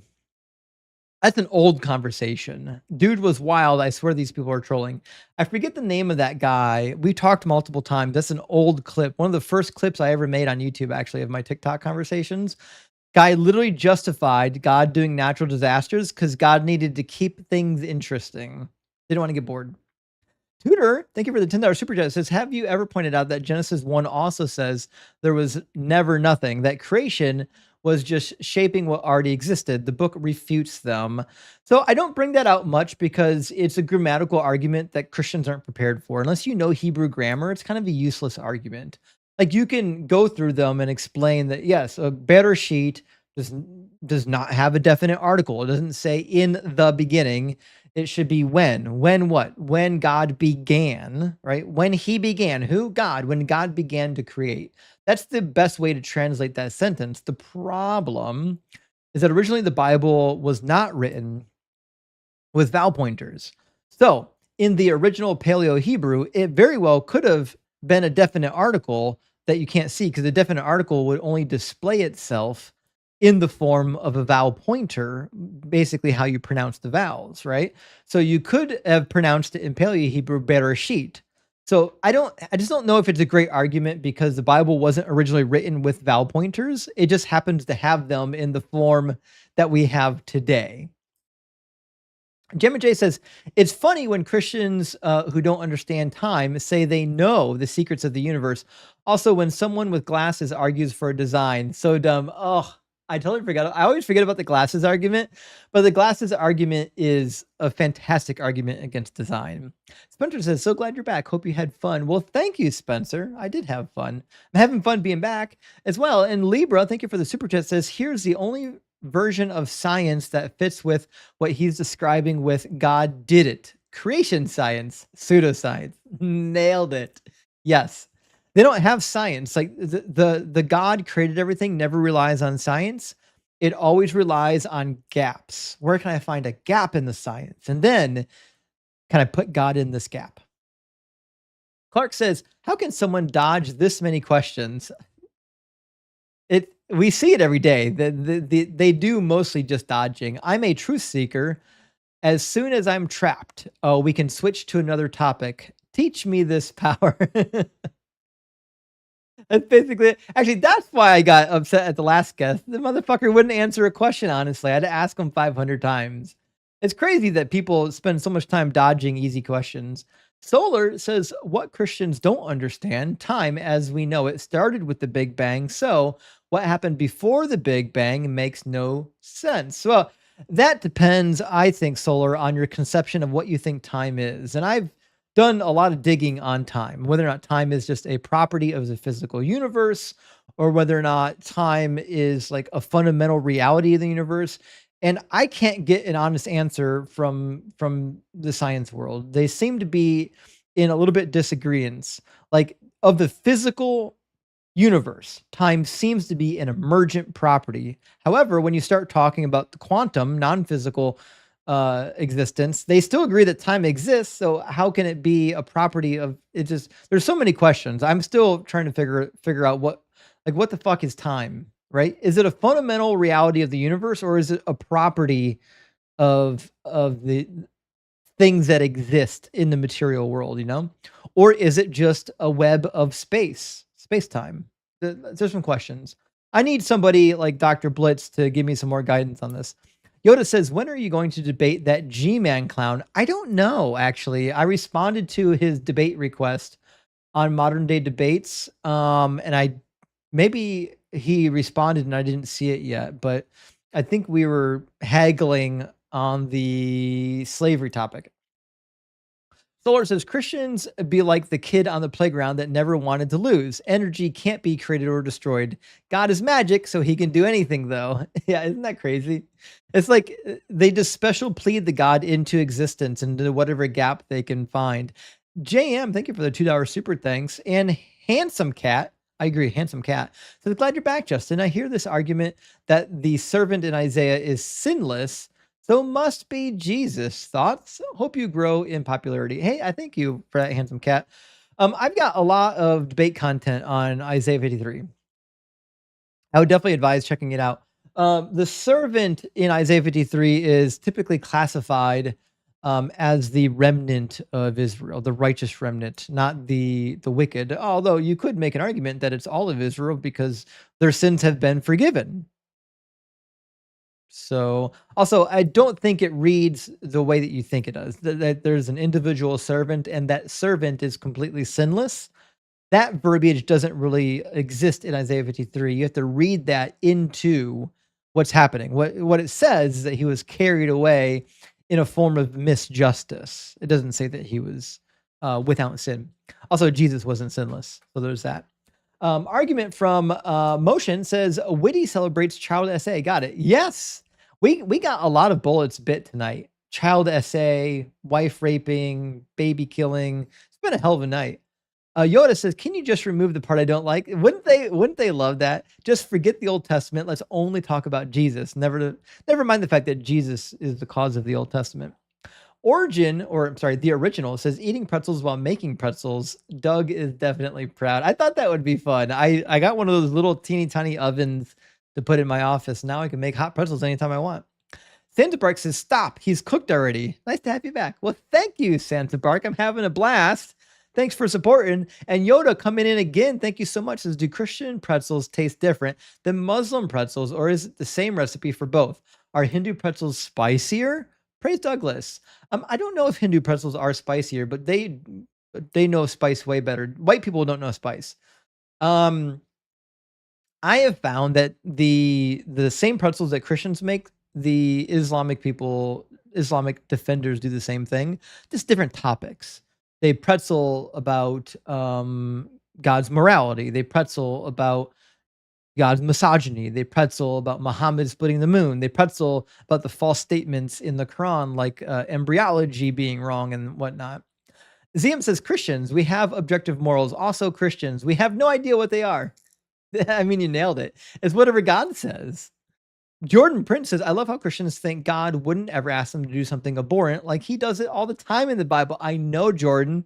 Jordan, that literally, yeah, I mean, you nailed it. That's the point I make all the time. You don't tell me God wouldn't ask you to do it. He does that shit in the Bible all the time. Jared says, don't know if you've seen, but a repeat caller here has deconstructed and now hangs out in the Discord. You're getting through to people. Hey, thanks, Jared. I don't get it on the Discord chat as much as I'd like to because it moves so fast. I can't really stay in the argument, and I'm always too busy to really stay in it. But I have communicated to a couple of people on Discord and through email that I've deconstructed, so I appreciate that. Bad Weekend says, God, I missed this. Hey, thank you, Bad Weekend. So did I. And Elyon Hubbard, fantastic name, says, if you can't stand the heat, get out of Justin's kitchen. Well, he did eventually. Shimshangle says, no caller audio. I'm sorry. I switched my audio setup a little bit because of what happened with Ian. So that if somebody comes into my YouTube guest box, their audio will be entirely isolated. I just forgot that when I toggle back and forth between TikTok and Video Ninja, I have to toggle the audio on and off because I've got them isolated. You know what I mean? I could unisolate them like I used to, but then if I get a troll that really is tech savvy, they might be able to. We'll see. I might go back to the old method. Chip says, I've been missing this so much. Praise Doug for the return of Justin. I hope you and your son had a great vacation. Rock hard for Doug always. Well, thank you, Chip. I appreciate that. And yes, yeah, we had a great vacation. And VG, thank you for the 666. Hell Nero says to recruit a dodgeball team, I will only hire apologists and tell them shots are yes, no questions. Undefeated world champions for decades to come. Rock hard for Doug. Absolutely nailed it. Hey, thank you, Singer Soul. I am back. And Golok says, praise Doug, been watching for almost a year now. That crazy drunk blonde lady preacher live popped my cherry. Oh, yes, I always forget her name, but she was funny. Her prediction came wrong, obviously. It's just me, says Rock Hard for Doug, currently 100% deconstructed. Hell yeah, stage 4 cancer and living life to the fullest. Thanks for your stream, sir. Well, I'm sorry that you're living with cancer, but I'm happy that you're living life to the fullest. Live the shit out of every day, just me. Thank you for support, and please reach out to the community if you need anything. Katie says, my neighbors made me German pretzels, eating them while you cook. Shit, I don't even know what a German pretzel is. Now I want one. Thank you for watching. Mayan says, are Matthew 25, 31 through 46 and 2 Peter 3, 10 through 12 contradictory final judgment scenarios? Not yet. I've always read them as complementary scenarios. I don't know if they contradict. And if you talk to a Christian about this, they'll say that they don't contradict, that like Matthew is living out details that Peter is supplying. And if you read the Apocrypha, what Peter's talking about shows up in the Apocrypha. So if you believe that the Apocrypha is scripture, then it doesn't contradict. It's just missing information. That's how I address it. That's why it's not on my list of contradictions. That's just my personal opinion. Master Machetier says he is risen. Hell yeah, we're here, Master Machetier. Thank you for the super chat. And Virtual Billy says the Old Testament doesn't count anymore. Say the same Christians who just love invoking the 10 Commandments. I know. I'll never get over the fact that they'll say that's in the Old Testament, doesn't count, and then they want to cling helplessly to the 10 Commandments. You can't do it. Insert name here says, been missing you, Justin. Glad you're back, man. Well, shit. I'm back, and we're ready to cook. Thank you for the super chat. Cameron, my friend, good to see you. Says, welcome back, sir. I'm glad you were able to spend some quality time with your son. Thank you so much for all you do. Well, thank you for supporting, Cameron. I appreciate that. And our friend Adele is here. Adele, thank you so much for being here, friend. Thank you for the $10 super chat. Says, been here all night. Well, thank you. I've had you cooking in my earbuds while I do yard work. Would that be the work of Doug? I think it is the work of Doug. I did it. I did move a lot of rocks. Good to see you, friend. Well, Adele, thank you so much for being here, listening and supporting. And yes, you're doing Doug's work. Absolutely. Laura says, thank you for all the lessons that helped me debate Christians today. I made them sweat and everybody enjoyed the TikTok live thanks to you. Well, thank you, Laura. I appreciate you letting me know. And keep cooking. If you don't have the cheat sheet, definitely get the cheat sheet. Rock hard for Doug, my friend. Great to see you. And thank you for gifting out 5 Deconstruction Zone gifted memberships. And remember, the members get access to the cheat sheet. And John Klein says, is Jesus still coming? How many socks does this dude have? Well, he only came once. He only needs 1 sock. We're still waiting for the next one. Captain Howdy says, good cooking tonight. The aroma is pleasing. Well, thank you. I appreciate that. And Gabriel, thank you for the $10 super chat. Says, welcome back, Justin. I really miss watching your shows at night. Cheers from Sao Paulo, Brazil. Well, cheers to you, Gabriel. I appreciate the support. And Marty says, hi, Justin. I enjoy the channel. Do you have any beef with paganism? Not really. They're pretty peaceful. Good to see you, friend. Thank you for the super chat. So, Justin, I noticed you never use, was Jesus crucified before or after the Passover? Are there flaws in the argument? Keep cooking. There's not. In fact, I have on my cheat sheet, I've got multiple timelines demonstrating the contradiction between when he was actually crucified, according to John and the synoptics, and how it is a contradiction. The reason why I don't use it in a debate is because it takes too much explaining for Christians, and Christians haven't read the book. So it's a tedious thing to have to walk through with the average Christian. They're not prepared for it. Chip says, dropped our youngest to college for freshman year yesterday, and it was weird not having any kids at home this morning. Love your kids. I agree, Chip. And thank you for sharing with us, and thank you for the $10 super chat. And I'm sorry that you're empty nesting right now. It's tough. It really is tough, but you can get through it. Doug will make you rock hard. JMR, thank you for the $10 super chat. Says, if I hear Spirit one more time, I know he can't stop. Aaron, thank you for the $10 super chat, friend. Says, Justin, come on. Don't you know the words only mean what I want them to mean? I know. Guys, words have no meaning in this religion. That's what you need to know. Good to see you, Aaron. And Master Machete, you're coming in again.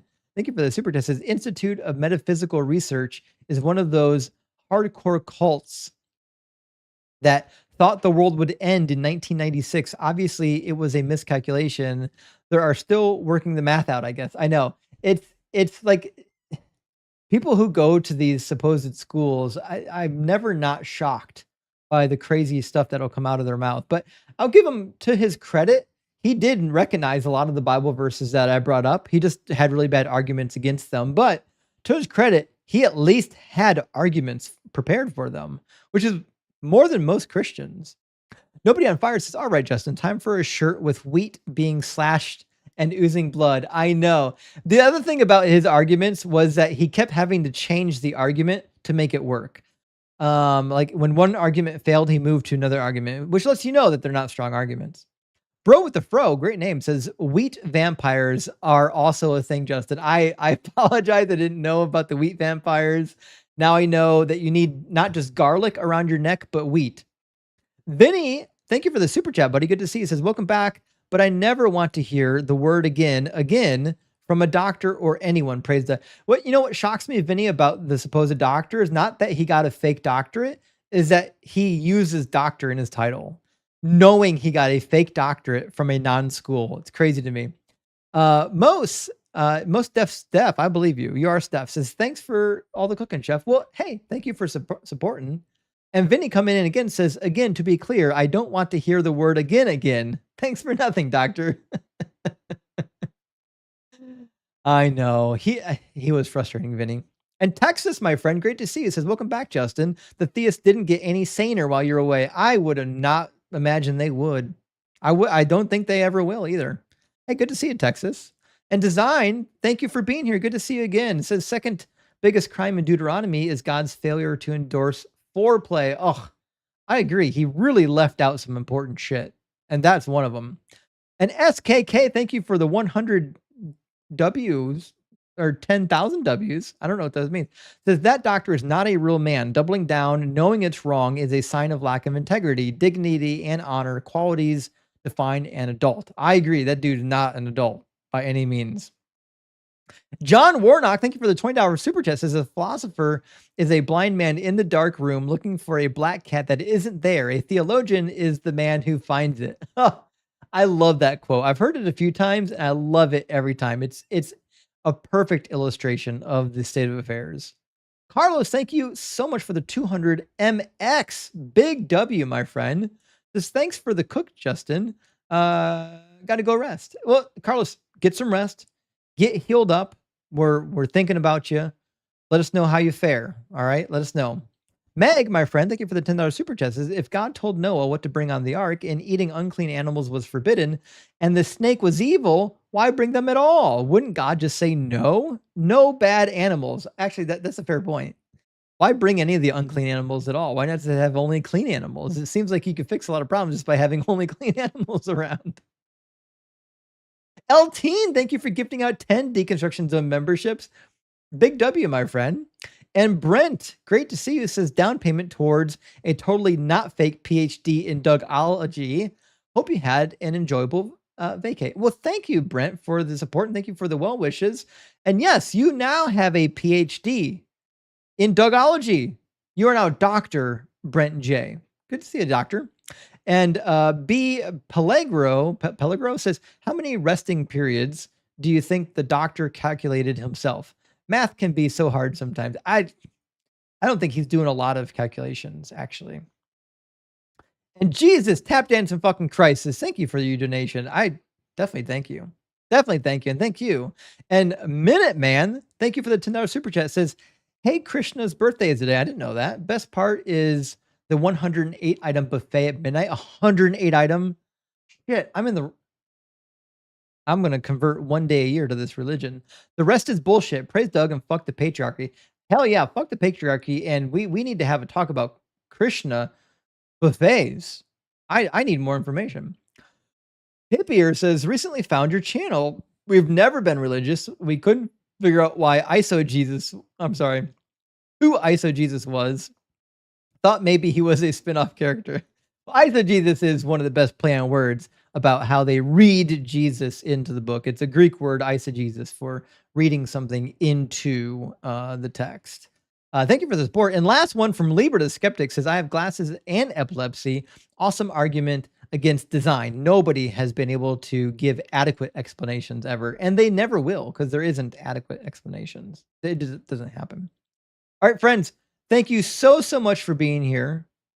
Thank you so much for all the kindness and support, and all the super chats and regular chats and everything in between.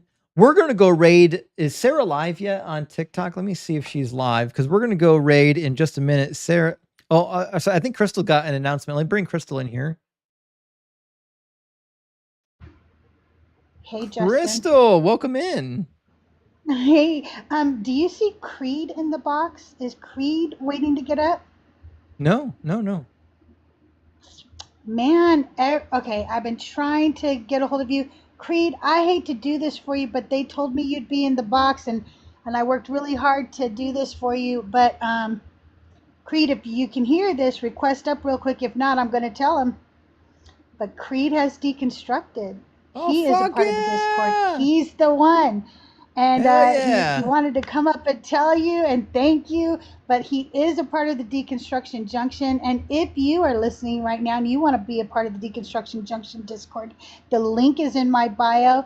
And yeah, I know that a lot of you used to get irritated listening to Creed, but the last time he was on, I even said, I think he's deconstructing, and I could hear the resolution in his voice towards the end, yeah, but he's a part of the Deconstruction Junction. Big W in the chat for Creed, everybody, and nice cooking, Justin. We'll see you over at Sarah's. Okay, thanks, Crystal. Yes, big W for our friend Creed. And with that, guys, Sarah's going to be live here in just a minute. I got to end this live stream and get over on Sarah's live stream. Sarah's live stream is going to be at this. I'll show you.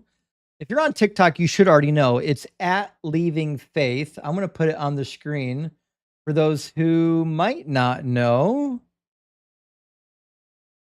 Just so we're all on the same page here, we're going to be doing more debates on Sarah's channel here in just a minute or two. So go over to this channel, Leaving Faith. It's at Leaving Faith. She's going to be starting up her live stream in just a moment. We're going to be doing some more debates. I love you all, and we'll see you tomorrow. Tomorrow, we've got more fun live streaming.